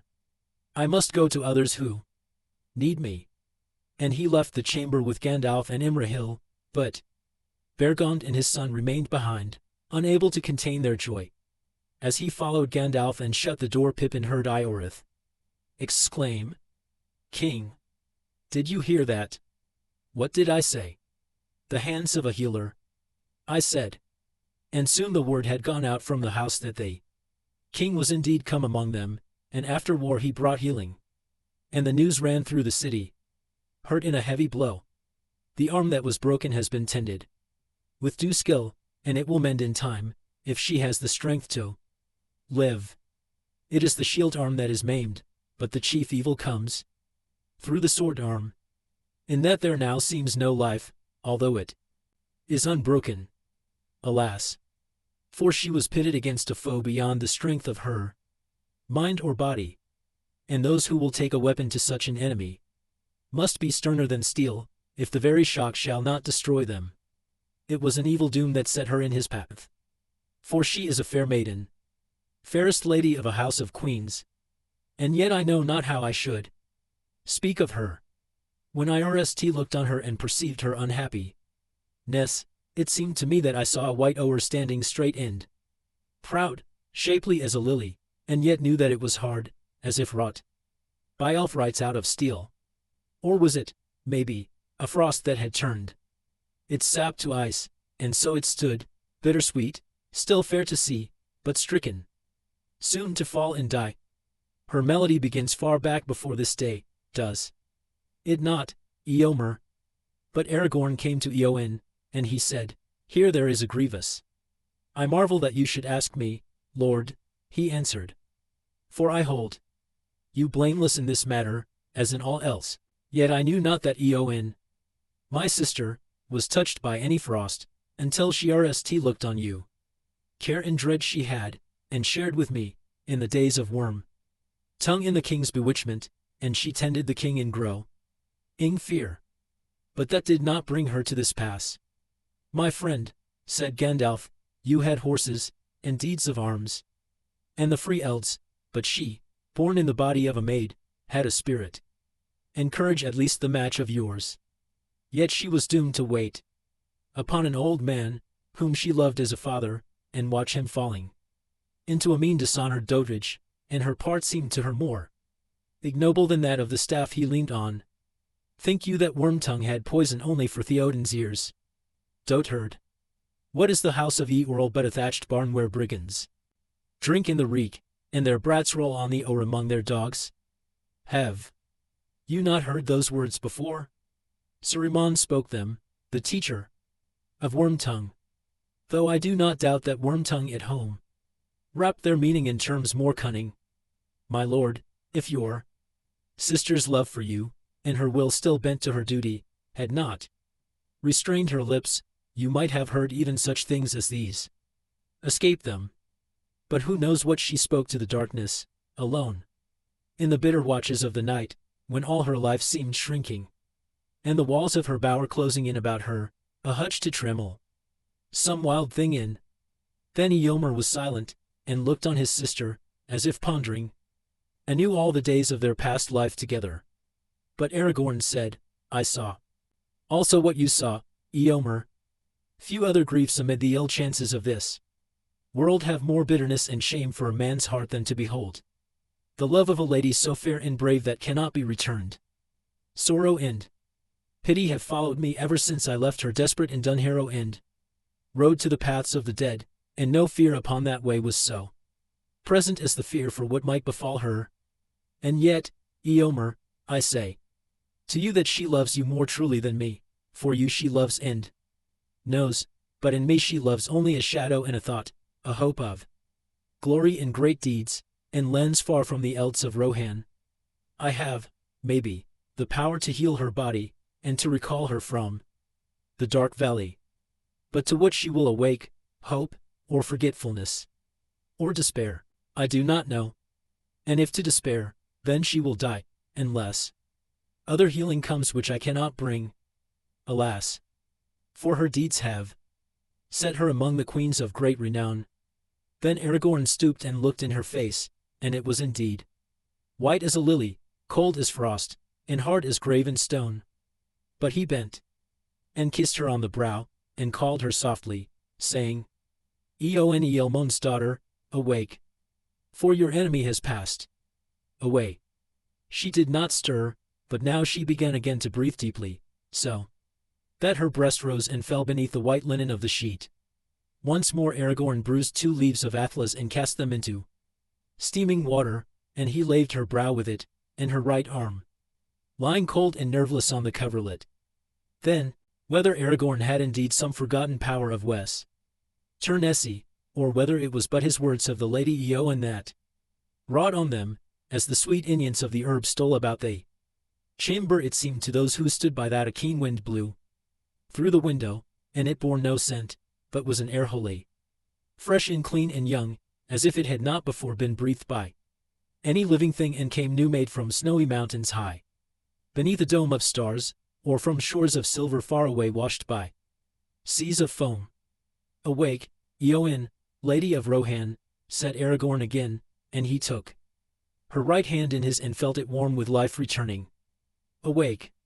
The shadow is gone and all darkness is washed clean.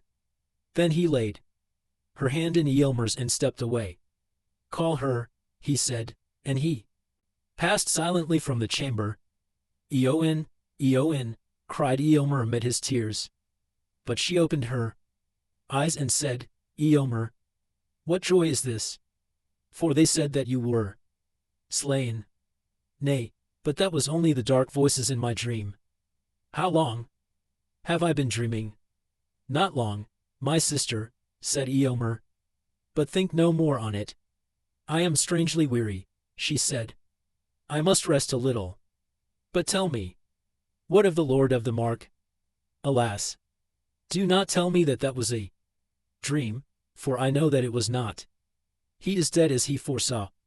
He is dead, said Eomer, but he bade me say farewell to Eowyn, dearer than daughter. He lies now in great honor in the citadel of Gondor.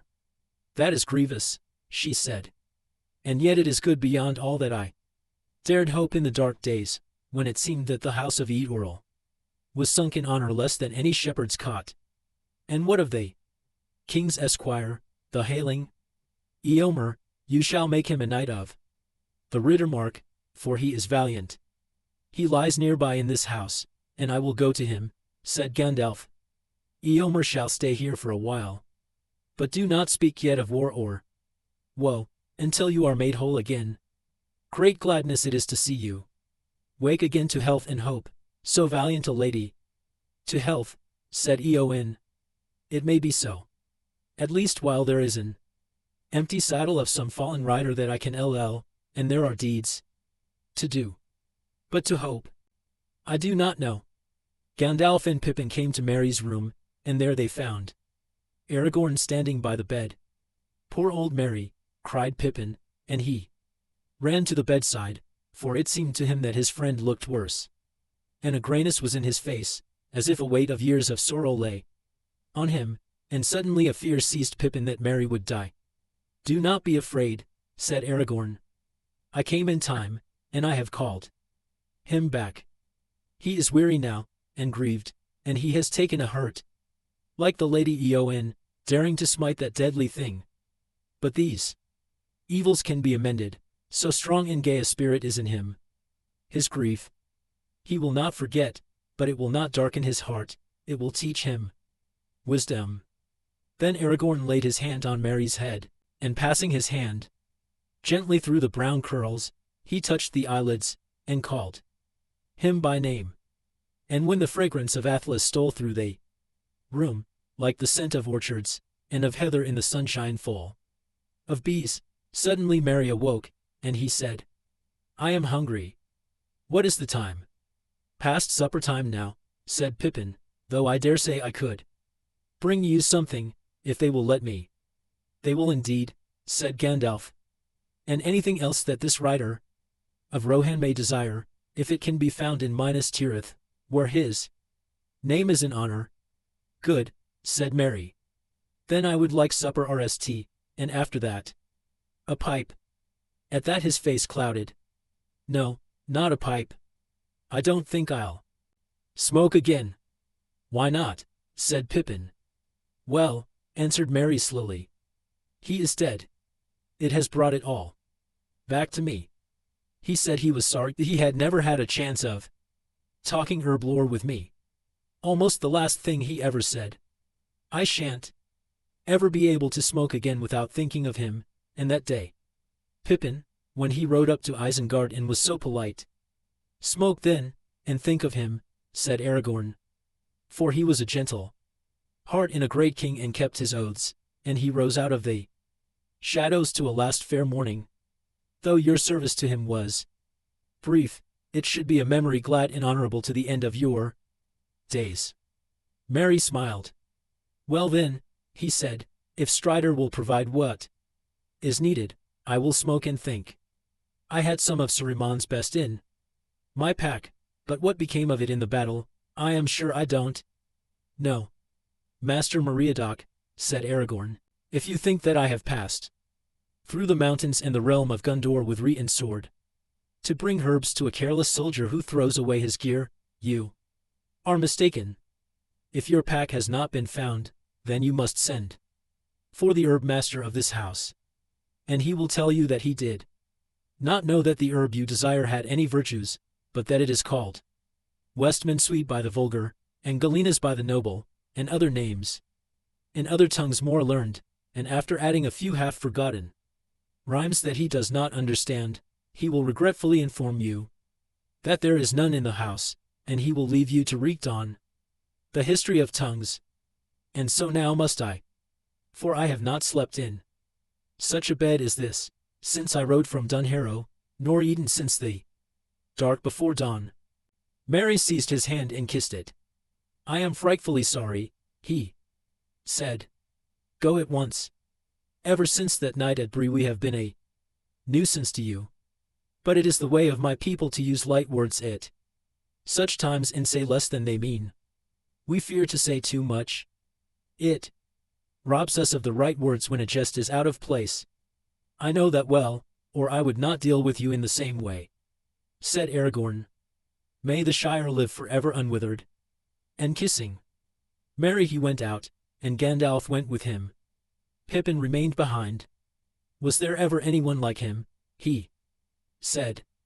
Except Gandalf, of course. I think they must be related.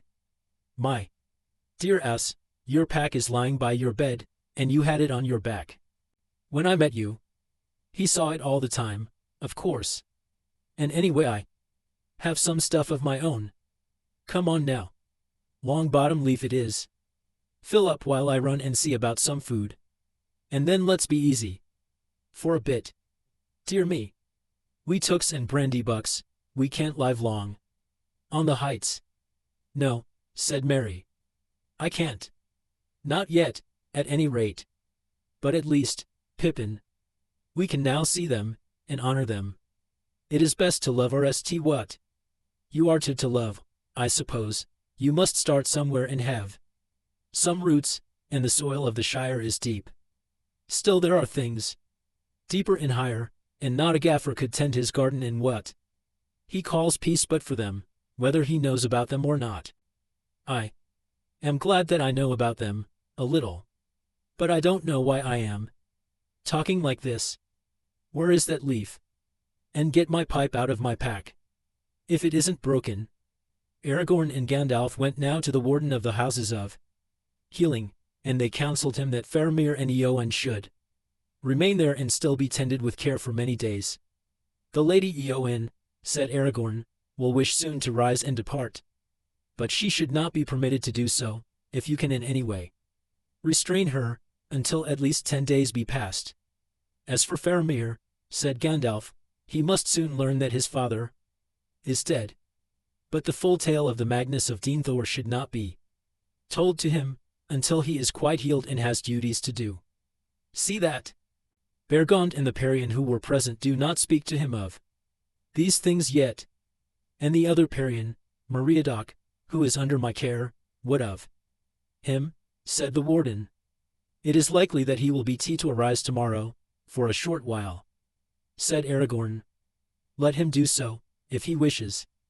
He may walk a little in the care of his friends. They are a remarkable race, said the warden, nodding his head. Very tough in the Bree, I deem. At the doors of the houses many were already gathered to see Aragorn, and they followed after him, and when at last he had supped, men came and prayed that he would heal their kinsmen or their friends whose lives were in peril through hurt or wound, or who lay under the black shadow. And Aragorn arose and went out, and he sent for the sons of Elrond, and together they labored far into the night. And word went through the city, the king is come again. Indeed. And they named him Elfstone, because of the green stone that he wore, and so the name which it was foretold at his birth that he should bear was chosen for him by his own people. And when he could labor no more, he cast his cloak about him, and slipped out of the city, and went to his tent just ere dawn and slept for a little. And in the morning the banner of Dol Amroth, a white ship like a swan upon blue water, floated from the tower, and men looked up and wondered if the coming of the king had been but a dream. Chapter 9. The last debate. The morning came after the day of battle, and it was fair with light clouds and the wind turning westward. Legolas and Gimli were early abroad, and they begged leave to go up into the city, for they were eager to see Merry and Pippin. It is good to learn that they are still alive, said Gimli, for they cost us great pains in our march over Rohan, and I would not have such pains all wasted. Together the elf and the dwarf entered Minas Tirith, and folk that saw them pass marveled to see such companions, for Legolas was fair of face beyond the measure of men, and he sang an elven song in a clear voice as he walked in the morning, but Gimli stalked beside him, stroking his beard and staring about him. "There is some good stonework here," he said as he looked at the walls, "but also some that is less good, and the streets could be better contrived. When Aragorn comes into his own, I shall offer him the service of stone rights of the mountain, and we will make this a town to be proud of." "They need more gardens," said Legolas. "The houses are dead, and there is too little here that grows and is glad. If Aragorn comes into his own, the people of the wood shall bring him birds that sing, and trees that do not die." At length they came to the Prince Imrahil, and Legolas looked at him and bowed low, for he saw that here indeed was one who had elven blood in his veins. "Hail, Lord," he said. "It is long since the people of Nimrodel left the woodlands of Lorien, and yet still one may see that not all sailed from Amroth's haven west over water." "So it is said in the lore of my land," said the prince, "yet never has one of the fair folk been seen there for years beyond count. And I marvel to see one here now in the midst of sorrow and war. What do you seek?" "I am one of the 9 companions who set out with Mithrandir from Imladris," said Legolas, "and with this dwarf, my friend, I came with the Lord Aragorn. But now we wish to see our friends, Meriadoc and Peregrine, who are in your keeping. We are told you will endy them in the houses of healing, and I will lead you thither," said Imrahil. "It will be enough if you send one to guide us, Lord," said Legolas. "For Aragorn sends this message to you. He does not wish to enter the city again at this time. Yet there is need for the captains to hold council at once, and he prays that you and Eilmer of Rohan will come down to his tents as soon as may be. Mithrandir is already there." "We will come," said Imrahil, and they parted with courteous words. "That is a fair lord and a great captain of men," said Legolas. "If Gondor has such men still in these days of fading, great must have been its glory in the days of its rising. And doubtless the good stonework is the older and was wrought in the RST building," said Gimli. "It is ever so with the things that men begin. There is a frost in spring, or a blight in summer, and they fail of their promise. Yet seldom do they fail of their seed," said Legolas. "And that will lie in the dust and rot to spring up again in times and places unlooked for. The deeds of men will outlast us, Gimli, and yet come to naught in the end, but might have beens, I guess," said the dwarf. "To that the elves know not the answer," said Legolas. With that the servant of the prince came and led them to the houses of healing, and there they found their friends in the garden. And their meeting was a merry one. For a while they walked and talked, rejoicing for a brief space in peace and rest under the morning, high up in the windy circles of the city. Then when Merry became weary, they went and sat upon the wall with the greensward of the houses of healing behind them, and away southward before them was the Anduin glittering in the sun, as it owed away, out of the sight even of Legolas, into the whitets and green haze of Labanin and South Ithilien. And now Legolas fell silent, while the others talked, and he looked out against the sun, and as he gazed he saw white seabirds speeding up the river. "Look," he cried. "Gulls. They are ying far inland. A wonder they are to me and a trouble to my heart. Never in all my life had I met them, until we came to Pelargur, and there I heard them crying in the air as we rode to the battle of the ships. Then I stood still, forgetting war in Middle-earth, for their wailing voices spoke to me of the sea. The sea, alas, I have not yet beheld it. But deep in the hearts of all my kindred lies the sea-longing, which it is perilous to stir. Alas, for the gulls! No peace shall I have again under beech or under elm." "Say not so," said Gimli. "There are countless things still to see in Middle-earth, and great works to do. But if all the fair folk take to the havens, it will be a duller world for those who are doomed to stay. Dull and dreary indeed, said Merry. You must not go to the havens, Legolas. There will always be some folk, big or little, and even a few wise dwarves like Gimli, who need you. At least I hope so. Though I feel somehow that the worst of this war is still to come.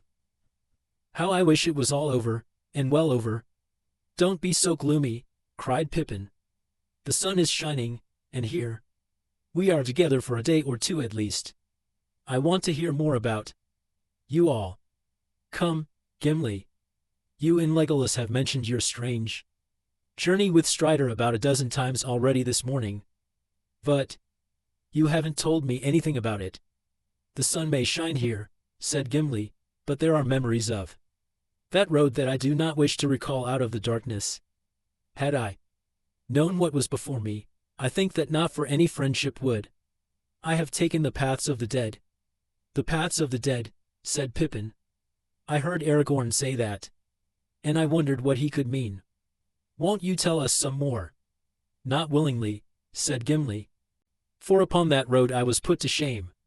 Gimli Gloin's son, who had deemed himself more tough than men, and hardier under earth than any elf. But neither did I prove, and I was held to the road only by the will of Aragorn. And by the love of him also, said Legolas. For all those who come to know him come to love him after their own fashion, even the cold maiden of the Rohirrim.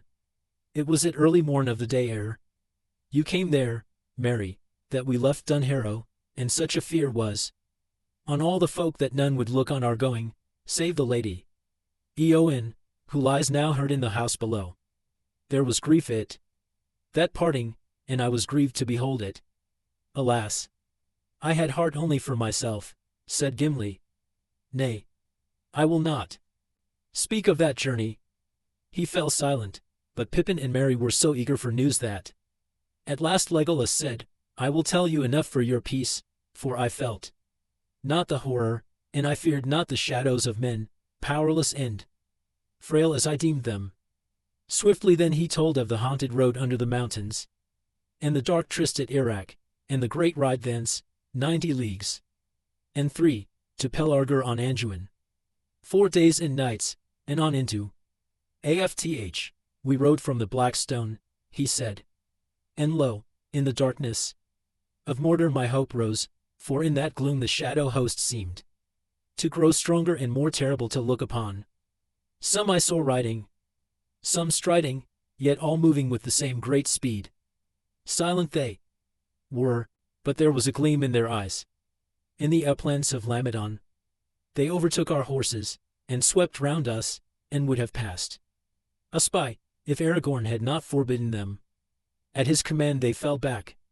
Even the shades of men are obedient to his will, I thought. They may serve his needs yet. 1 day of light we rode, and then came the day without dawn. And still we rode on, and Cyril and Ringlow we crossed, and on the 3rd day we came to Linhir above the mouth of Gilrain. And there men of Lamadon contested the fords with fell folk of Umber and Harad who had sailed up the river. But defenders and foes alike gave up the battle indeed when we came, crying out that the king of the dead was upon them. Only Angber, lord of Lamadon, had the heart to abide us, and Aragorn bade him gather his folk and come behind, if they dared, when the grey host had passed. At Pelargir the heir of Isildur will have need of you, he said. Thus we crossed over Gilrain, driving the allies of Mordor in rout before us, and then we rested a while. But soon Aragorn arose, saying, Lo, already Minas Tirith is assailed. I fear that it will fall ere we come to its aid, so we mounted again before night had passed and went on with all the speed that our horses could endure over the plains of Laban. Legolas paused and sighed, and turning his eyes southward softly, he sang, Silver O the streams from Selos to Erui. In the green elts of Laban, tall grows the grass there. In the wind from the sea, the white lilies sway, and the golden bells are shaken of mallows and Ulrin.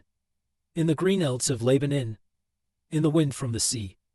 Green are those elts in the songs of my people, but they were dark then, grey wastes in the blackness before us. And over the wide land, trampling unheeded the grass and the hours, we hunted our foes through a day and a night, until we came at the bitter end to the great river at last. Then I thought in my heart that we drew near to the sea, for wide was the water in the darkness, and sea-birds innumerable cried on its shores. Alas for the wailing of the gulls! Did not the lady tell me to beware of them? And now I cannot forget them. For my part I heeded them not, said Gimli, for we came then at last upon battle in earnest. There at Pelargir lay the main need of Umber, FTY great ships and smaller vessels beyond count. Many of those that we pursued had reached the havens before us, and brought their fear with them, and some of the ships had put off, seeking to escape down the river or to reach the far shore, and many of the smaller craft were ablaze. But the Haradrim, being now driven to the brink, turned at bay, and they were in despair, and they laughed when they looked on us, for they were a great army still. But Aragorn halted and cried with a great voice, Now come. By the black stone I call you.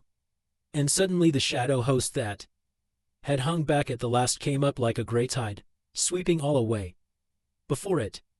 Faint cries I heard, and dim horns blowing, and a murmur as of countless far voices. It was like the echo of some forgotten battle in the dark years long ago. Pale swords were drawn, but I know not whether their blades would still bite, for the dead needed no longer any weapon but fear. None would withstand them. To every ship they came that was drawn up, and then they passed over the water to those that were anchored, and all the mariners were led with a madness of terror and leaped overboard, save the slaves chained to the oars.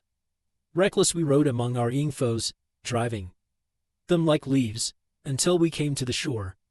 And then to each of the great ships that remained Aragorn sent one of the Dúnedain, and they comforted the captives that were aboard, and bade them put aside fear and be free. Ere that dark day ended none of the enemy were left to resist us. All were drowned, or were ying south in the hope to end their own lands upon foot. Strange and wonderful I thought it that the designs of Mordor should be overthrown by such wraiths of fear and darkness. With its own weapons was it worsted. Strange indeed, said Legolas. In that hour I looked on Aragorn, and thought how great and terrible a lord he might have become in the strength of his will, had he taken the ring to himself. Not does Mordor fear him, but nobler is his spirit than the standing of Sauron, for is he not of the children of Lúthien? Never shall that line fail, though the years may lengthen beyond count. Beyond the eyes of the dwarves are such foretellings, said Gimli. But mighty indeed was Aragorn that day. Lo, all the Blackheath was in his hands, and he chose the greatest ship to be his own, and he went up into it. Then he let sound a great concourse of trumpets, taken from the enemy, and the shadow host withdrew to the shore. There they stood silent, hardly to be seen, save for a red gleam in their eyes that caught the glare of the ships that were burning. And Aragorn spoke in a loud voice to the dead men, crying, Hear now the words of the heir of Isildur. Your oath is fooled. Go back and trouble not the valleys ever again.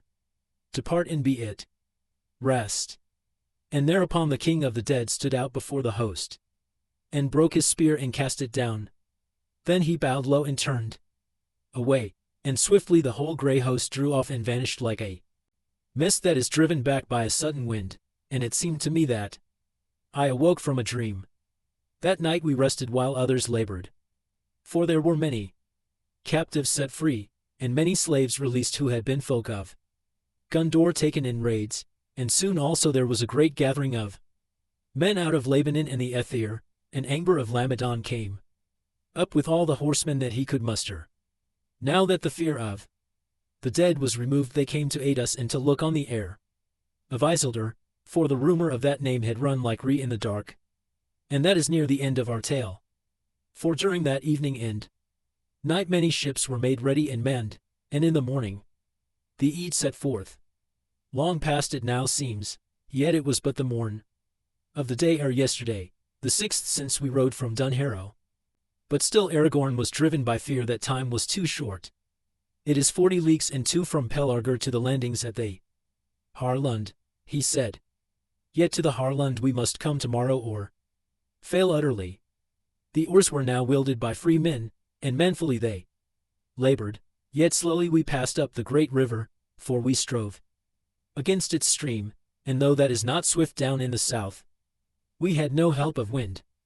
Heavy would my heart have been, for all our victory at the havens, if Legolas had not laughed suddenly. Up with your beard, Durin's son, he said. For thus is it spoken, oft hope is born, when all is forlorn, but what hope he saw from afar he would not tell. When night came it did but deepen the darkness, and our hearts were hot. For away in the north we saw a red glow under the cloud, and Aragorn said, Minas Tirith is burning. But at midnight hope was indeed born anew.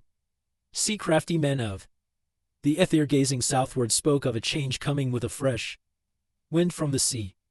Long ere day the masted ships hoisted sail, and our speed grew, until dawn whitened the foam at our prows.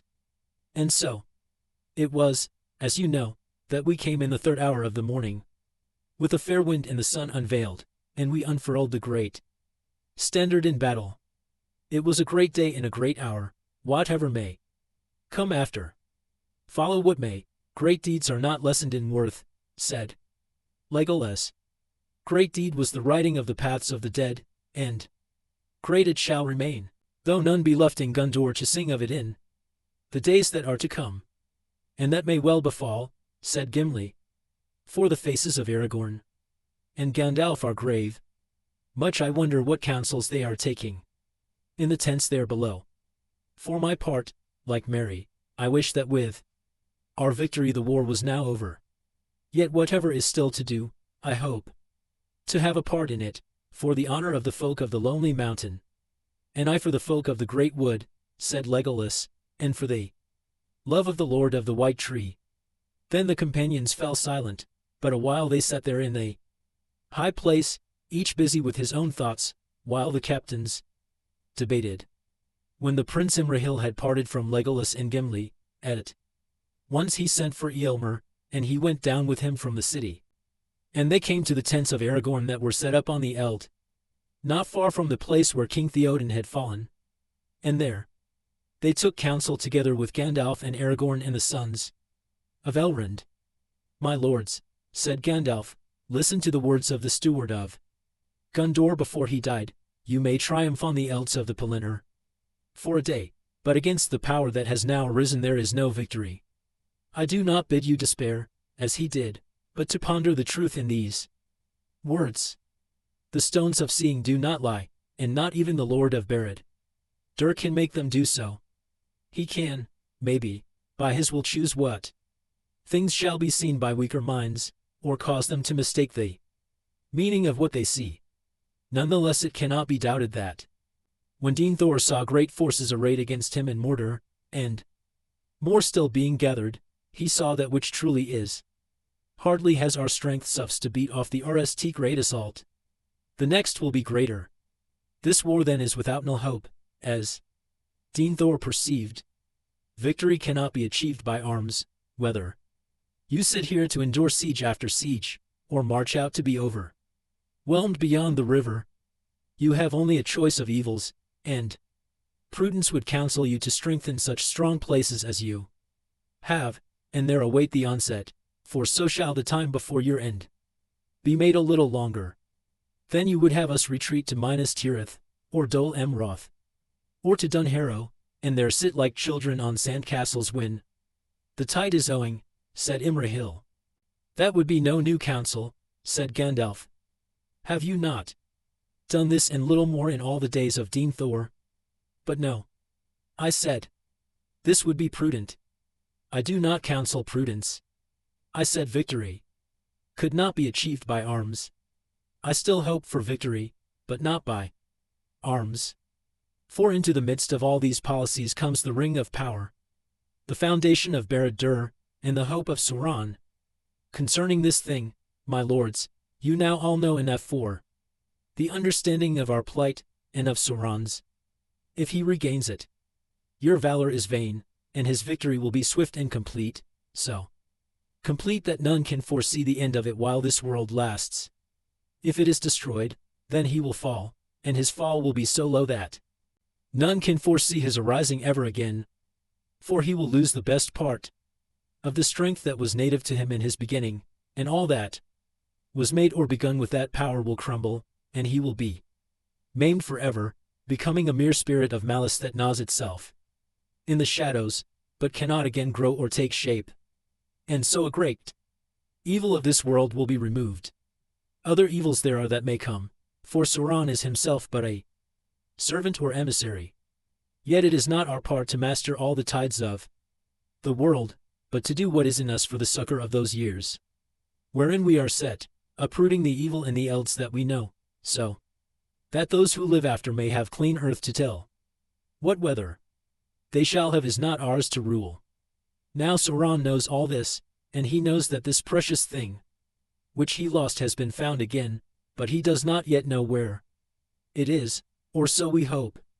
And therefore he is now in great doubt. For if we have found this thing, there are some among us with strength enough to wield it. That too he knows. For do I not guess rightly, Aragorn, that you have shown yourself to him in the stone of Orthann? I did so ere I rode from the Hornburg, answered Aragorn. I deemed that the time was ripe, and that the stone had come to me for just such a purpose. It was then 10 days since the ring-bearer went east from Rhoros, and the eye of Sauron, I thought, should be drawn out from his own land. Too seldom has he been challenged since he returned to his tower. Though if I had foreseen how swift would be his onset in answer, maybe I should not have dared to show myself. Bare time was given me to come to your aid. But how is this? Asked Eomer. All is vain, you say, if he has the ring. Why should he think it not vain to assail us, if we have it? He is not yet sure, said Gandalf, and he has not built up his power by waiting until his enemies are secure, as we have done. Also, we could not learn how to wield the full power all in a day. Indeed, it can be used only by one master alone, not by many, and he will look for a time of strife, ere one of the great among us makes himself master and puts down the others. In that time the ring might aid him, if he were sudden. He is watching. He sees much and hears much. His Nazgul are still abroad. They passed over the Seld ere the sunrise, though few of the weary and sleeping were aware of them. He studies the signs. The sword that robbed him of his treasure remade, the winds of fortune turning in our favor, and the defeat unlooked for of his RST assault, the fall of his great captain. His doubt will be growing, even as we speak here. His eye is now straining towards us, blind almost to all else that is moving. So we must keep it. Therein lies all our hope. This, then, is my counsel. We have not the ring. In wisdom or great folly it has been sent away, to be destroyed, lest it destroy us. Without it we cannot by force defeat his force. But we must at all costs keep his eye from his true peril. We cannot achieve victory by arms, but by arms we can give the ring-bearer his only chance, frail though it be. As Aragorn has begun, so we must go on. We must push Sauron to his last throw. We must call out his hidden strength, so that he shall empty his land. We must march out to meet him at once. We must make ourselves the bait, though his jaws should close on us. He will take that bait in hope and in greed, for he will think that in such rashness he sees the pride of the new ring lord, and he will say, so he pushes out his neck too soon and too far. Let him come on. And behold, I will have him in a trap from which he cannot escape. There I will crush him, and what he has taken in his insolence shall be mine again forever. We must walk open-eyed into that trap, with courage, but small hope for ourselves. For, my lords, it may well prove that we ourselves shall perish utterly in a black battle far from the living lands, so that, even if Barad-dûr be thrown down, we shall not live to see a new age. But this, I deem, is our duty, and better so than to perish. None the less as we surely shall, if we sit here and know as we die, that no new age shall be. They were silent for a while. At length Aragorn spoke. As I have begun, so I will go on. We come now to the very brink, where hope and despair are akin. To waver is to fall. Let none now reject the counsels of Gandalf, whose long labors against Sauron come at last to their test. But for him all would long ago have been lost. None that, less I do not yet claim to command any man. Let others choose as they will. Then said Elro, from the north we came with this purpose. And from Elrond our father we brought this very counsel. We will not turn back. As for myself, said Eomer, I have little knowledge of these deep matters, but I need it not. This I know, and it is enough, that as my friend Aragorn succored me and my people, so I will aid him when he calls. I will go. As for me, said Imrahil, the Lord Aragorn I hold to be my liege lord, whether he claim it or no. His wish is to me a command. I will go also. Yet for a while I stand in the place of the steward of Gondor, and it is mine to think RST of its people. To prudence some heed must still be given. For we must prepare against all chances, good as well as evil. Now, it may be that we shall triumph, and while there is any hope of this, Gondor must be protected. I would not have us return with victory to a city in ruins and a land ravaged behind us. And yet we learn from the Rohirrim that there is an army still unfought upon our northern Ankh-Dot. That is true, said Gandalf. I do not counsel you to leave the city all unmanned. Indeed the force that we lead east need not be great enough for any assault in earnest upon Mordor, so long as it be great enough to challenge battle. And it must move soon. Therefore I ask the captains, what force could we muster and lead out in 2 days' time at the latest? And they must be hardy men that go willingly, knowing their peril. All are weary, and very many have wounds light or grievous, said Eomer, and we have suffered much loss of our horses, and that is ill to bear. If we must ride soon, then I cannot hope to lead even 2,000, and yet leave as many for the defense of the city. We have not only to reckon with those who fought on this eld, said Aragorn. New strength is on the way from the southern Fs. Now that the coasts have been rid, 4,000 I sent marching from Pelargir through Losarange 2 days ago, and Angber they fearless rides before them. If we set out in 2 days more, they will draw nigh ere we depart. Moreover many were bidden to follow me up the river in any craft they could gather, and with this wind they will soon be at hand. Indeed several ships have already come to the Harlund. I judge that we could lead out 7,000 of horse and foot, and yet leave the city in better defense than it was when the assault began. The gate is destroyed, said Imrahil, and where now is the skill to rebuild it and set it up anew? In Erebor in the kingdom of Dane there is such skill, said Aragorn, and if all our hopes do not perish, then in time I will send Gimli Glow and Sun to ask for rights of the mountain. But men are better than gates, and no gate will endure against our enemy if men desert it. This then was the end of the debate of the lords, that they should set forth on the second morning from that day with 7,000. If these might be found, and the great part of this force should be on foot, because of the evil lands into which they would go, Aragorn should empty some 2,000 of those that he had gathered to him in the south, but Imrahil should empty 3,500.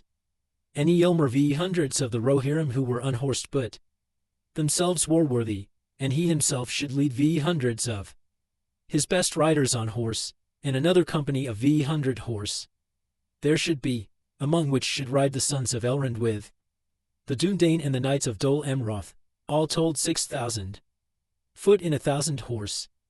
But the main strength of the Rohirrim that remained horsed and able to GHT, some 3,000 under the command of Elfhelm, should waylay the west road against the enemy that was in Anarion, and at once swift riders were sent out to gather what news they could northwards and eastwards from Osgiliath and the road to Minas Morgul. And when they had reckoned up all their strength and taken thought for the journeys they should make and the roads they should choose, Imrahil suddenly laughed aloud. "Surely," he cried, "this is the greatest jest in all the history of Gondor, that we should ride with 7,000, scarce as many as the vanguard of its army in the days of its power, to assail the mountains and the impenetrable gate of the Black Land. So might a child threaten a mail-clad knight with a bough of string in green willow. If the Dark Lord knows so much as you say, Mithrandir, will he not rather smile than fear, and with his little anger crush us like a Y that tries to sting him? No, he will try to trap the Y and take the sting," said Gandalf. "And there are names among us that are worth more than 1,000 mail-clad knights apiece. No, he will not smile." "Neither shall we," said Aragorn. "If this be jest, then it is too bitter for laughter. Nay, it is the last move in a great jeopardy, and for one side or the other it will bring the end of the game." Then he drew Anduril and held it up glittering in the sun. "You shall not be sheathed again until the last battle is fought," he said. Chapter 10. The Black Gate opens. 2 days later the army of the west was all assembled on the Pelennor. The host of orcs and easterlings had turned back out of Anarion, but harried and scattered by the Rohirrim they had broken Ndidi with Littleting towards Caer Endrys, and with that threat destroyed and new strength arriving out of the south the city was as well manned as might be.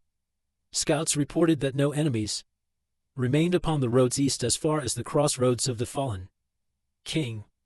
All now was ready for the last throw. Legolas and Gimli were to ride again together in the company of Aragorn and Gandalf, who went in the van with the Dúnedain and the sons of Elrond. But Merry to his shame was not to go with them. "You are not for such a journey," said Aragorn. "But do not be ashamed. If you do no more in this war, you have already earned great honor. Peregrine shall go and represent the Shire folk, and do not grudge him his chance of peril, for though he has done as well as his fortune allowed him, he has yet to match your deed. But in truth all now are in like danger, though it may be our part to end a bitter end before the gate of Mordor. If we do so, then you will come also to a last stand, either here or wherever the black tide overtakes you. Farewell." And so despondently Merry now stood and watched the mustering of the army. Virgil was with him, and he also was downcast, for his father was to march leading a company of the men of the city. He could not rejoin the guard until his case was judged. In that same company Pippin was also to go, as a soldier of Gondor. Merry could see him not far off, a small but upright figure among the tall men of Minas Tirith. At last the trumpets rang and the army began to move. Troop by troop, and company by company, they wheeled and went off east ward. And long after they had passed away out of sight down the great road to the causeway, Merry stood there. The last glint of the morning sun on spear and helm twinkled and was lost, and still he remained with bowed head and heavy heart, feeling friendless and alone. Everyone that he cared for had gone away into the gloom that hung over the distant eastern sky, and little hope at all was left in his heart that he would ever see any of them again. As if recalled by his mood of despair, the pain in his arm returned, and he felt weak and old, and the sunlight seemed thin. He was roused by the touch of Birgil's hand. "Come, Master Perion," said the lad. "You are still in pain, I see. I will help you back to the healers. But do not fear. They will come back. The men of Minas Tirith will never be overcome. And now they have the Lord Elfstone, and Bergond of the Guard too." Ere noon the army came to Osgiliath. There all the workers and craftsmen that could be spared were busy. Some were strengthening the ferries and boat bridges that the enemy had made and in part destroyed when they Some gathered stores and booty, and others, on the eastern side across the river, were throwing up hasty works of defense. The vanguard passed on through the ruins of old Gondor, and over the wide river, and on up the long straight road that in the high days had been made to run from the fair tower of the sun to the tall tower of the moon, which now was Minas Morgul in its accursed vale. 5 miles beyond Osgiliath they halted, ending their RST days' march. But the horsemen pressed on, and ere evening they came to the crossroads in the great ring of trees, and all was silent.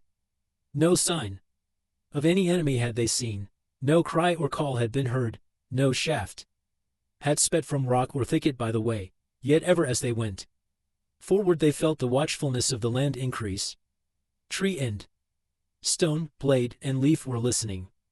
The darkness had been dispelled, and far away westward sunset was on the vale of Anduin, and the white peaks of the mountains blushed in the blue air, but a shadow and a gloom brooded upon the Elduith.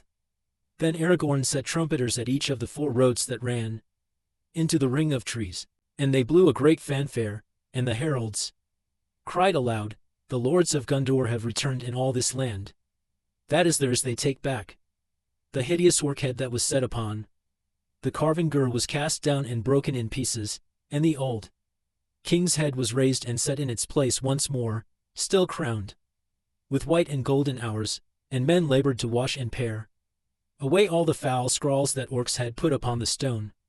Now in their debate some had counseled that Minas Morgul should RST be assailed, and if they might take it, it should be utterly destroyed.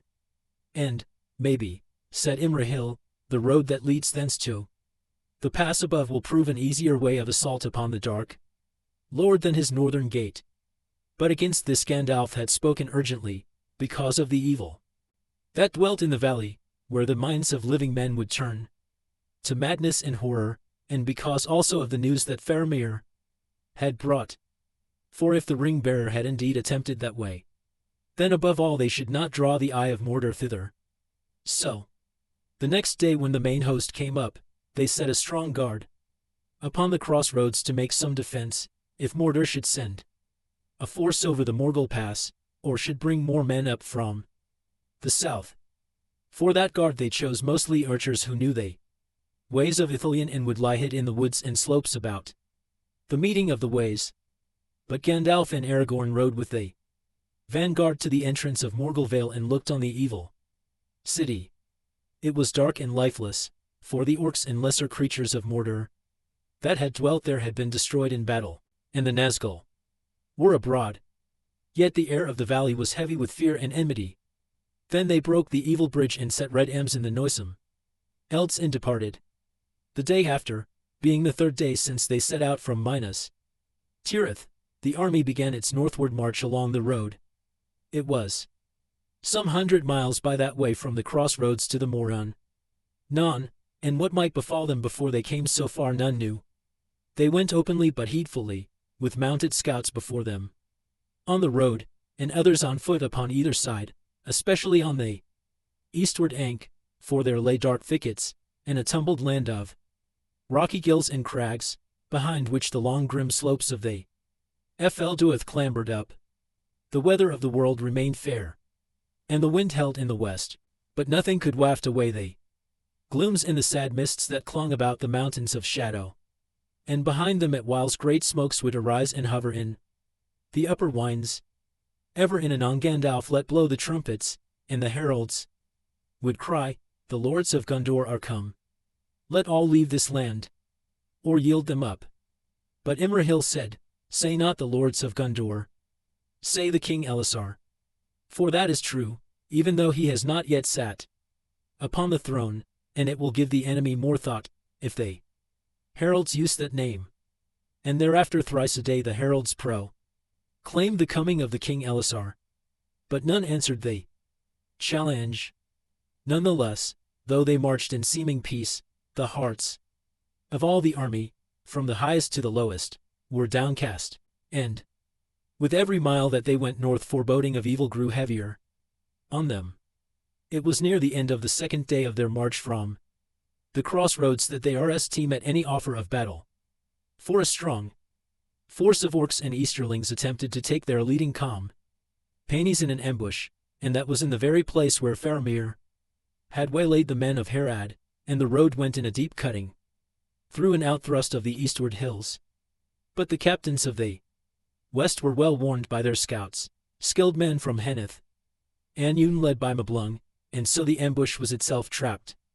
4 horsemen went wide about westward and came up on the ank of the enemy in from behind, and they were destroyed or driven east into the hills. But the victory did little to enharden the captains.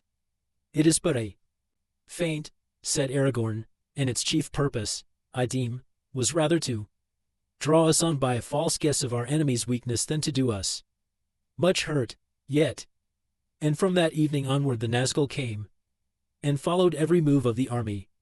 They still you high and out of sight of all save Legolas, and yet their presence could be felt as a deepening of shadow and a dimming of the sun, and though they ring-wraiths did not yet stoop low upon their foes and were silent, uttering no cry, the dread of them could not be shaken off. So time and the hopeless journey wore away. Upon the 4th day, from the crossroads, and the 6th from Minas Tirith, they came at last to the end of the living lands, and began to pass into the desolation that lay before the gates of the pass of Cirith Gorger, and they could descry the marshes and the desert that stretched north and west to the Iman Mule. So desolate were those places, and so deep the horror that lay on them, that some of the host were unmanned, and they could neither walk nor ride further north. Aragorn looked at them, and there was pity in his eyes rather than wrath, for these were young men from Rohan, from Westfold far away, or husbandmen from Losaranch, and to them Mordor had been from childhood a name of evil, and yet unreal, a legend that had no part in their simple life, and now they walked like men in a hideous dream made true, and they understood not this war nor why fate should lead them to such a pass. "Go," said Aragorn, "but keep what honor you may, and do not run. And there is a task which you may attempt, and so be not wholly shamed. Take your way southwest till you come to Caer Endrys, and if that is still held by enemies, as I think, then retake it, if you can, and hold it to the last in defense of Gondor and Rohan." Then some, being shamed by his mercy, overcame their fear and went on, and the others took new hope, hearing of a manful deed within their measure that they could turn to, and they departed. And so, since many men had already been left at the crossroads, it was with less than 6,000 that the captains of the West came at last to challenge the Black Gate and the might of Mordor.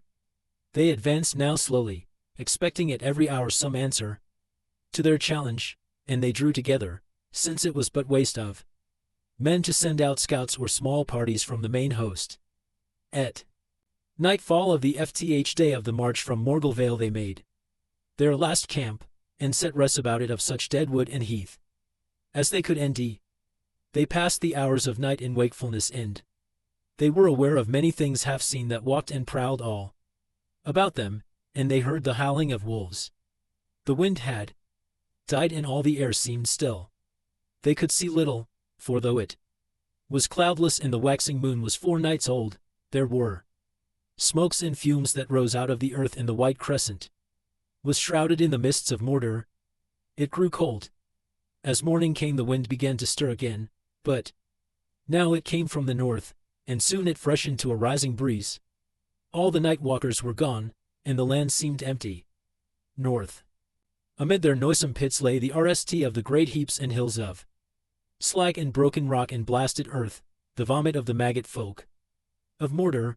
But south and now near loomed the great rampart of Cirith Gorger, and the Black Gate amidmost, and the 2 towers of the Teeth, tall and dark upon either side. For in their last march, the captains had turned away from the old road as it bent east, and avoided the peril of the lurking hills, and so now they were approaching the Morannon from the northwest, even as Frodo had done. The 2 vast iron doors of the Black Gate under its frowning arch were fast closed. Upon the battlement nothing could be seen. All was silent but watchful. They were come to the last end of their folly, and stood forlorn and chill in the grey light of early day before towers and walls which their army could not assault with hope, not even if it had brought thither engines of great power, and the enemy had no more force than would suffice for the manning of the gate and wall alone.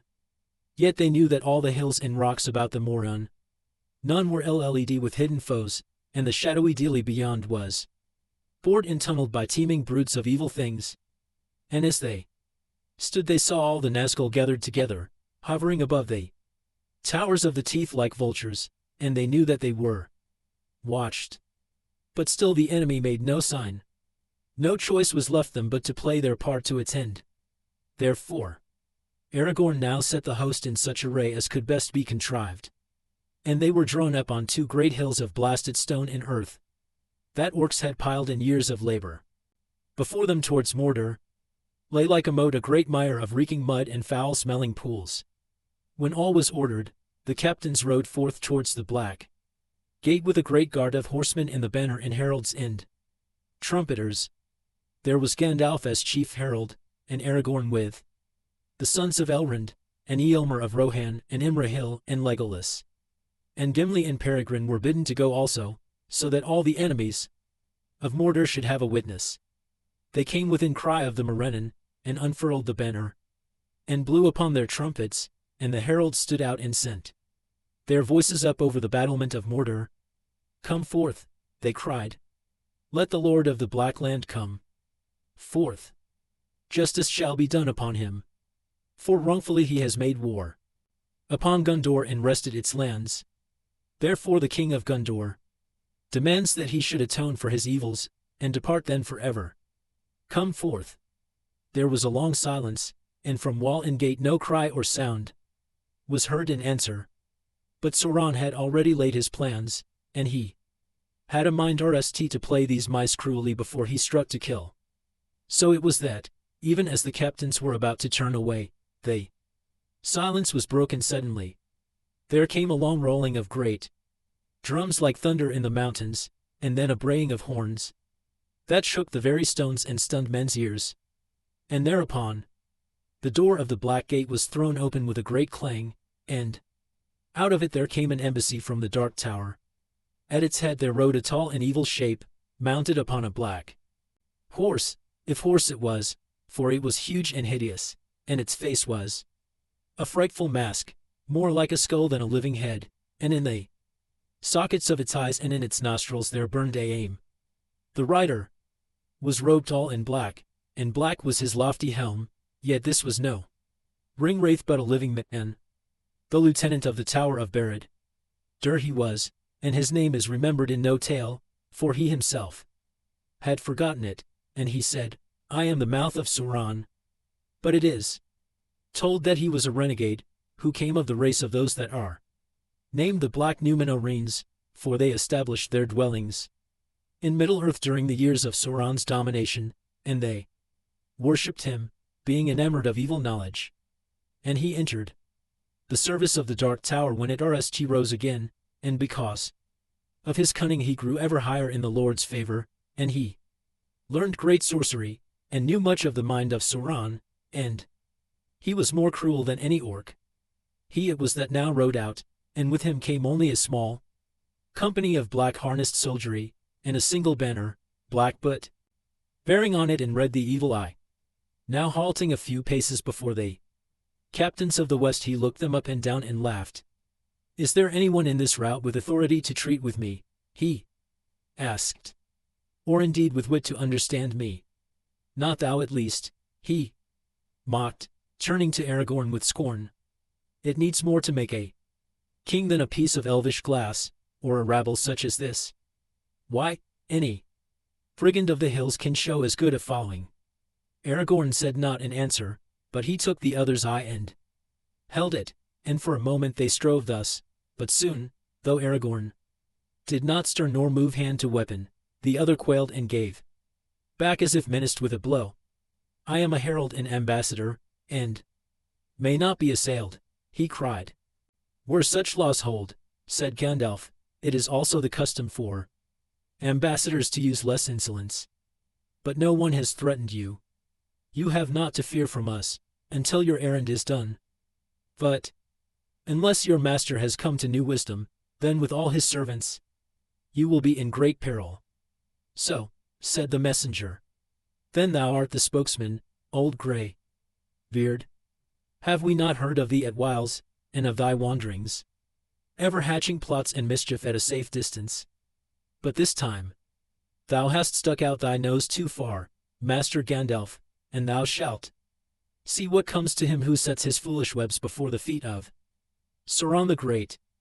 I have tokens that I was bidden to show to thee in especial, if thou shouldst dare to come. He signed to one of his guards, and he came forward bearing a bundle swathed in black cloths. The messenger put these aside, and there to the wonder and dismay of all the captains he held up the short sword that Sam had carried, and next a grey cloak with an elven brooch, and last the coat of mithril mail that Frodo had worn wrapped in his tattered garments. A blackness came before their eyes, and it seemed to them, in a moment of silence, that the world stood still, but their hearts were dead and their last hope gone. Pippin, who stood behind Prince Imrahil, sprang forward with a cry of grief. Silence, said Gandalf sternly, thrusting him back, but the messenger laughed aloud. So you have yet another of these imps with you, he cried. What use you endy in them I cannot guess, but to send them as spies into Mordor is beyond even your accustomed folly. Still, I thank him, for it is plain that this brat at least has seen these tokens before, and it would be vain for you to deny them now. I do not wish to deny them, said Gandalf. Indeed, I know them, all in all their history, and despite your scorn, foul mouth of Sauron, you cannot say as much. But why do you bring them here? Dwarf coat, elf cloak, blade of the downfallen west, and spy from the little ratland of the Shire. Nay, do not start. We know it well. Here are the marks of a conspiracy. Now, maybe he that bore these things was a creature that you would not grieve to lose, and maybe otherwise, one dear to you, perhaps. If so, take swift counsel with what little wit is left to you. For Sauron does not love spies, and what his fate shall be depends now on your choice. No one answered him, but he saw their faces gray with fear and the horror in their eyes, and he laughed again, for it seemed to him that his sport went well. Good, good, he said. He was dear to you, I see. Or else his errand was one that you did not wish to fail.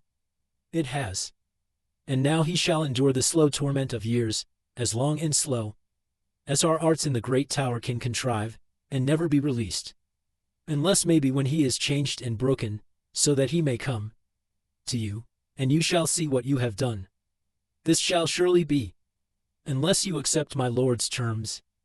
Name the terms, said Gandalf steadily, but those nearby saw the anguish in his face, and now he seemed an old and wizened man, crushed, defeated at last. They did not doubt that he would accept. These are the terms, said the messenger, and smiled as he eyed them one by one. The rabble of Gondor and its deluded allies shall withdraw at once beyond the Anduin, RST, taking oaths never again to assail Sauron the Great in arms, open or secret.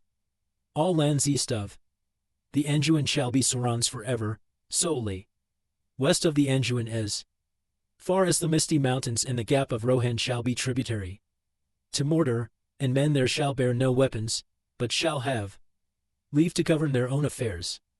But they shall help to rebuild Isengard, which they have wantonly destroyed, and that shall be Sauron's.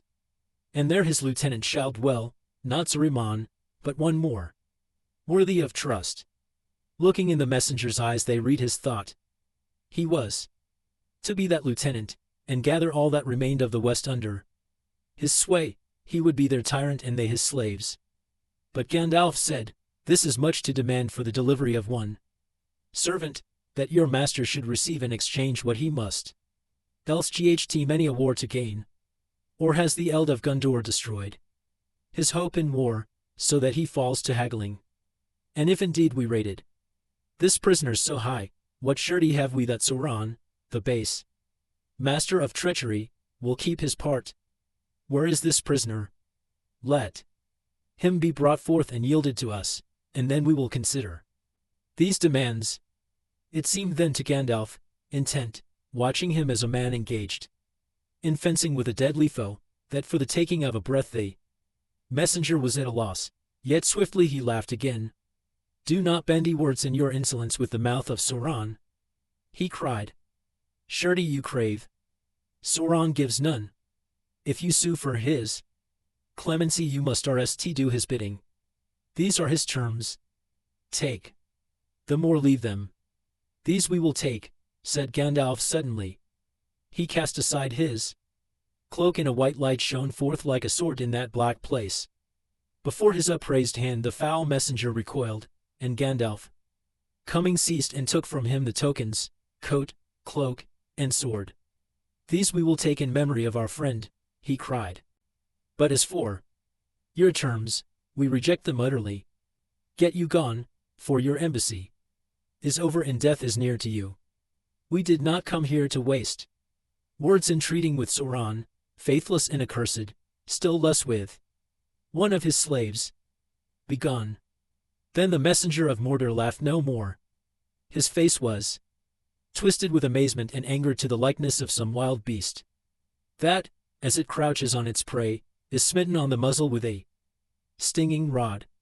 Rage led him, and his mouth slavered, and shapeless sounds of fury came strangling from his throat.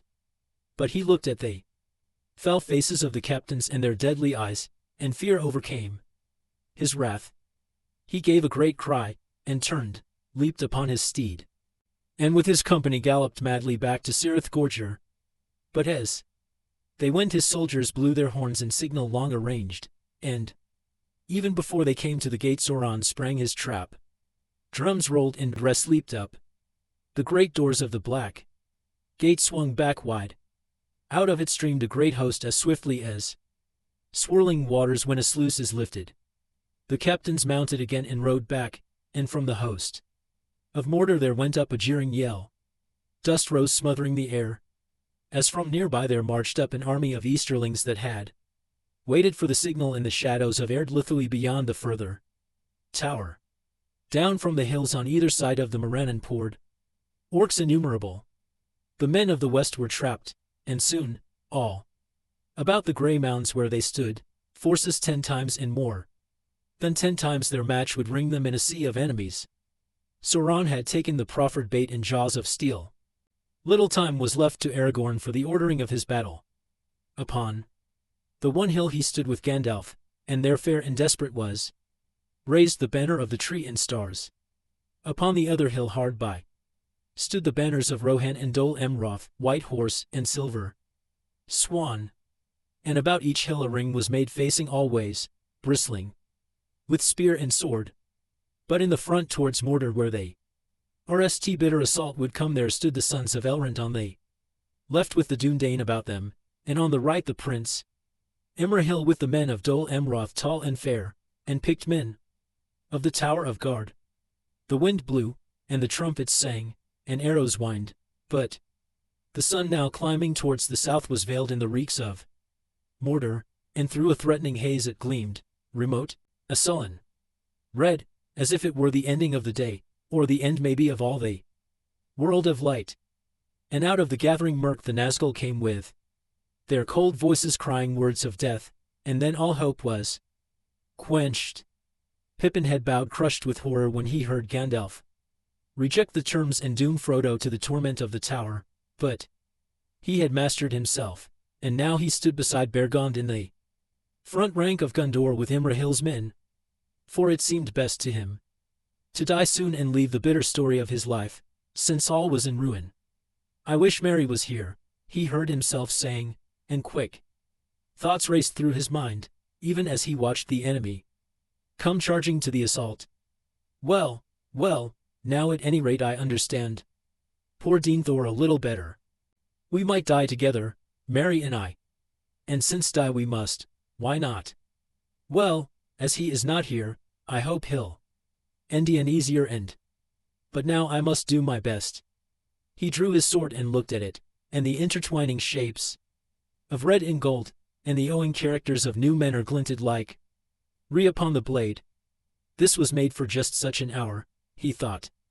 If only I could smite that foul messenger with it, then almost I should draw level with old Mary. Well, I'll smite some of this beastly brood before the end. I wish I could see cool sunlight and green grass again. Then even as he thought these things, the RST assault crashed into them. The orcs, hindered by the mires that lay before the hills, halted and poured their arrows into the defending ranks. But through them there came striding up, roaring like beasts, a great company of hill trolls out of Gorgoroth. Taller and broader than men they were, and they were clad only in close-fitting mesh of horny scales, or maybe that was their hideous hide, but they bore round bucklers huge and black and wielded heavy hammers in their knotted hands. Reckless, they sprang into the pools and waded across, bellowing as they came. Like a storm they broke upon the line of the men of Gondor, and beat upon helm and head and arm and shield, as smiths hewing the hot bending iron. At Pippin's side Bergond was stunned and overborne, and he fell, and the great troll chief that smote him down bent over him, reaching out a clutching claw, for these fell creatures would bite the throats of those that they threw down. Then Pippin stabbed upwards, and the ridden blade of Wester this pierced through the hide and went deep into the vitals of the troll, and his black blood came gushing out. He toppled forward and came crashing down like a falling rock, burying those beneath him. Blackness and stench and crushing pain came upon Pippin, and his mind fell away into a great darkness. So it ends as I guessed it would, his thought said, even as it uttered away, and it laughed a little within him ere it almost gay it seemed to be casting off at last all doubt and care and fear. And then even as it winged away into forgetfulness it heard voices, and they seemed to be crying in some forgotten world far above. The eagles are coming. The eagles are coming. For one moment more Pippin's thought hovered. Bilbo, it said. But no. That came in his tale, long, long ago. This is my tale, and it is ended now. Goodbye. And his thought far away, and his eyes saw no more. Book 6. Chapter 1. The Tower of Cirithungol. Sam roused himself painfully from the ground. For a moment he wondered where he was, and then all the misery and despair returned to him. He was in the deep dark outside the undergate of the orcs' stronghold. Its brazen doors were shut. He must have fallen stunned when he hurled himself against them, but how long he had lain there he did not know. Then he had been Henri, desperate and furious. Now he was shivering and cold. He crept to the doors and pressed his ears against them. Far within he could hear faintly the voices of orcs clamoring, but soon they stopped or passed out of hearing, and all was still. His head ached and his eyes saw phantom lights in the darkness, but he struggled to steady himself and think. It was clear at any rate that he had no hope of getting into the orc hold by that gate. He might wait there for days before it was opened, and he could not wait. Time was desperately precious. He no longer had any doubt about his duty. He must rescue his master or perish in the attempt. The perishing is more likely, and will be a lot easier anyway, he said grimly to himself, as he sheathed sting and turned from the brazen doors. Slowly he groped his way back in the dark along the tunnel, not daring to use the elven light, and as he went he tried to tie together the events since Frodo and he had left the crossroads. He wondered what the time was. Somewhere between one day and the next, he supposed, but even of the days he had quite lost count. He was in a land of darkness where the days of the world seemed forgotten, and where all who entered were forgotten too. I wonder if they think of us at all, he said, and what is happening to them all away there. He waved his hand vaguely in the air before him, but he was in fact now facing southwards, as he came back to Shalob's tunnel, not west. Out westward in the world it was drawing to noon upon the 14th day of March in the Shire reckoning, and even now Aragorn was leading the Blackheat from Pelargir, and Merry was riding with the Rohirrim down the Stonewain Valley, while in Minas Tirith Thames were rising and Pippin watched the madness grow in the eyes of Dean Thor. Yet amid all their cares and fear thoughts of their friends turned constantly to Frodo and Sam. They were not forgotten. But they were far beyond aid, and no thought could yet bring any help to Samwise Hamfast's son. He was utterly alone. He came back at last to the stone door of the Orc passage, and, still unable to discover the catch or bolt that held it, he scrambled over as before and dropped softly to the ground. Then he made his way stealthily to the outlet of Shelob's tunnel, where the rags of her great web were still blowing and swaying in the cold airs. For cold they seemed to Sam after the noisome darkness behind, but the breath of them revived him. He crept cautiously out. All was ominously quiet. The light was no more than that of dusk at a dark day's end. The vast vapors that arose in Mordor and went streaming westward past low overhead, a great welter of cloud and smoke now lit again beneath with a sullen glow of red. Sam looked up towards the Orc Tower, and suddenly from its NAR row windows lights stared out like small red eyes. He wondered if they were some signal. His fear of the Orcs, forgotten for a while in his wrath and desperation, now returned. As far as he could see, there was only one possible course for him to take. He must go on and try to enter the main entrance to the dreadful tower, but his knees felt weak, and he found that he was trembling. Drawing his eyes down from the tower in the horns of the cleft before him, he forced his unwilling feet to obey him, and slowly, listening with all his ears, peering into the dense shadows of the rocks beside the way, he retraced his steps, past the place where Frodo fell, and still the stench of Shelob lingered, and then on and up, until he stood again in the very cleft where he had put on the ring and seen Shagrat's company go by. There he halted and sat down. For the moment he could drive himself no further. He felt that if once he went beyond the crown of the pass and took one step veritably down into the land of Mordor, that step would be irrevocable. He could never come back. Without any clear purpose he drew out the ring and put it on again. Immediately he felt the great burden of its weight, and felt afresh, but now more strong and urgent than ever, the malice of the Eye of Mordor, searching, trying to pierce the shadows that it had made for its own defense, but which now hindered it in its unquiet and doubt. As before, Sam found that his hearing was sharpened, but that to his sight the things of this world seemed thin and vague. The rocky walls of the path were pale, as if seen through a mist, but still at a distance he heard the bubbling of Shelob in her misery, and harsh and clear, and very close it seemed, he heard cries and the clash of metal. He sprang to his feet, and pressed himself against the wall beside the road. He was glad of the ring, for here was yet another company of orcs on the march. Or so at rst he thought. Then, suddenly he realized that it was not so. His hearing had deceived him. The orc cries came from the tower, whose topmost horn was now right above him, on the left hand of the cleft. Sam shuddered and tried to force himself to move. There was plainly some devilry going on. Perhaps in spite of all orders the cruelty of the orcs had mastered them, and they were tormenting Frodo, or even savagely hacking him to pieces. He listened, and as he did so a gleam of hope came to him. There could not be much doubt. There was sting in the tower. The orcs must be at war among themselves. Shagrat and Gorbag had come to blows.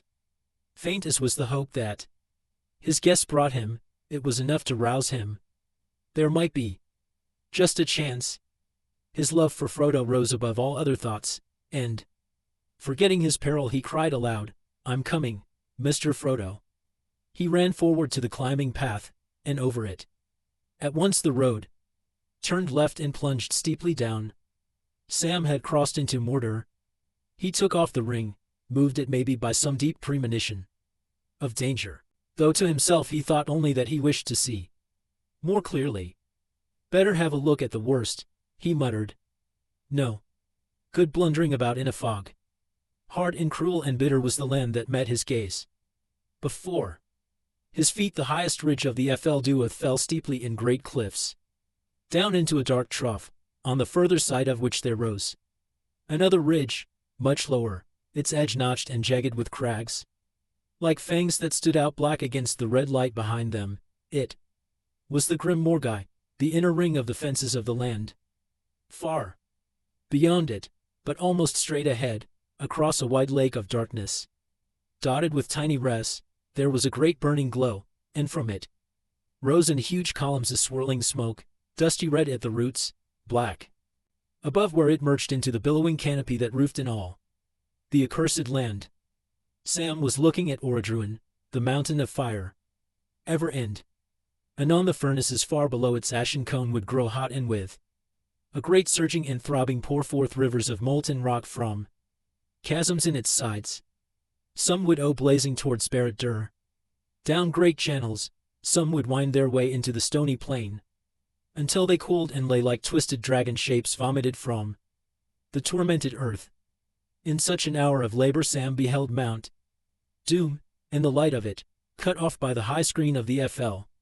Doeth from those who climbed up the path from the west, now glared against the stark rock faces, so that they seemed to be drenched with blood.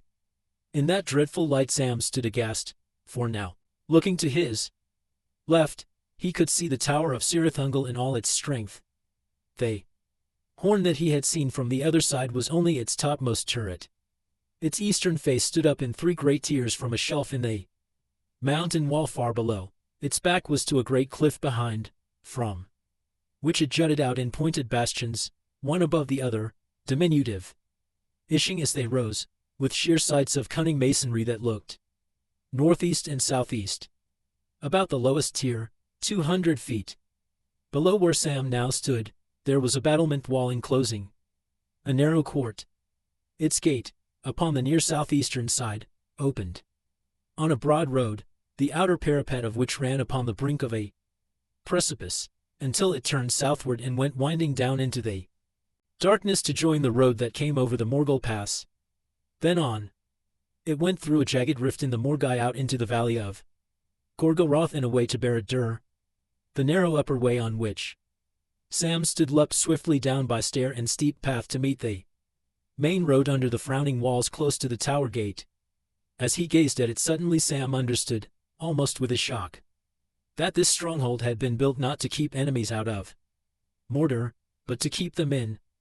It was indeed one of the works of Gondor long ago, an eastern outpost of the defenses of Ithilien, made when, after the last alliance, men of Western Es kept watch on the evil land of Sauron where his creatures still lurked.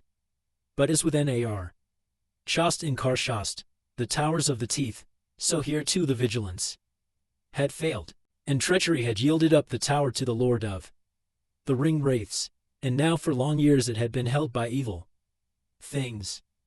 Since his return to Mordor, Sauron had found it useful, for he had few servants but many slaves of fear, and still its chief purpose, as of old, was to prevent escape from Mordor.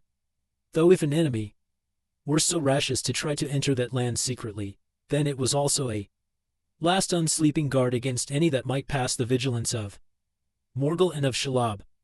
Only too clearly Sam saw how helpless it would be for him to creep down under those many-eyed walls and pass the watchful gate. And even if he did so, he could not go far on the guarded road. Beyond, not even the black shadows, lying deep where the red glow could not reach, would shield him long from the night-eyed orcs.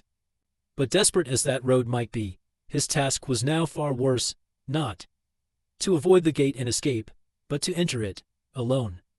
His thought turned to the ring, but there was no comfort there, only dread and danger. No sooner had he come in sight of Mount Doom, burning far away, than he was aware of a change in his burden. As it drew near the great furnaces where, in the deeps of time, it had been shaped and forged, the ring's power grew, and it became more fell, untamable save by some mighty will.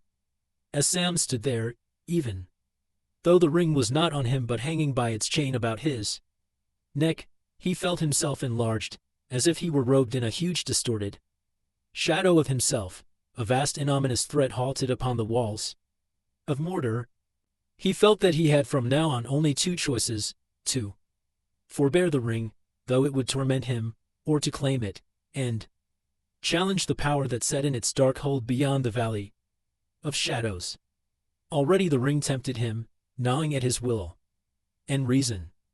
Wild fantasies arose in his mind, and he saw Samwise, the strong hero of the age, striding with a hemming sword across the darkened land, and armies hawking to his call as he marched to the overthrow of Barad-dûr.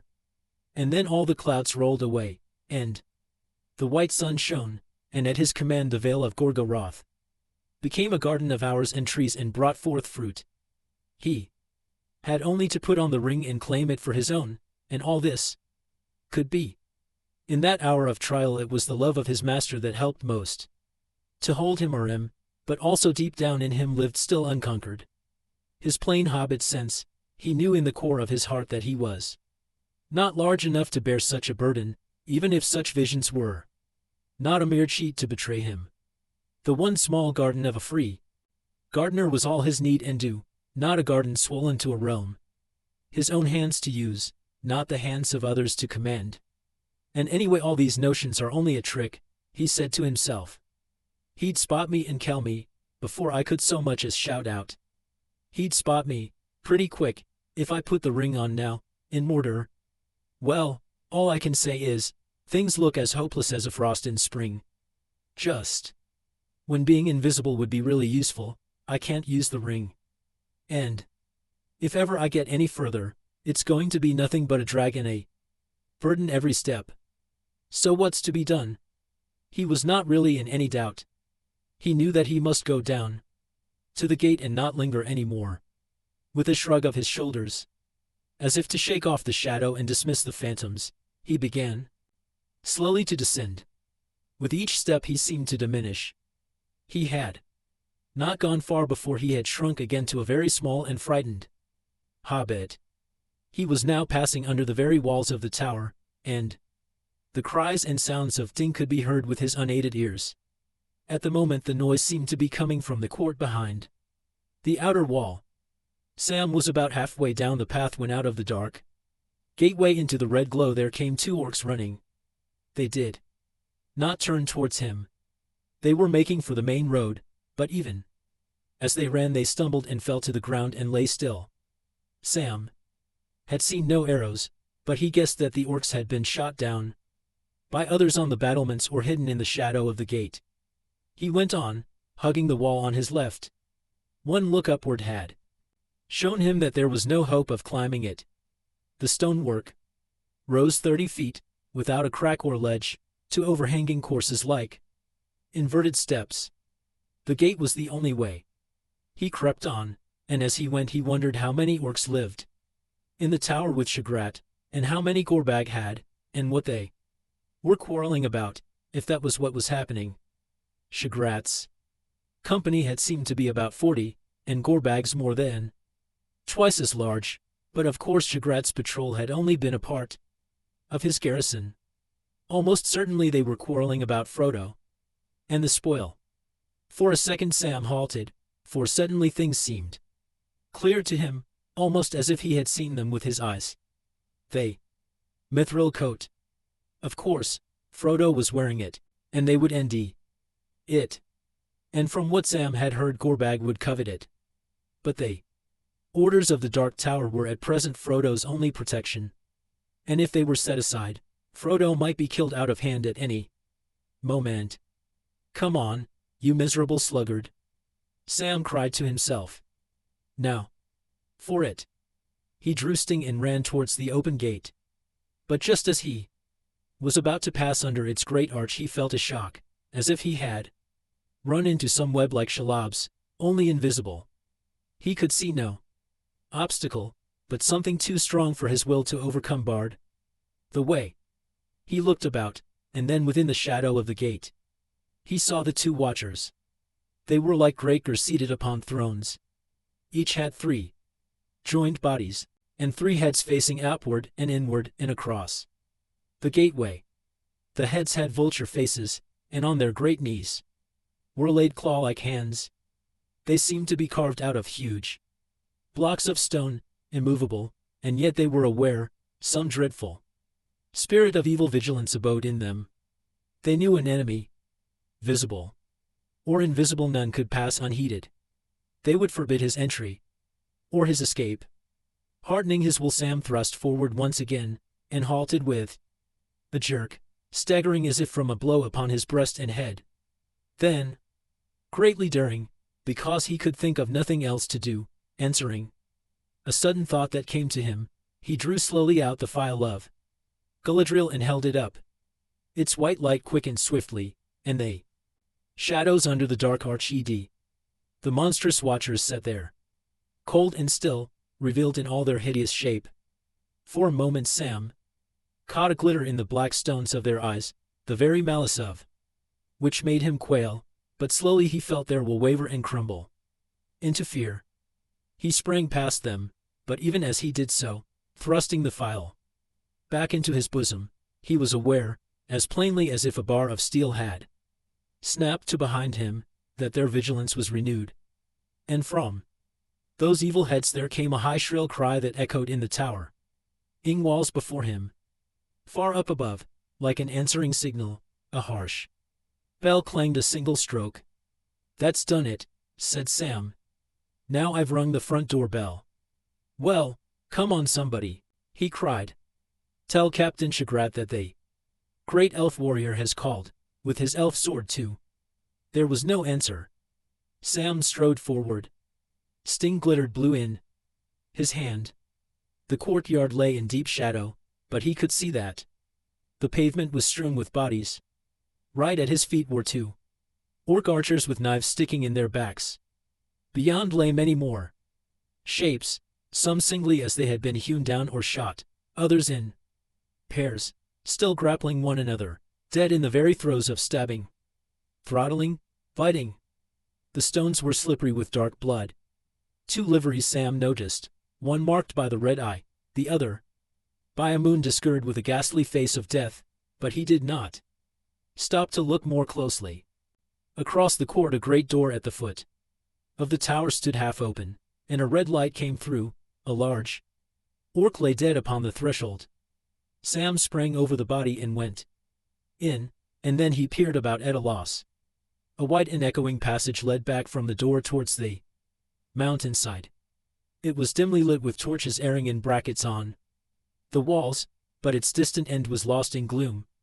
Many doors and openings could be seen on this side and that, but it was empty save for 2 or 3 more bodies sprawling on the oar. From what he had heard of the captain's talk, Sam knew that, dead or alive, Frodo would most likely be found in a chamber high up in the turret far above, but he might search for a day before he found the way. "It'll be near the back, I guess," Sam muttered. "The whole tower climbs backwards like, and anyway I'd better follow these lights." He advanced down the passage, but slowly now, each step more reluctant. Terror was beginning to grip him again. There was no sound save the rap of his feet, which seemed to grow to an echoing noise, like the slapping of great hands upon the stones. The dead bodies, the emptiness, the dank black walls that in the torchlight seemed to drip with blood, the fear of sudden death lurking in door way or shadow, and behind all his mind the waiting watchful malice at the gate. It was almost more than he could screw himself to face.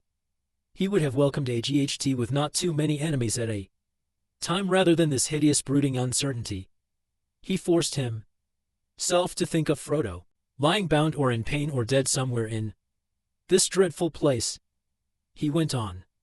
He had passed beyond the torchlight, almost to a great arched door at the end of the passage, the inner side of the undergate, as he rightly guessed, when there came from high above a dreadful, choking shriek.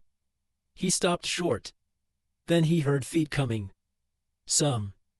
One was running in great haste down an echoing stairway overhead.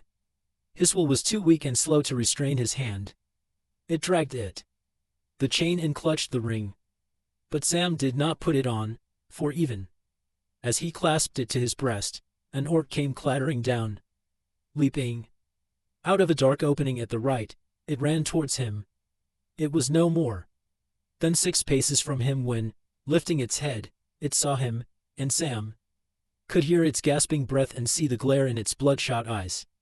It stopped short aghast, for what it saw was not a small frightened hobbit trying to hold a steady sword. It saw a great silent shape, cloaked in a gray shadow, looming against the wavering light behind. In one hand it held a sword, the very light of which was a bitter pain. The other was clutched at its breast, but held concealed some nameless menace of power and doom. For a moment the orc crouched, and then with a hideous yelp of fear it turned NDD back as it had come. Never was any dog more heartened when its enemy turned tail than Sam at this unexpected sight. With a shout he gave chase. Yes. The elf warrior is loose, he cried. I'm coming. Just you. Show me the way up, or I'll skin you. But the orc was in its own haunts, nimble and well-fed. Sam was a stranger, hungry and weary. The stairs were high and steep and winding. Sam's breath began to come in gasps. The orc had soon passed out of sight, and now only faintly could be heard the slapping of its feet as it went on and up. Every now and again it gave a yell, and the echo ran along the walls. But slowly all sound of it died away. Sam plodded on. He felt that he was on the right road, and his spirits had risen a good deal. He thrust the ring away and tightened his belt. Well, well, he said. If only they all take such a dislike to me and my sting, this may turn out better than I hoped. And anyway, it looks as if Shagrat, Gorbag, and company have done nearly all my job for me. Except for that little frightened rat, I do believe there's nobody left alive in the place. And with that he stopped, brought up hard, as if he had hit his head against the stone wall. The full meaning of what he had said struck him like a blow. Nobody left alive. Whose had been that horrible dying shriek? Frodo, Frodo. Master, he cried half sobbing. If they've killed you, what shall I do? Well, I'm coming at last, right to the top, to see what I must. Up, up he went. It was dark save for an occasional torch airing at a turn, or beside some opening that led into the higher levels of the tower. Sam tried to count the steps, but after 200 he lost his reckoning. He was moving quietly now, for he thought that he could hear the sound of voices talking, still some way above. More than one rat remained alive it seemed. All at once, when he felt that he could pump out no more breath, nor force his knees to bend again, the stair ended. He stood still. The voices were now loud and near. Sam peered about. He had climbed right to the roof of the third and highest tier of the tower, an open space, about 20 yards across, with a low parapet. There the stair was covered by a small domed chamber in the midst of the roof, with low doors facing east and west. Eastward Sam could see the plain of Mordor vast and dark below, and the burning mountain far away. A fresh turmoil was surging in its deep wells, and the rivers of Ree blazed so earthily that even at this distance of many miles the light of them lit the tower top with a red glare. Westward the view was blocked by the base of the great turret that stood at the back of this upper court and reared its horn high above the crest of the encircling hills. Light gleamed in a window slit. Its door was not 10 yards from where Sam stood. It was open but dark, and from just within its shadow the voices came. At RST Sam did not listen. He took a pace out of the eastward door and looked about. At once he saw that up here the thing had been Ursest. All the court was choked with dead orcs, or their severed and scattered heads and limbs. The place stank of death. A snarl, followed by a blow and a cry, sent him darting back into hiding. An orc voice rose in anger, and he knew it again at once, harsh, brutal, cold. It was Shagrat speaking, captain of the tower. You won't go again, you say? Curse you, Snaga, you little maggot. If you think I'm so damaged that it's safe to out me, you are mistaken. Come here, and I'll squeeze your eyes out, like I did to Redbug just now. And when some new lads come, I'll deal with you. I'll send you to Shalab. They won't come, not before you are dead anyway, answered Snogga surlily. I've told you twice that Gorbag's swine got to the gate. RST, and none of ours got out. Like Dove and Musgash ran through. But they were shot. I saw it from a window, I tell you. And they were the last. Then you must go. I must stay here anyway. But I'm hurt. They. Black Pits take that LTHY rebel Gorbag. Shagrat's voice trailed off into a string of foul names and curses. I gave him better than I got. But he knifed me, the dung, before I throttled him. You must go. Or I'll eat you. News must get through to Lug Brz, or we'll both be for the Black Pits. Yes, you too. You won't escape by skulking. Here. I'm not going down those stairs again, growled Snogga, be you captain or no? An AR. Keep your hands off your knife, or I'll put an arrow in your guts. You won't be a captain long when they hear about all these goings-on. I fought for the tower against those stinking Morgul rats, but a nice mess you two precious captains have made of things. Ding over the swag. That's enough from you, snarled Shagrat. I had my orders. It was Gorbag started it, trying to pinch that pretty shirt. Well, you put his back up, being so high and mighty. And he had more sense than you anyway. He told you more than once that the most dangerous of these spies was still loose, and you wouldn't listen. And you won't listen now. Gorbag was right, I tell you. There's a creature about, one of those bloody-handed elves, or one of the LTHY Tarks Asterisk keys coming here, I tell you. You heard the bell. He's got past the watchers, and that's Tark's work. He's on the stairs. And until he's off them, I'm not going down. Not if you were a Nazgul. I wouldn't. So that's it, is it? Yelled Shagrat. You'll do this, and you'll not do that. And when he does come, you'll bolt and leave me. No, you won't. I'll put red maggot holes in your belly RST. Out of the turret door the smaller orc came Ying. Behind him came Shagrat, a large orc with long arms that, as he ran crouching, reached to the ground. But one arm hung limp and seemed to be bleeding, the other hugged a large black bundle. In the red glare, Sam, cowering behind the stair door, caught a glimpse of his evil face as it passed. It was scored as if by rending claws and smeared with blood.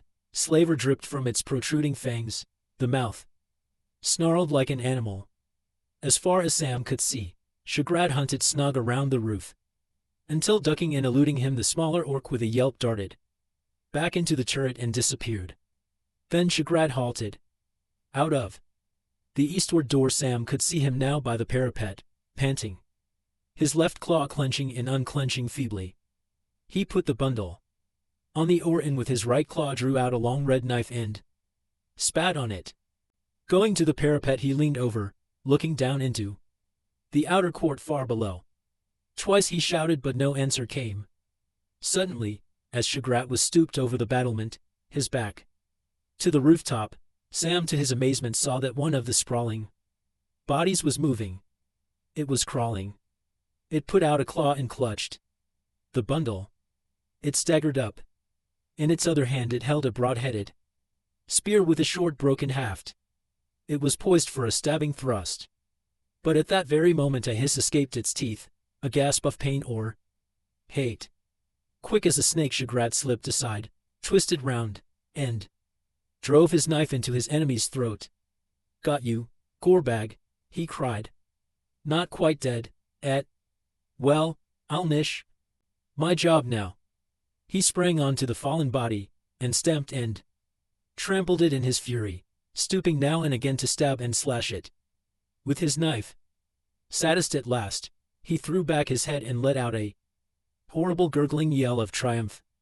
Then he licked his knife, and put it between his teeth, and catching up the bundle he came loping towards the near door of the stairs. Sam had no time to think. He might have slipped out of the other door, but hardly without being seen, and he could not have played hide and seek with this hideous orc for long, He did what was ably the best thing he could have done. He sprang out to meet Shagrat. With a shout. He was no longer holding the ring, but it was there. A hidden power, a cowing menace to the slaves of Mordor, and in his hand was Sting, and its light smote the eyes of the orc like the glitter of cruel stars in the terrible elf countries, the dream of which was a cold fear to all his kind. And Shagrat could not both GHT and keep hold of his treasure. He stopped, growling, baring his fangs. Then once more, orc fashion, he leapt aside, and as Sam sprang at him, using the heavy bundle as both shield and weapon, he thrust it hard into his enemy's face. Sam staggered, and before he could recover, Shagrat darted past and down the stairs. Sam ran after him, cursing, but he did not go far. Soon the thought of Frodo returned to him, and he remembered that the other orc had gone back into the turret. Here was another dreadful choice, and he had no time to ponder it. If Shagrat got away, he would soon get help and come back. But if Sam pursued him, the other orc might do some horrible deed up there. And anyway, Sam might miss Shagrat, or be killed by him. He turned quickly and ran back up the stairs. Wrong again, I expect, he sighed. But it's my job to go right up to the top RST, whatever happens afterwards. Away below, Shagrat went leaping down the stairs and out over the court and through the gate, bearing his precious burden. If Sam could have seen him and known the grief that his escape would bring, he might have quailed. But now his mind was set on the last stage of his search. He came cautiously to the turret door and stepped inside. It opened into darkness. But soon his staring eyes were aware of a dim light at his right hand. It came from an opening that led to another stairway, dark and narrow. It appeared to go winding up the turret along the inside of its round outer wall. A torch was glimmering from somewhere up above. Softly Sam began to climb. He came to the guttering torch, XED, above a door on his left that faced a window slit looking out westward. One of the red eyes that he and Frodo had seen from down below, by the tunnel's mouth. Quickly Sam passed the door and hurried on to the second story, dreading at any moment to be attacked and to feel throttling anger seize his throat from behind. He came next to a window looking east and another torch above the door to a passage through the middle of the turret. The door was open, the passage dark, save for the glimmer of the torch and the red glare from outside, tearing through the window slit. But here the stair stopped and climbed no further. Sam crept into the passage. On either side there was a low door, both were closed and locked. There was no sound at all. A dead end, muttered Sam, and after all my climb, this can't be the top of the tower. But what can I do now? He ran back to the lower story and tried the door. It would not move. He ran up again, and sweat began to trickle down his face. He felt that even minutes were precious, but one by one they escaped. And he could do nothing. He cared no longer for Shagrat or Snaga, or any other orc that was ever spawned. He longed only for his master, for one sight of his face or one touch of his hand. At last, weary and feeling nigh defeated, he sat on a step below the level of the passage over and bowed his head into his hands. It was quiet, horribly quiet. The torch, that was already burning low when he arrived, sputtered and went out, and he felt the darkness cover him like a tide. And then softly, to his own surprise, there at the vain end of his long journey in his grief, moved by what thought in his heart he could not tell, Sam began to sing. His voice sounded thin and quavering in the cold dark tower. The voice of a forlorn and weary hobbit that no listening orc could possibly mistake for the clear song of an elven lord. He murmured old childish tunes out of the Shire, and snatches of Mr. Bilbo's rhymes that came into his mind like eating glimpses of the country of his home. And then suddenly new strength rose in him, and his voice rang out, while words of his own came unbidden to tee the simple tune. In western lands beneath the sun, The hours may rise in spring. The trees may bud, the waters run. The marinches sing. Or there may be 'tis cloudless night, and swaying beaches bare the elven stars as jewels white amid their branching hair. Though here at journey's end I lie, in darkness buried deep, beyond all towers strong and high, beyond all mountains steep, above all shadows rides the sun, and stars forever dwell. I will not say the day is done, nor bid the stars farewell. Beyond all towers strong and high, he began again, and then he stopped short. He thought that he had heard a faint voice answering him, but now he could hear nothing. Yes, he could hear something, but not a voice. Footsteps were approaching. Now a door was being opened quietly in the passage above. The hinges creaked. Sam crouched down listening. The door closed with a dull thud, and then a snarling orc voice rang out. "Hola! You up there, you dunghill rat! Stop your squeaking, or I'll come and deal with you. Do you hear?" There was no answer. "All right," growled Snogga, "but I'll come and have a look at you all the same, and see what you're up to." The hinges creaked again, and Sam, now peering over the corner of the passage threshold, saw a ichor of light in an open doorway, and the dim shape of an orc coming out. He seemed to be carrying a ladder. Suddenly the answer dawned on Sam. The topmost chamber was reached by a trapdoor in the roof of the passage. Snogga thrust the ladder upwards, steadied it, and then clambered out of sight. Sam heard a bolt drawn back. Then he heard the hideous voice speaking again. "You lie quiet, or you'll pay for it. You've not got long to live in peace, I guess, but if you don't want the fun to begin right now, keep your trap shut. See? There's a reminder for you." There was a sound like the crack of a whip. At that rage blazed in Sam's heart to a sudden fury. He sprang up, ran, and went up the ladder like a cat. His head came out in the middle of the door of a large round chamber. A red lamp hung from its roof. The westward window slit was high and dark. Something was lying on the oar by the wall under the window, but over it a black orc shape was straddled. It raised a whip a second time, but the blow never fell. With a cry Sam leapt across the oar, sting in hand.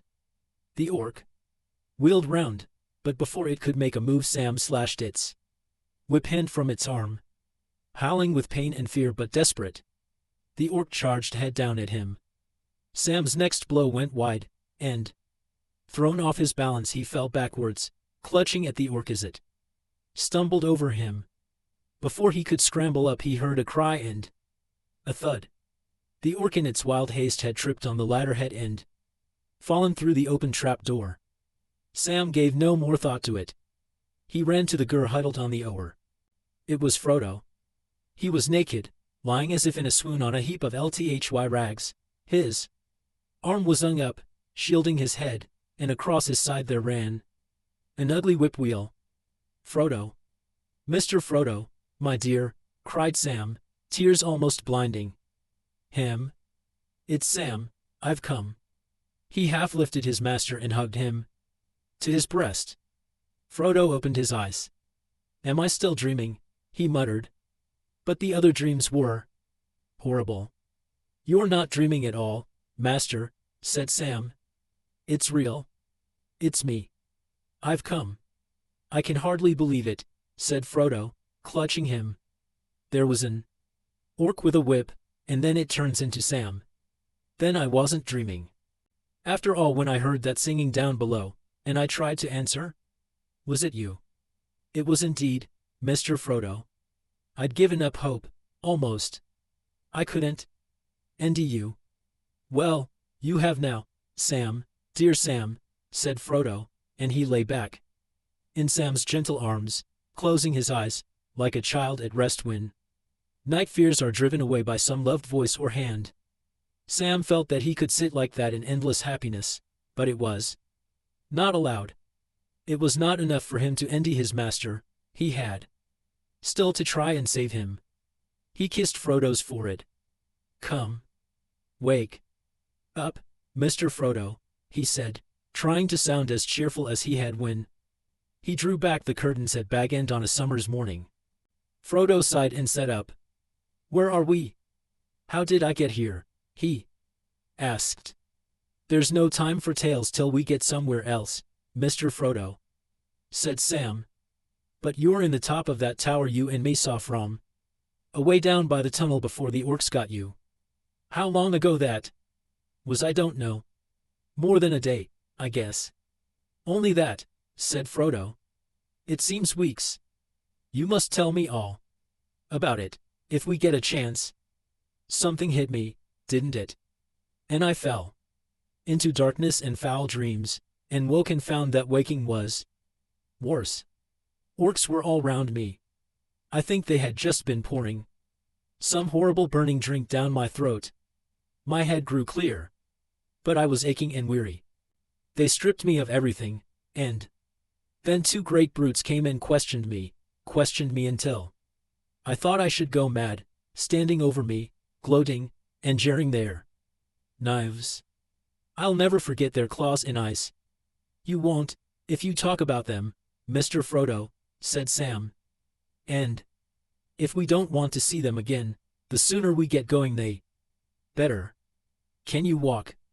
Yes, I can walk, said Frodo, getting up slowly. I am not hurt, Sam. Only I feel very tired, and I've a pain here. He put his hand to the back of his neck above his left shoulder. He stood up, and it looked to Sam as if he was clothed in aim. His naked skin was scarlet in the light of the lamp above. Twice he paced across the over. That's better, he said, his spirits rising a little. I didn't dare to move when I was left alone, or one of the guards came. Until they yelling and thing began. The two big brutes, they quarreled, I think, over me and my things. I lay here tarried. And then all went deadly quiet, and that was worse. Yes, they quarreled, seemingly, said Sam. There must have been a couple of hundred of the dirty creatures in this place. A bit of a tall order for Sam Gamgee, as you might say. But they've done all the killing of themselves. That's lucky, but it's too long to make a song about, till we're out of here. Now what's to be done? You can't go walking in the Black Land in naught but your skin, Mr. Frodo. They've taken everything, Sam, said Frodo. Everything I had. Do you understand? Everything. He cowered on the oar again with bowed head, as his own words brought home to him the fullness of the disaster, and despair overwhelmed him.